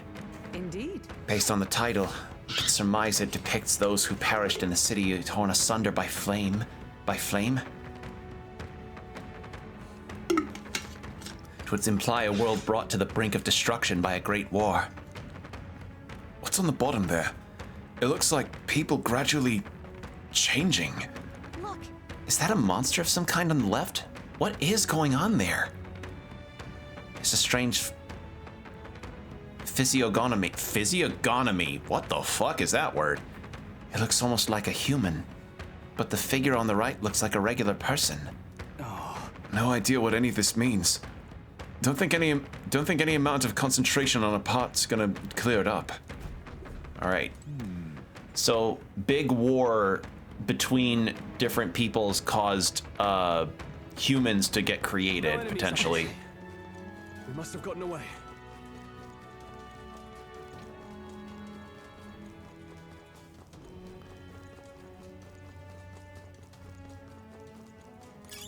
Great find. Keep it. More experiment stuff. I could use that.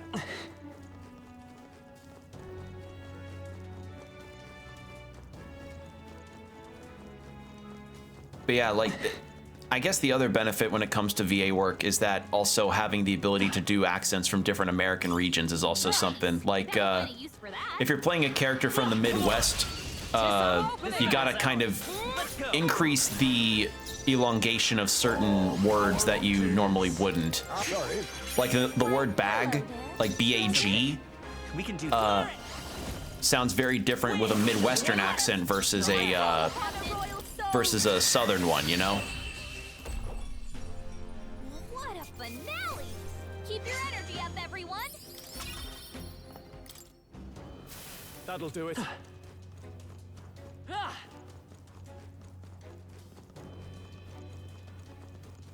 Oh no! Looks like they found us! In fact, one voice actor that I always admire for his accent work is Liam O'Brien. I love his work, and I love his ability to sell different accents. He's wonderful. I bet it is. Yeah, it's because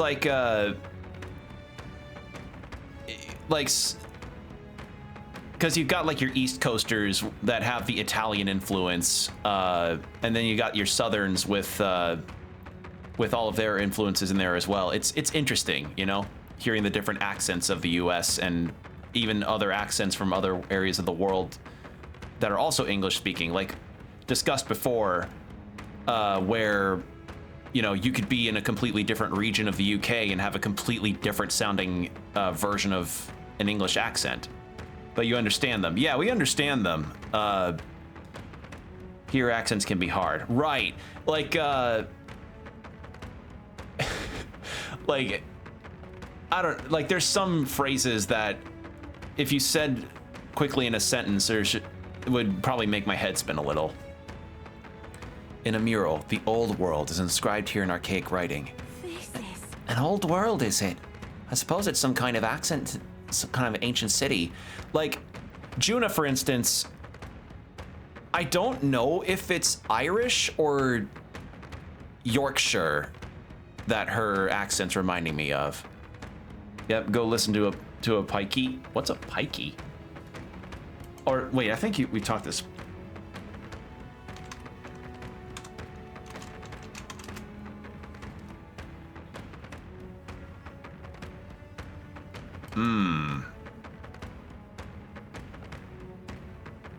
Okay.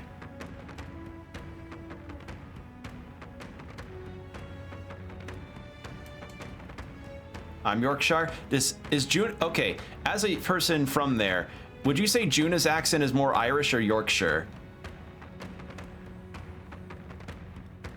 Because I'm not entirely certain. Who? Her. Juna, who's on screen right now. Like, actually, we'll wait till a cutscene to nail it down. If those are buildings, they are they're prosperously tall. Preposterously. What the fuck is that word? Never in all my days have I seen a tower such as this. Hard to believe it's a depiction of the past, is it? Almost feels futuristic. Hey. So if that's a city, what's surrounding it? It looks like monsters. Also, I looked up that apparently that term you typed is a bit derogatory, so I don't.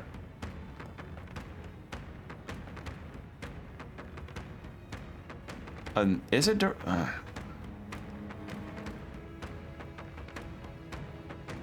Yeah, I'm gonna. Sorry, it seems like that's not a very nice word, so.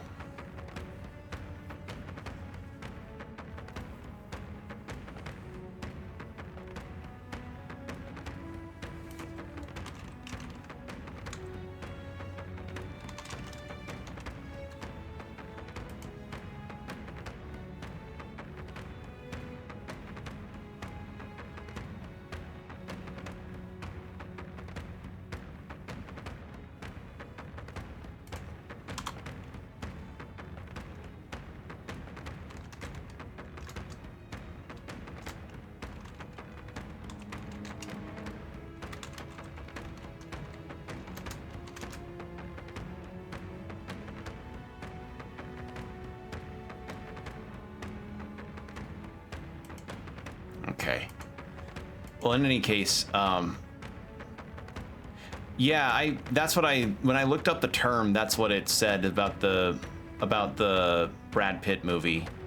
Also, we have an ad break starting in about 4 minutes or so. No, not monsters, no. The more I look, the more it appears as though they're being worshipped. A world where there is not but one god. Now that is indeed a very different understanding of history from that of Sanctism. I don't think we're going to guess our way out the right answers here. Let's press on. Oh, yeah? Heismay's accent's pretty interesting because his actor is Anglo and French, so I don't know if you know, I imagine he is bilingual in French and English, but I don't know how much of that influences his voice. A bit like running from a crowd. And then there's some people that truly have some really unique sounds to their voices in terms of how they do their voice work. Like, I can't think of any off the top of my head, but there are some voice works that you hear that you're just like, oh my god. Scouse accent. I'm learning so many terms today. We're spotted. Blades at the ready. Like, oh, the guy that played Sid in Final Fantasy 16, that guy has one of the most distinguishable voices. Like, I could pick him out from a crowd. He has such a distinguished voice. Genuinely.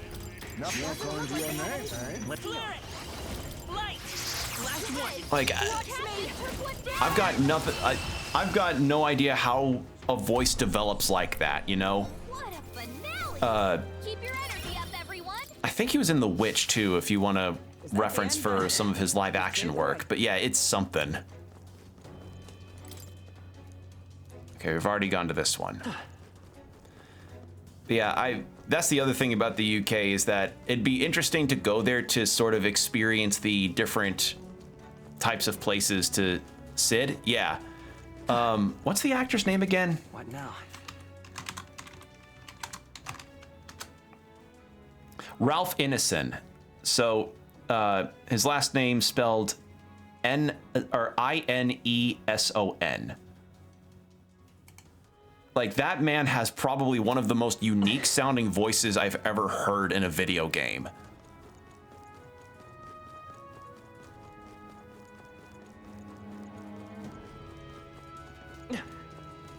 Wait, hold on. Where is it? It was there.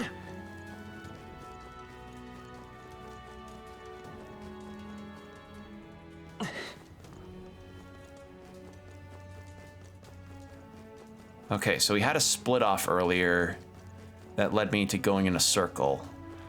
This is bad. They're on to us. Where'd it go? What happened? Where'd it? Oh. Now, we must strike. This is our chance. Try and steal? What the fuck? There is not a single damn thing here. What a finale! Keep your energy up, everyone. That's a...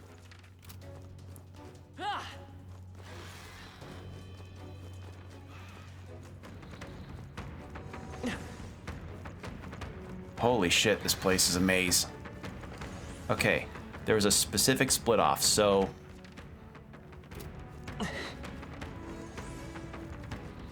let's go this way instead.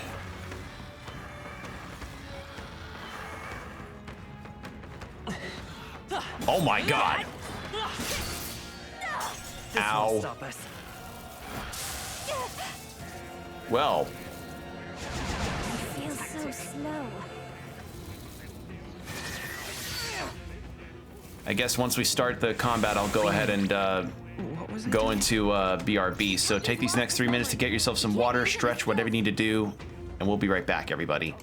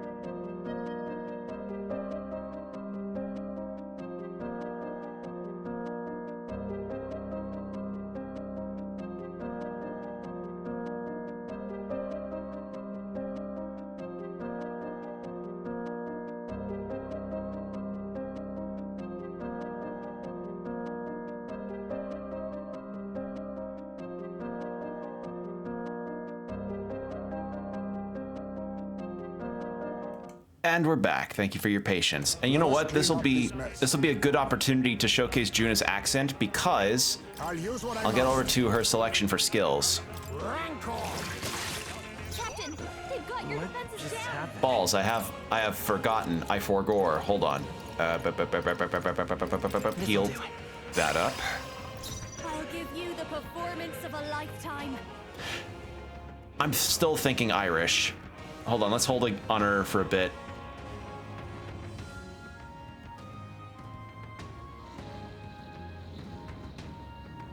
She'll repeat lines, don't worry. Don't underestimate me.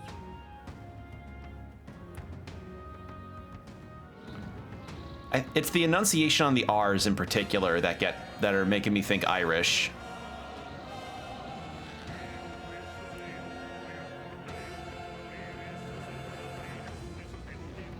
I'll give you the performance of a lifetime.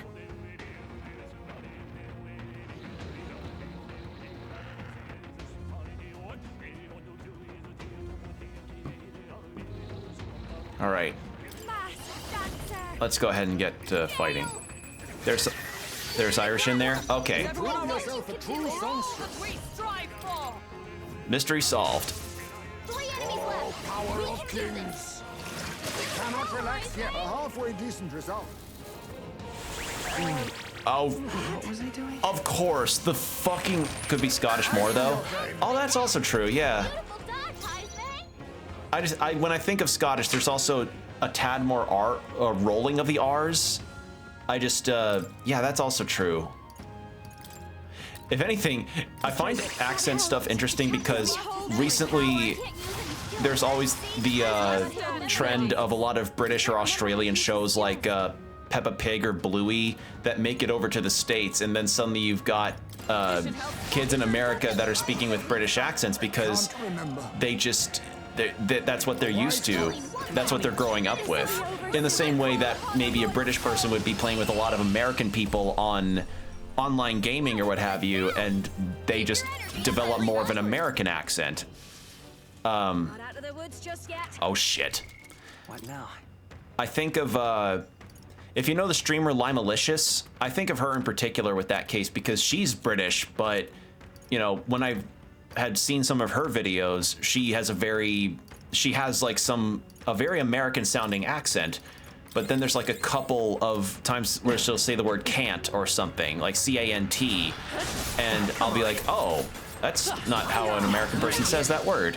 So I don't know, I find it fascinating how people's grasp on their accent can change depending on the influences they've had as a youngin'. I'll use what I must. That'll be a big hit to her accuracy. Nothing work. So much for that. I think I just shouldn't be trying for this. Fine work, This is that's what it. I need.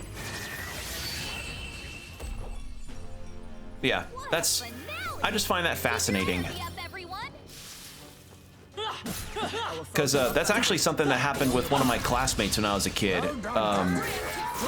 where he was American, full stop, but because he had spent time in the UK, he himself had a British accent just growing up because it was just what he was used to and he didn't really lose it. So, yeah. Interesting stuff. I just think it's neat. Face me! Rancor, that's one! To ever greater heights! I think the voice actor for her is using all types of British accents, to be honest. Okay, that is also true, because there are American VAs in here, as well as British ones. Stroll, for instance, is, well, it's broken here. What if someone fell? But this breakage is an unusual one. Perhaps we can conclude a battle's occurred here. Does this mean? Actually, I'm gonna check something real quick before I do anything else. Looking for stones, polar stones. I have 2, so I need to look for it more. But because she says words probably in English, yeah. Because the other matter is, as I said, there's a mixture of American and British VAs here because I guess that's the intention, is to have people from all walks of life in different areas of the world in this game. Oh, hello. What? There's someone here. It's you. I believe we met at the spring? My name is Euphazia. I am priestess of the dragon god. but you may call me Yufa, if it pleases you. To see you now, you seem largely unscathed. You have hidden yourself well, priestess. This place is devoid of monsters. Almost uncannily so. I sought the room least affected by Magla. We of the Mustari are blessed with a third eye that can see magic's flow. But more importantly, why are you here? Edeni asked us to help you. We're here in the stead of the island soldiers. So my brother is safe. Thank goodness. Then I trust your word. Please, help me complete the ritual for the island. Wait, girl. We want no part of this sacrifice. We're here to take you back. 'Twas your brother's own behest. If you doubt us, then you may seek your answers from him. My brother would have you stop me. But why? This is so crazy to think he doesn't want his sister to die. But what happens if I return? The island's Magla royals. Our people are tormented by horrors from the sea. Even our herds are being driven to madness. The chaos must be quelled. And if I stand as sacrifice, no one else will need to. A fire burns in you, girl. It's a valor any knight would be proud to wield. And I should know. But if you're to risk your life, shouldn't it be for something certain? Is all this really happening because of that dragon god? What? But the perils that grip the island, they are born of the same magic that floods this temple. We've seen the same phenomenon across the nations. This affliction isn't isolated to your islands. Even so, surely... How about this then? We'll get you safely to the altar, and see what we can figure out there. You know where it is, don't you? Well, yes. Let's see what's really going on back there for ourselves. We've got business with this lance of yours too. She's right. No point in stopping here. Is that okay, Captain? Dragons, though. But there's a dragon, right? You just had to remind me, didn't you? But the dragons. We'll have to be ready for anything. Just dragons. And if you know of a dragon, Todd Howard will surely follow. Whatever your answer, it hardly matters for the sacrifice. I will trust all of you as envoys of my brother. Besides, my third eye sees the flow of Magla keenly. There is something unusual about the Magla in your wake. It brings to mind descriptions of the heroes of old. Are you talking about archetypes? Then we must not disgrace their legacy. Let us proceed with all due care. All right. Then... let's continue. Let's record my journey.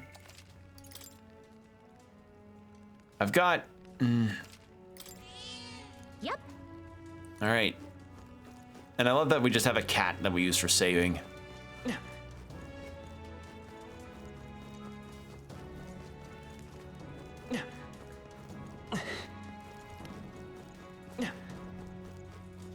All right.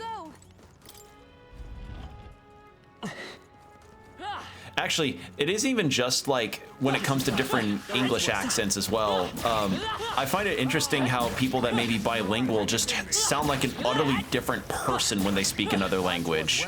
Like, say if someone's bilingual and their native language may have been like, say French or Romanian to start with, and they just sound like a different person. Fuck! No! God damn it, I lost it again! Like, you know, they have the perfect accent work, but then they just lose all trace of that whenever they speak English, and it's just real. Or if they interlace this English word into their casual speak while in another language, like say someone is bilingual in, I don't know, German and English as an example, and they're speaking perfect German, and then the second that they say a English word like McDonald's or something, like a chain, and they just say the word McDonald's in the most American way possible, and then they just switch back to perfect German, and it's like, what the fuck? Did your brain just glitch? I have an accent and people always ask where I'm from. Yeah. It's just interesting how different regions can just sound so different from each other no matter where you're from. Like, I was born and raised Texan, but I don't have a southern accent because I was born and raised in the suburbs. So I can't believe. So, I never really had the long southern drawl that you recognize from most areas of Texas or Georgia or Louisiana or Mississippi or any of them states. But if you go to like southeast to eastern areas of Texas, or no, if you go south to southwest areas of Texas, like closer to central spots, that's where you'll find it. Like some of my extended family from Texas has the accent. Those are the soldiers who escorted me. Oh no, how can this be? The fault lies with me, and my atonement shall be realized when I become a sacrifice to the dragon god. Hey. What is this dragon god anyway? Any ideas what could have started this little temper tantrum? Of that I am uncertain. But ever since the founding of the village, when our protector deity frenzies, it is appeased by the sacrifice of the priestess. It's a mural. Our origins is inscribed here in archaic writing. What's this one of? Our origins. That is the Mastari's people. Look close there. The people in the painting have 3 eyes. Very well. This painting depicts the birth of the village. In the center, there's our first chief. Our village passed down and protected for generations, and now I too must sacrifice myself to save it. All right. But yeah, if anything, a lot of my accent is more Midwestern sounding in spots, but I've heard Midwestern sounding people sound kind of like they're more from Tennessee. But a lot of them do tend to have a more neutral accent because you know, Midwest as a region of the U.S. is not particularly like influenced strongly by one origin, I want to say. The closest I would probably say is Swedish to the Midwest. I think she's Scottish. Got it. So, we've the priestess, the lance, and the flock. Feels like we're getting closer and closer to the truth of this island. Indeed. The people of the village discovered these ruins and met the dragon god. Later, those entrusted with the sacred ceremonial duty became the priestesses. The dragon god is our protector deity, but also an impetuous god of conflict. Sometimes its all-consuming rage is directed at the island. In those chaotic times, the priestess makes herself a sacrifice. Legends foretell that in offering her life to beg for mercy, the dragon god's spirit is appeased. Hey. Yufa, are you not afraid to die? Seems almost like you want this to happen. I cannot claim to be absent of fear, but I possess the ability to save the people of the village that I hold dear. So more than anything else, I feel both joy and pride. Let us continue. If she was a redhead, I don't be convinced I was Irish. Ah. Now then, let's resume our journey. Say. All right. Yeah, I have a inkling that. I shouldn't say inkling. I know for certain that a lot of Minnesota's origins are based with Swedish immigration when they were coming over from Sweden and Norway and Denmark, and that influence is strong. Like my grandma on my dad's side sounds like she's got the Minnesota accent down. It's like, oh yeah, you've come all the way over here. Let's go ahead and have ourselves a burger. You know, like that kind of accent. All right. We've come a long way down. What's up ahead? Is the altar back there? I mean to say. You will know once you see it. Please go inside. Got it. Although, believe it or not, I actually do need to work on potentially trying my Midwest accent more, like the Minnesota half, because that's not what I was raised with. What? What? Wow, what is this place? I don't think we've seen anything like this before. Huh? What in the name of fuck? Would you look at that? Wait!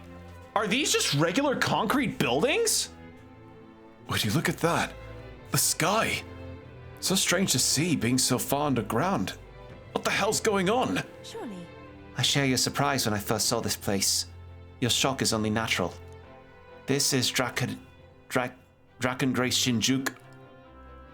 Drakengray Shinjuku, the remnants of an ancient civilization. My people refer to it as the Lost City. What? That's no language I know. Safe to say, it's really, really old? Yes, our ancestors discovered it alongside the lance and enshrined it all in the temple. Is it gonna be an RPG or something? We call it Leeds. What the fuck? Please, have a look. Look at your feet. Traces of priestesses past, imprinted in the soil. An earthly record of the pilgrimages here. If we follow them, we shall reach the altar at the Lost City's lowermost level. Follow the path. Let's go. This Shinjuku. Oh my god. What the fuck? I don't think we can avoid a fight here. Nice! Wow, okay, so Now accept your fate. we just have Japan. Then again, We just have Japan in the underground here. Okay. It's not over yet. Wow. Bet it was a huge shopping mall. Man, someday if I ever get to go to Japan, I would be broke within like 2 days. you've no time for prayers. Oh, you're weak to darkness. Let's stay calm. Nice moves, Husband. Still here? I've got just the dance for you. Oh, stubborn, hey? Magic Knight! Oh, weak to piercing. Oh, right, because poison shot too. I forgot one. You never lost Only one left. Finish them off and work. Just to limit my usage of protagonists' Great job, MP stuff. Not bad, if I say so myself. Because yeah, if there's any kind of stores that like, I mean that's kind of the deal no matter where you go, but you're gonna end up wanting to go to these no matter what. Because if I were to go to Japan, I've got a lot of potential destinations that I'd love to visit. Hey gamer, how's it going? Hope you're doing well tonight. We just reached Shinjuku That's what I call underneath a big ancient temple. And we're talking about how fun it is to witness accents from different areas of the world and how they can be influenced depending on where you grew up. Can be purified at a church. Oh. Oh, thank God, a restroom.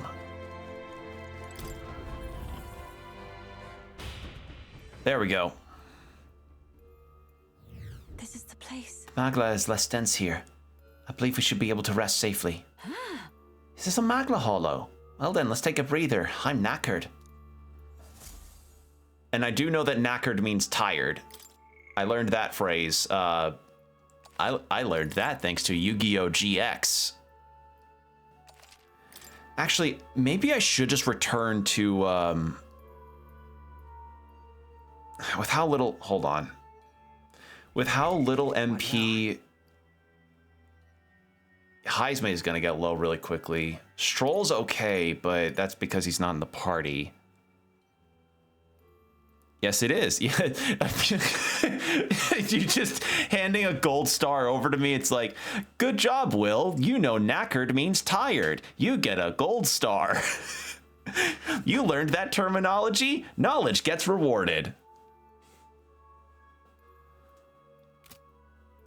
Now, what's another phrase for Scooby-Doo? Or what's another phrase for a clue? A Scooby-Doo? Congratulations. Here's a cookie. I learned that one because of Spider-Verse. I think I probably should return to the entrance because We are really low. Now calm your socks and crack on pedal. Calm your... What the fuck does that mean?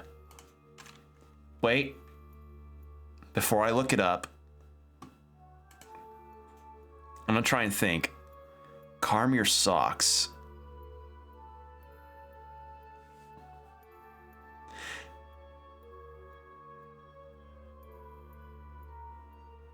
Would that be... Would calm your socks mean get ready or something? Like is that another term for get yourself ready? We're gonna return to the entrance. We're spent. Understood. Especially if a boss fight's coming up. Well... I will remain here. What? What? But your brother's waiting for you on the island. I have made my choice. This is where I belong. I cannot return while the dragon god yet rages. Her mind is set. It appears so. Let's come back as soon as we can. Okay. Until then, find somewhere safe and wait for us. Understood? Indeed. Yes. I cannot make it to the altar alone. When you return, I shall be ready. Settle down. Don't get ahead of yourself. Okay. Oh. Calm your... Okay. If it was calm your socks, I would have totally understood that to be the phrase. Calm? What the fuck is that? And crack on pedal. Oh wait, calm your socks and crack on pedal. Oh, that's the entirety of the phrase. Oh, I thought they were two separate phrases. Okay. Okay then. You learn things all the time, huh? Right?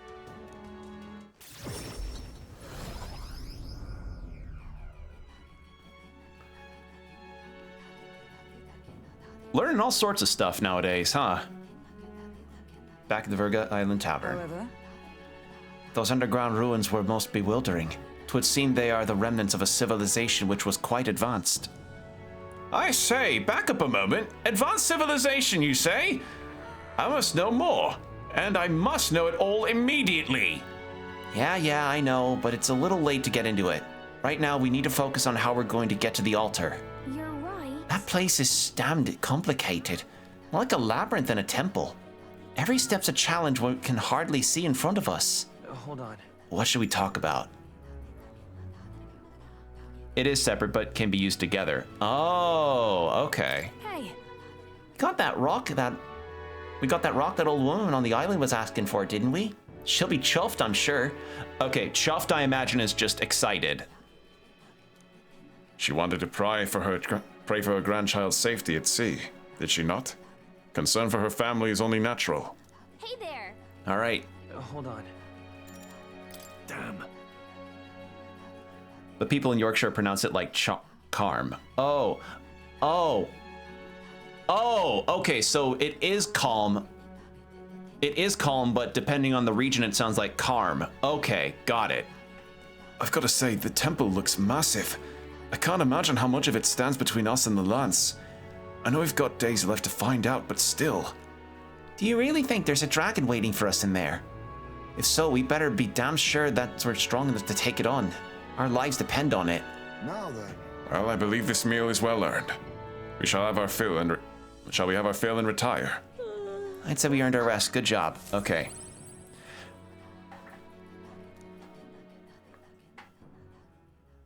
Time marches on, and the age of a new king draws nearer. All right, I hate to interrupt the middle of everything, but I actually need to use the restroom really badly. I've been drinking a lot of water. So if y'all will pardon me for a moment, just for a quick minute, I'm gonna go use the restroom. I suggest y'all do the same if you need to, and then we'll be right back.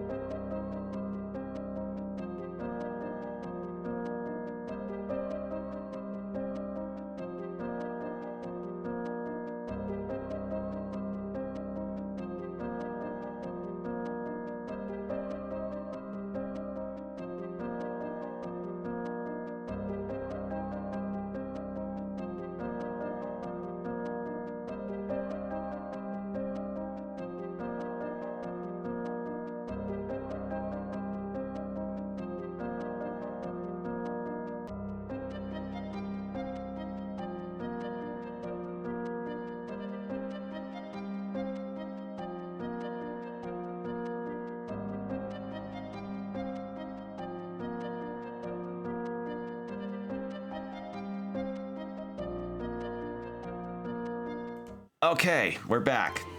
Sorry about that. Just needed to use it really badly, but we're good now. And we're gonna go turn in this quest. Probably get ourselves some extra equipment that we most likely will end up needing, and then we'll be going into the dungeon again. Not finished yet? Brought me a polar stone by any chance? Here, I'm not handing them over. No. You found at least one of my stones. Now I can make a doll for my grandchild. You saved me. You saved my grandchild's life. If the rumors were true then, you really do have a good heart. Take a little extra with my thanks. Mission accomplished.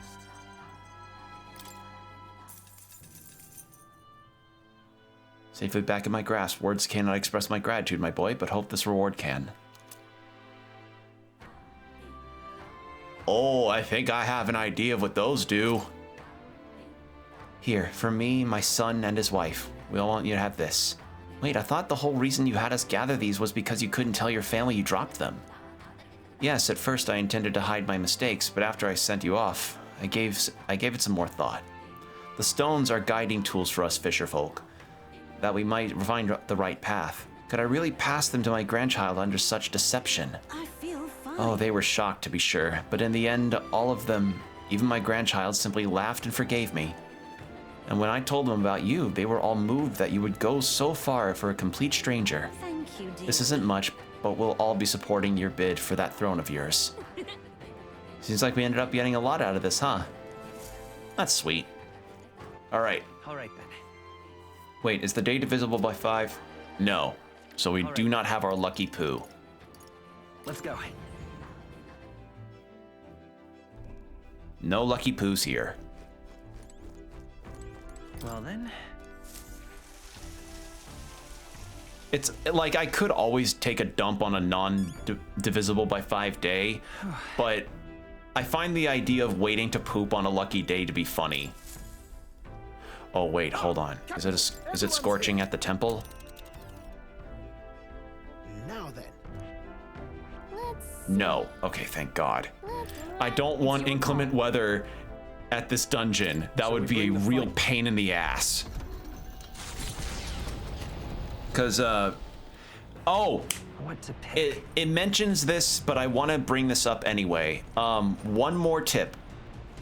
So, in this game, when you have to deal with the weather, what has to happen is this: you deal with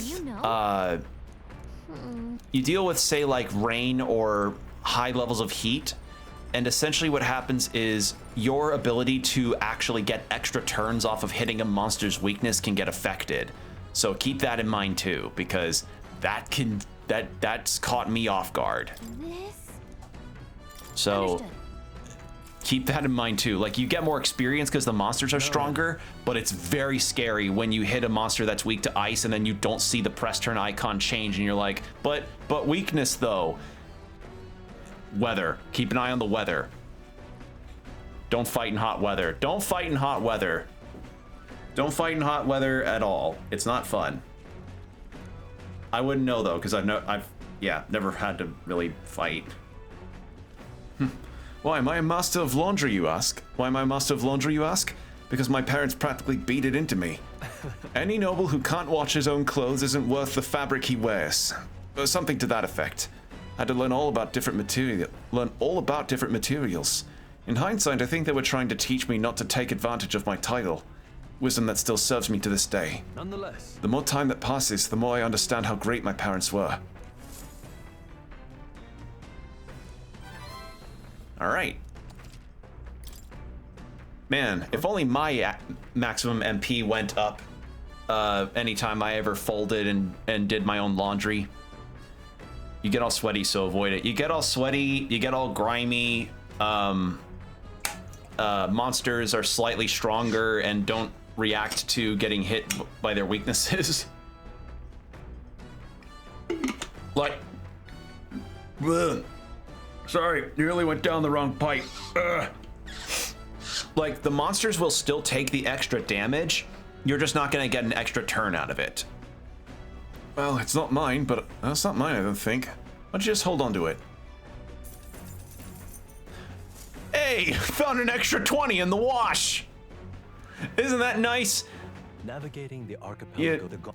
You just, don't you like that when you're doing your laundry and you find a 20 in your pocket that survived the wash? Or I don't know what the British equivalent of a $20 bill would be.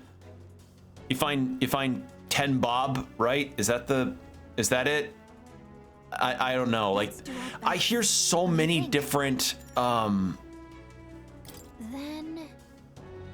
I hear so many 20 pounds. Okay, because like I know there's a very slight difference as far as how much a pound is versus a dollar. Like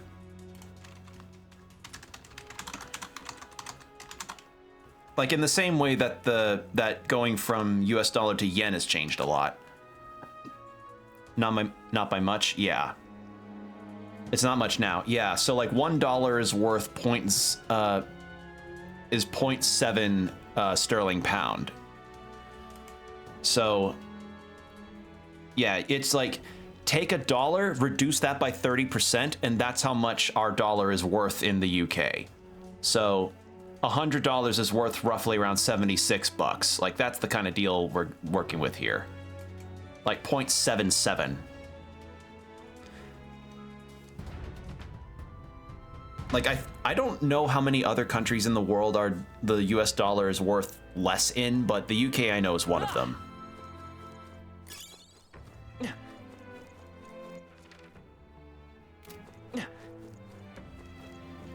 But yeah, the rough conversion would just be like a more straight line conversion of being like, yeah, it's like $20 note is a $20 note.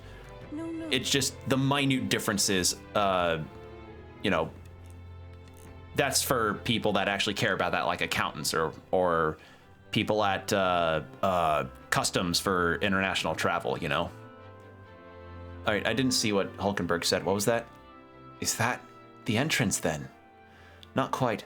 That leads to an ancient lift powered by Magla. There are 4 lifts in the Lost City. In order to reach the altar, we must make careful use of them. Let us go. Please continue along the traces on the floor, as you have been. The lift to the altar is ahead. Is this right?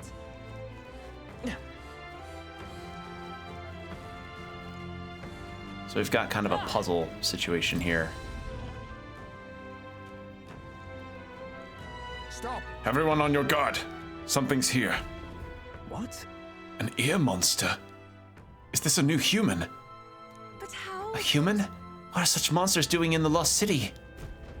Seems likely. Surely it's due to the increase in melancholisation. Perhaps it's human. Perhaps this human was drawn here by the dragon god as well. So they're meant to Polish use Zosti?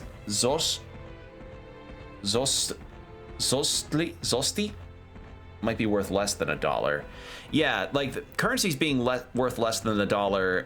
I've looked up what some currencies are worth versus USD, and it's interesting to me how the conversion works, and that always goes down to economics in the end. So they're meant to keep intruders out. They're doing the dragon god's grunt work. That can't What? be. But why? Why would the dragon god reject me? I am the rightful sacrifice. Never mind that now. Doesn't seem like this thing's acting weird. Almost like it's waiting for us to make a move. Wait. Wait, everyone halt.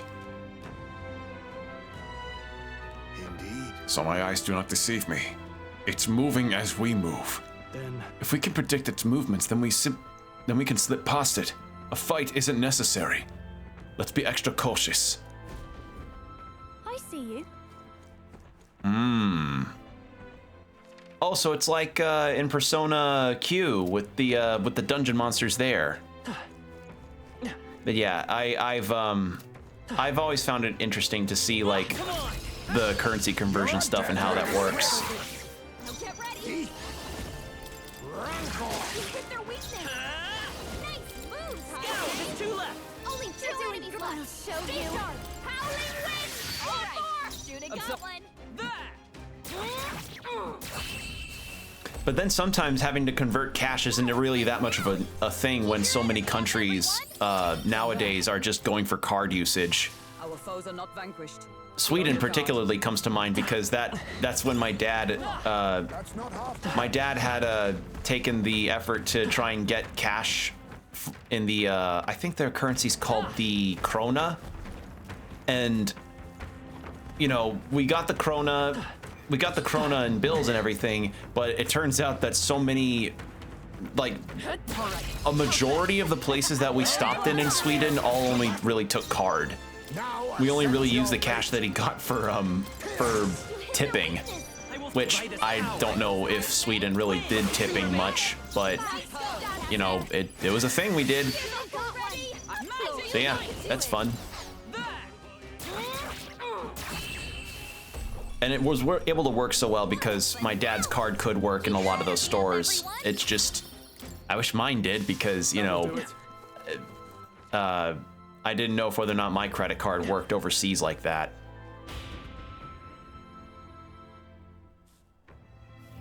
Just as I thought.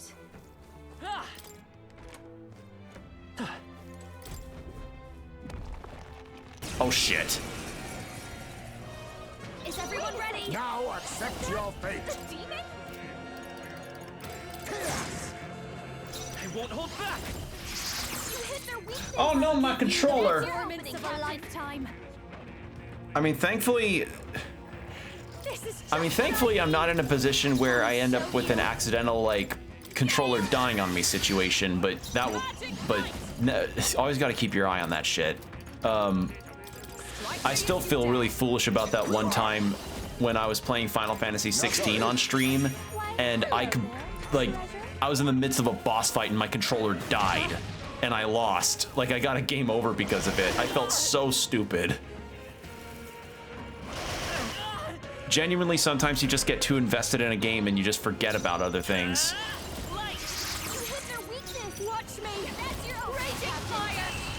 There we go. Nobody will stand in our way. All right. Within the effort is key. Heisme is now maxed on the thief. This looks valuable. Lightning. That's what I call treasure. Oh, you're taking that, Hulkenberg. Right now. You're taking that one, Quack. You're gonna let, yeah. Electric affinity, so it's just permanent electricity. That's good shit. Heisme, you are gonna go to thief, or to assassin. Fascinating. This right here. Its heroic embodiment is that of the adept knave, a shadow who robs the wicked of destiny, exposing their falsehoods to the light of day. All right. All right. I'm counting on you. Of course.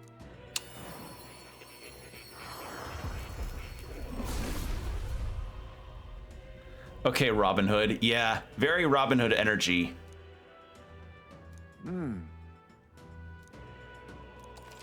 Very good stuff. I have retained my edge. Now, I would like to, for me,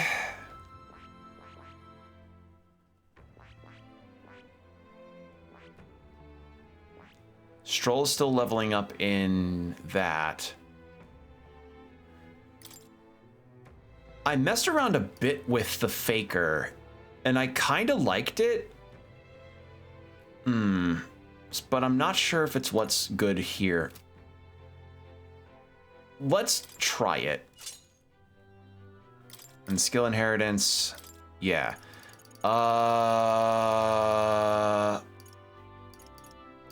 What were you weak to? Hold on. Details. You're weak to Pierce and Wind.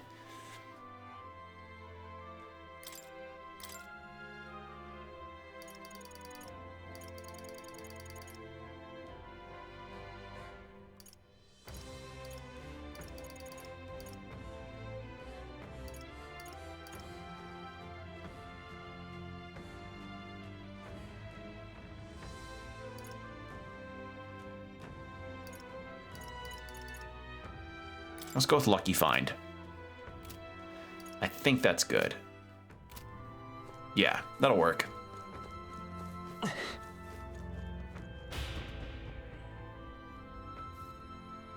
right.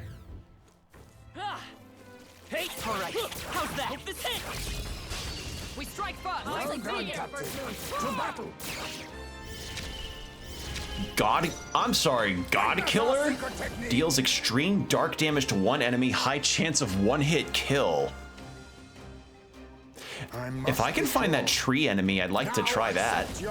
Lurking Nightblade deals many. Oh fuck! I forgot his inherited skills. Oh well.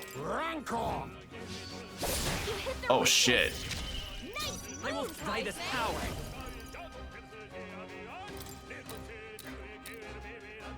Light. You're here. Behold this power. Howling wind. All right. Done. Is everyone all right? Huh. Take this. Still standing, I see. Some time to end this. I won't hold back. Flare. Only watch me. Finish them off. There we go. I completely forgot about the inherited skills. Because, okay, that's something that I will say is a criticism for myself with this game, is that I wish, because like, even if they are technically separate studies, I would like it if the inherited skills of one archetype did carry over to the one that directly evolves after that one. Because it would make sense that, like, oh, the thief that evolves up to the assassin should surely have the ability to, you know, do a, to surely at least be able to have the inherited skills of the job preceding it. But no, that's not the case. And I'm like, why is that not the case? Like, why is that not the case? I need to know that. I don't know. I don't agree with that decision. All right, so I would actually like to take off Lucky Find for, where was the medium? There it is. I mean, at the very least, equipping skills that you already learned for inherited skills for a particular character doesn't cost any extra if you have a new archetype on them, which is good. It's just, I don't agree with the idea of like, oh, the inherited skills equipped don't carry over. That's my one gripe that I'm so far having with the job system. Otherwise, it's a good job system. I like it a lot. It's just one little thing. All right, can't go in there. Only way through is through that room.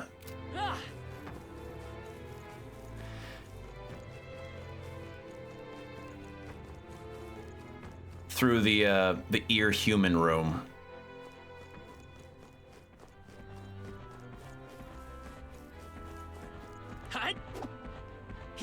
Oh, I can't even preemptively attack it at all. Oh.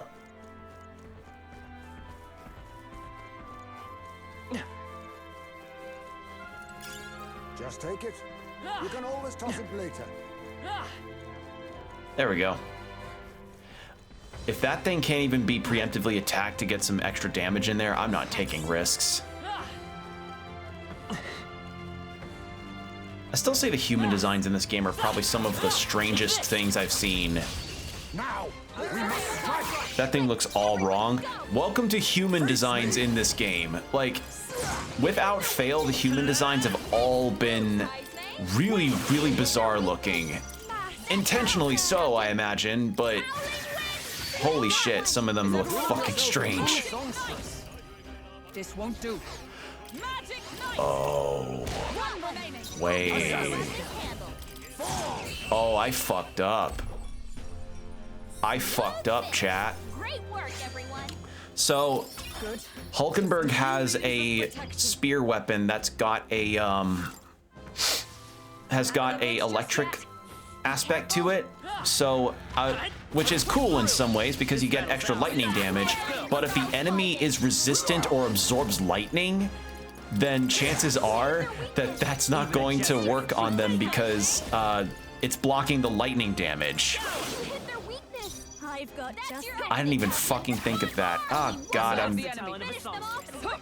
it's like my past Pathfinder game where I didn't even realize the weakness aspect of things. Because the story behind that is I recently had a Pathfinder meetup with my tabletop group. I'm right here.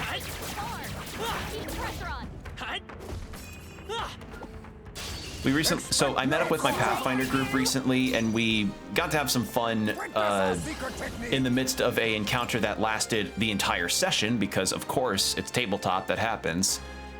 And My heart and soul are one. I had this idea to try and do a good chunk of damage with the class that I was. Okay. For reference, in my Pathfinder game, I am an investigator, which has this very neat ability of being able to use particular spells as in the form of potions. And I thought I had a good plan going on with what I had. And I decided to try and use something like a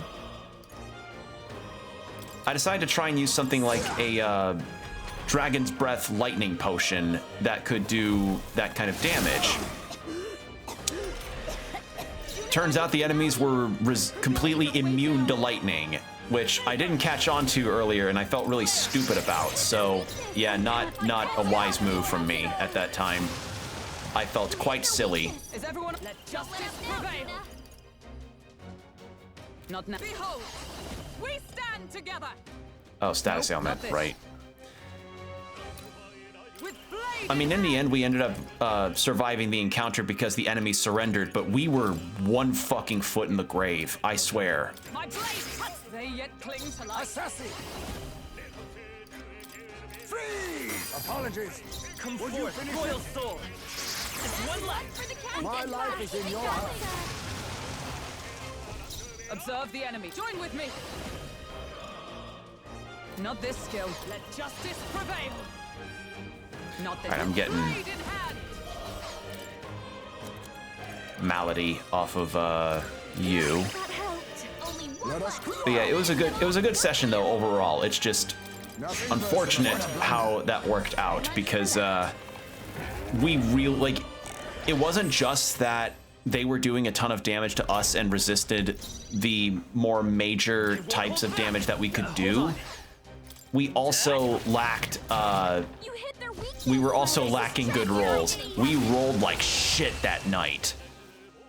Like, the issue that we've been facing in our campaign in Pathfinder is that the enemies have gotten armor classes that are exponentially high versus what we're able to actually roll or even put out as far as numbers are concerned. And we've not really been getting equipment that's been good for our party to help us out on that front. So yeah, I feel like, if I'm gonna be honest, I feel like it may be only a matter of time before I experience my first ever TPK. We damn near experienced a TPK actually, because the party's wrong. Because the party magic user was going to get ready to use a teleport spell to get the fuck out of Dodge. I was probably the biggest single target damage dealer in the party, and I was nearly down. The party bard didn't have much in the way of group healing. The super huge group damage dealer was not doing well in terms of health-wise themselves, and the party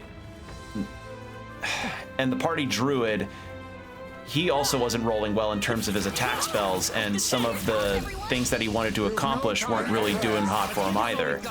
Like, he had this water elemental thing going on that kind of worked in terms of being a tank away from everyone else, but he went down because they decided to focus on him entirely.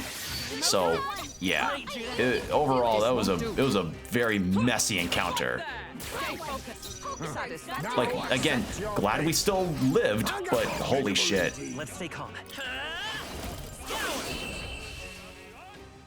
But yeah, I feel like with the way the things are going, it may be a matter of time before the party might not make an encounter because we just can't make the rolls. And anytime that we have difficulty checks for our rolls, for stuff like, oh, I need to get this, I need to get this enemy to be dazed or something, and they have to make a check. A lot of them have been making the checks pretty easily, which has been very disheartening. Which might have been our own fault for picking the kinds of characters that we did, but, you know, you live and you learn with this stuff. If anything, part of me kind of wants to start up Morkborg because our game master put that forward as an option in the event of us wanting to do a shorter campaign. And I agree that that might be a potential idea that'd be really fun, because it sounds like, because Morkborg just sounds like a good time of just being like, oh, more combat focused stuff, you know? Expect no quarter! Face me! Hang on! Even a jest. You hit their weakness, show you. That's your opening, Captain. By the for all that we strive for! Pierce through them! Still standing, I see. Forward! Formidable indeed. Is there another? Behold this power. There we go. All right, still using a lot of MP, but this is fine. I think we're in the clear. But yeah, I now realize that I fucked up with Hulkenberg's weapon, because while it does more damage and yes, is lightning infused, that doesn't mean that it's gonna be good for all of our encounters here. What's this? It looks like part of a keyboard. Parts of a keyboard have fallen off here, but they're made of a material I don't recognize. Perhaps an ancestor of the instrument. This thing's burnt to a crisp, but it is a keyboard, isn't it? Looks a bit different to the ones you see in church. So they had similar instruments in ancient times then. How funny. Well, music was the first magic in this world ever knew, darling. You can only imagine how much of the old world loved it. So, oh god, it's like a Sonic Care electric keyboard. I'm off to bed. You take care. Take care, man. It's been fun. Have a good rest of your night. Actually, wait. It is probably super late for you. What? Isn't it like the AM hours? Go to bed. Take care. Get 8 hours. Go to sleep. Good. I think we lost them. 5:30 a.m. Go to bed. What the fuck? Why are you still up? Take care of yourself. Go to sleep. Strange. It's not moving. The magla sustaining it must have faded. It's an old device. Like, listen, I appreciate you coming by. I really do. But seriously, get your 8 hours. You don't need to stay up for my sake, please. If we can activate the magic source, the lift should move normally. So be it. And where might that source be? Do you know? If so... Get to the mechanism. We'll have to take a shortcut with the neighboring lift. That one works, I believe. Let us go. Then... Sorry to yell, but it's like, seriously, y'all should never have to neglect your sleep just for the sake of a stream or anything. Like, proper care of yourselves is important. Also, ad break's about to start, so once we get to this next floor, I'll go ahead and change over to the BRB. Where the fuck am I?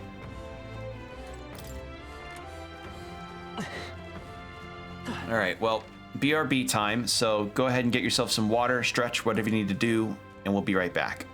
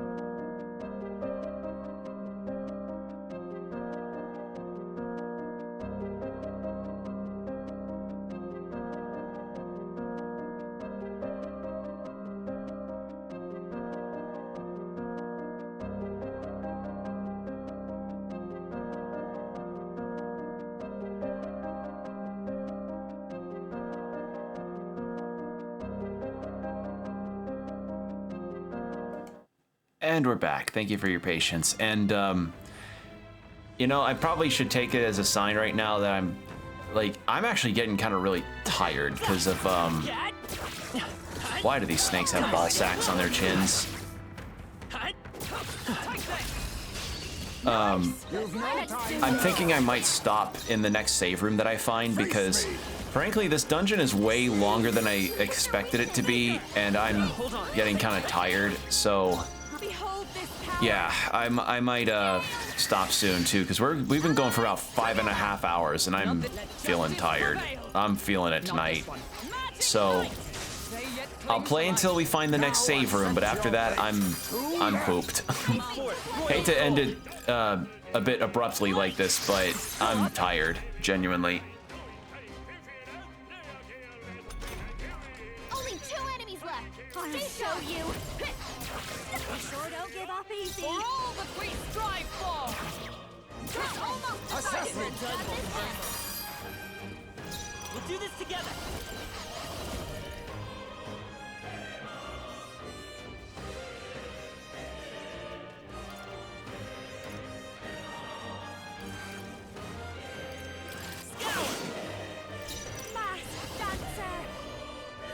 This might be a good strategy. Is everyone all right? Let justice prevail.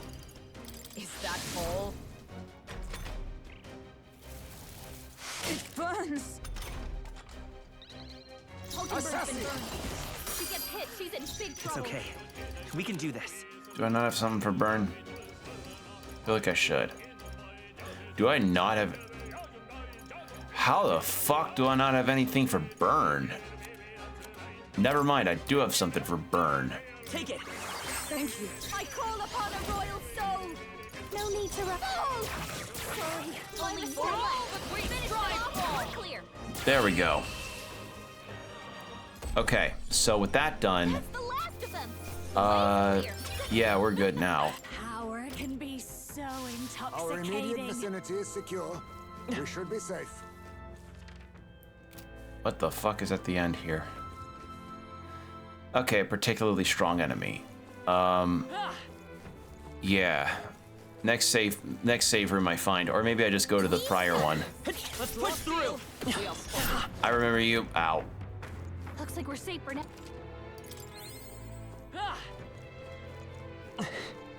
Oh god. Ooh, a shortcut. Ooh.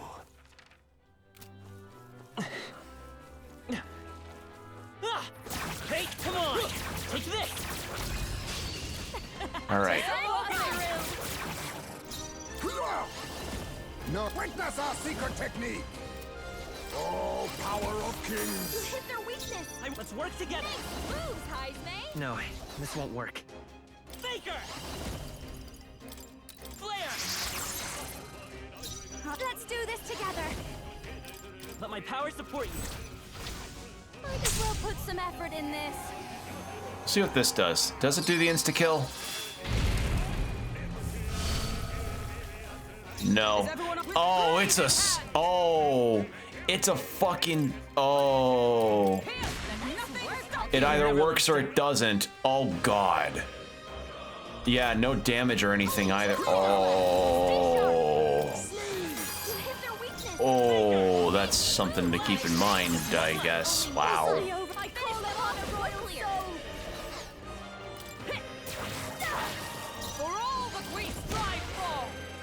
Face me. There we go. Smooth finish. Great work, everyone. All right, at the very least, we are getting good experience out of this. It's just, holy shit, this dungeon's big. This is a big fucking dungeon. All right, gotta go this way.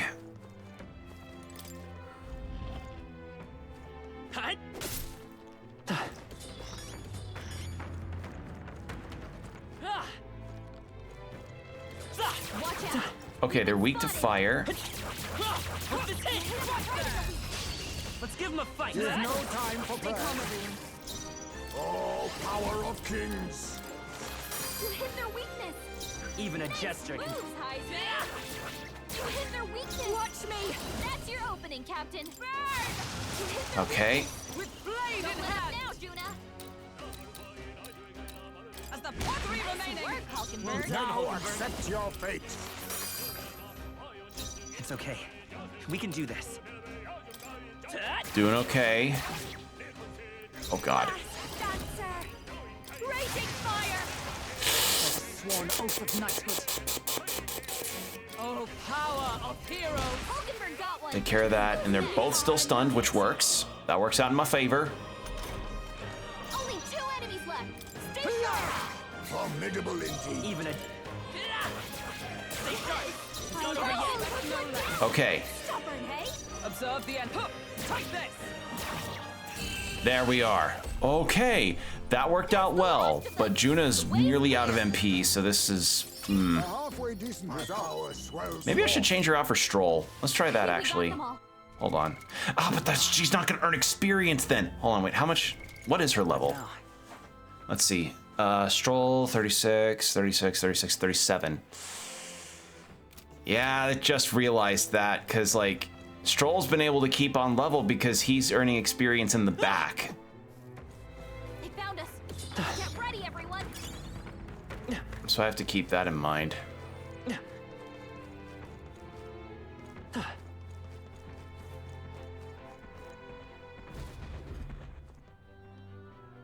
More humans, and not even a hair's breadth to squeeze past them.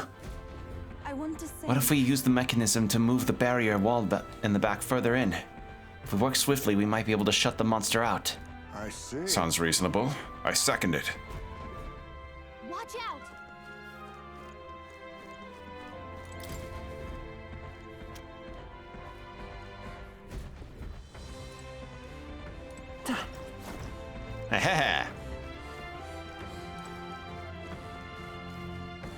Take that, nerd. All right. How's that? Take this. Let's push through. Hey, come on. Hope this hits. All right. How's that? Yeah. Okay. Let's give this all I like the we got. jester's range moves. That's nice. Face me. What? Walk. Okay. No. Kragmanjula. Wind? No. Behold this power. This might be too much. Fool!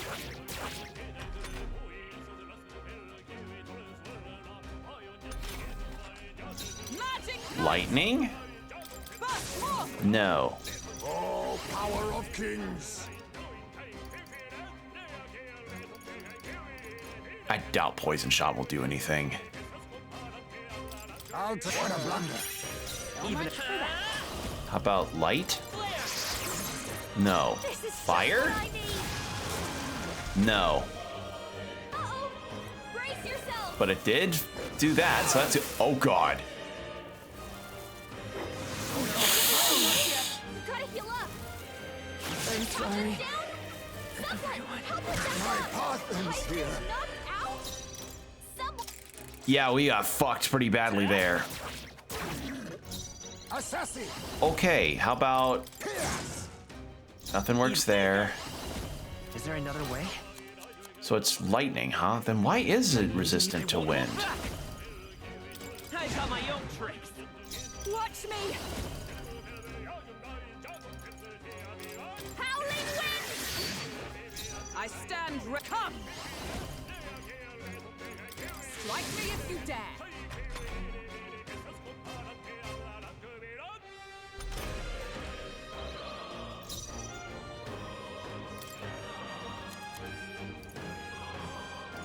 I'll use this. Thank you. Come forth, royal soul. How about this? Masked dancer. Burn! Observe Get with burned, blade in nerd. hand. It's probably blunt attacks that work. To you. You think assassin? How does this... Just 70. Okay. So it's about worth as much as a regular attack. Nice miss, bozo. By this power. win! This'll be I call upon a royal soul! Gale! Oh god, you're tanky. I stand waiting.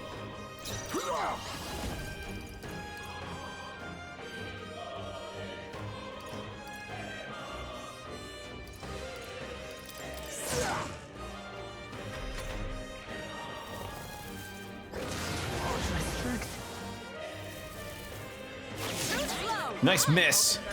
Like poetry in motion. You've got a bunch of ailments slowing you down, Captain. Light! Hulkenberg, I've your got attack just the powers dance drop. for you. You might say it's to die for.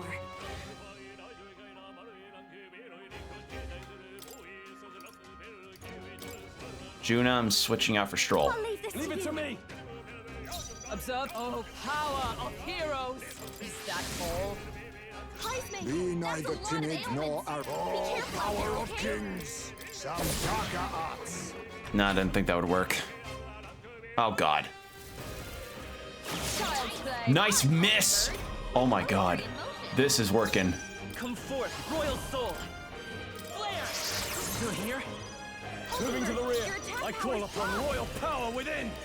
Not now. Okay, let's Closing the test distance. something. Come on! Ailments slowing you down, Take Captain. Yep, sure enough. Okay. Good to know. Healing up. I owe you. Thanks. Heisman, I'll use that's what a I lot must. of ailments. Be careful out there, okay? Now I'll be taking that. Ooh. I won't hold Good back. get. I've got my own tricks. Do that. Okay. This is nothing.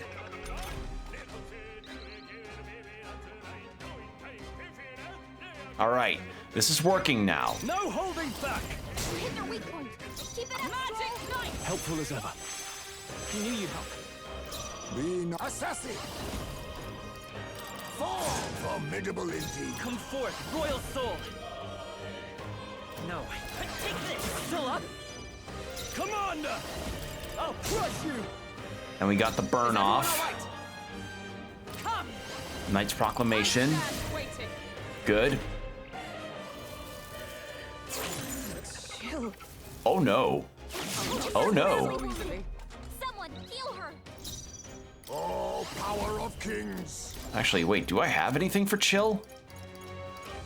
I've not encountered that yet. God damn it.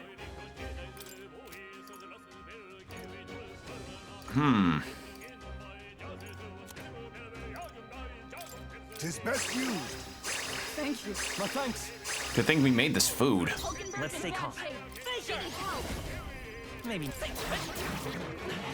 tough one. Commander! Take that! You hit their weak point. Keep it Oh, up. power of heroes. Allies, together. Come. I'll run you through. Worthy foe after all. Perhaps this suits me best. Holy shit, this guy was a rough one. Whew. Well, at least we'll have his weaknesses for next time, and plus we got a piece of armor off of him, which is a plus. That's all of them. God damn, that hurt. Oh god, there's more. Oh boy. What? No. Ugh, I think they see us. Don't let your guard down. There's more of them.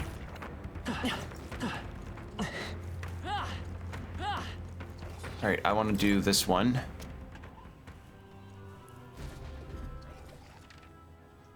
I'm just searching for a save room of any kind. A hollow, something. Is that a hollow up there? I hope it is. Because I just want to save, that's it. Oh, I see. You're kidding me. Damn it, we're trapped with a bunch of humans in the mix, no less.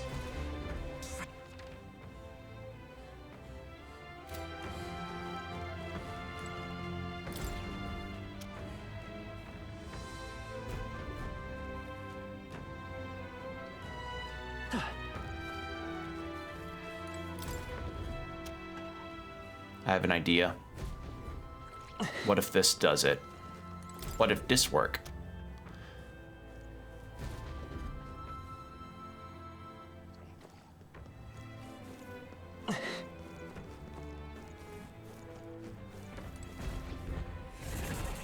Go! All right. If I die here, then that might be the case to stop. Only a flesh wound. Ow! Someone heal him fast! Can we escape? Pull back! Get the heck Okay, we can get... What? Okay, that worked. I don't think that's the intended situation, but we did it. Nope, it's not a hollow. They found us! Alive!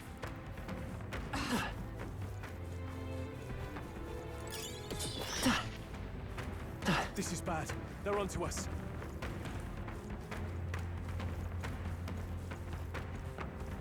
Yeah, that human enemy is a bit much for me at this time. I can't comfortably fight that. Oh my god, how much is this? I mean, I'm fascinated, but holy fuck, this is a big dungeon. Oh, good lord. Looks like they found us.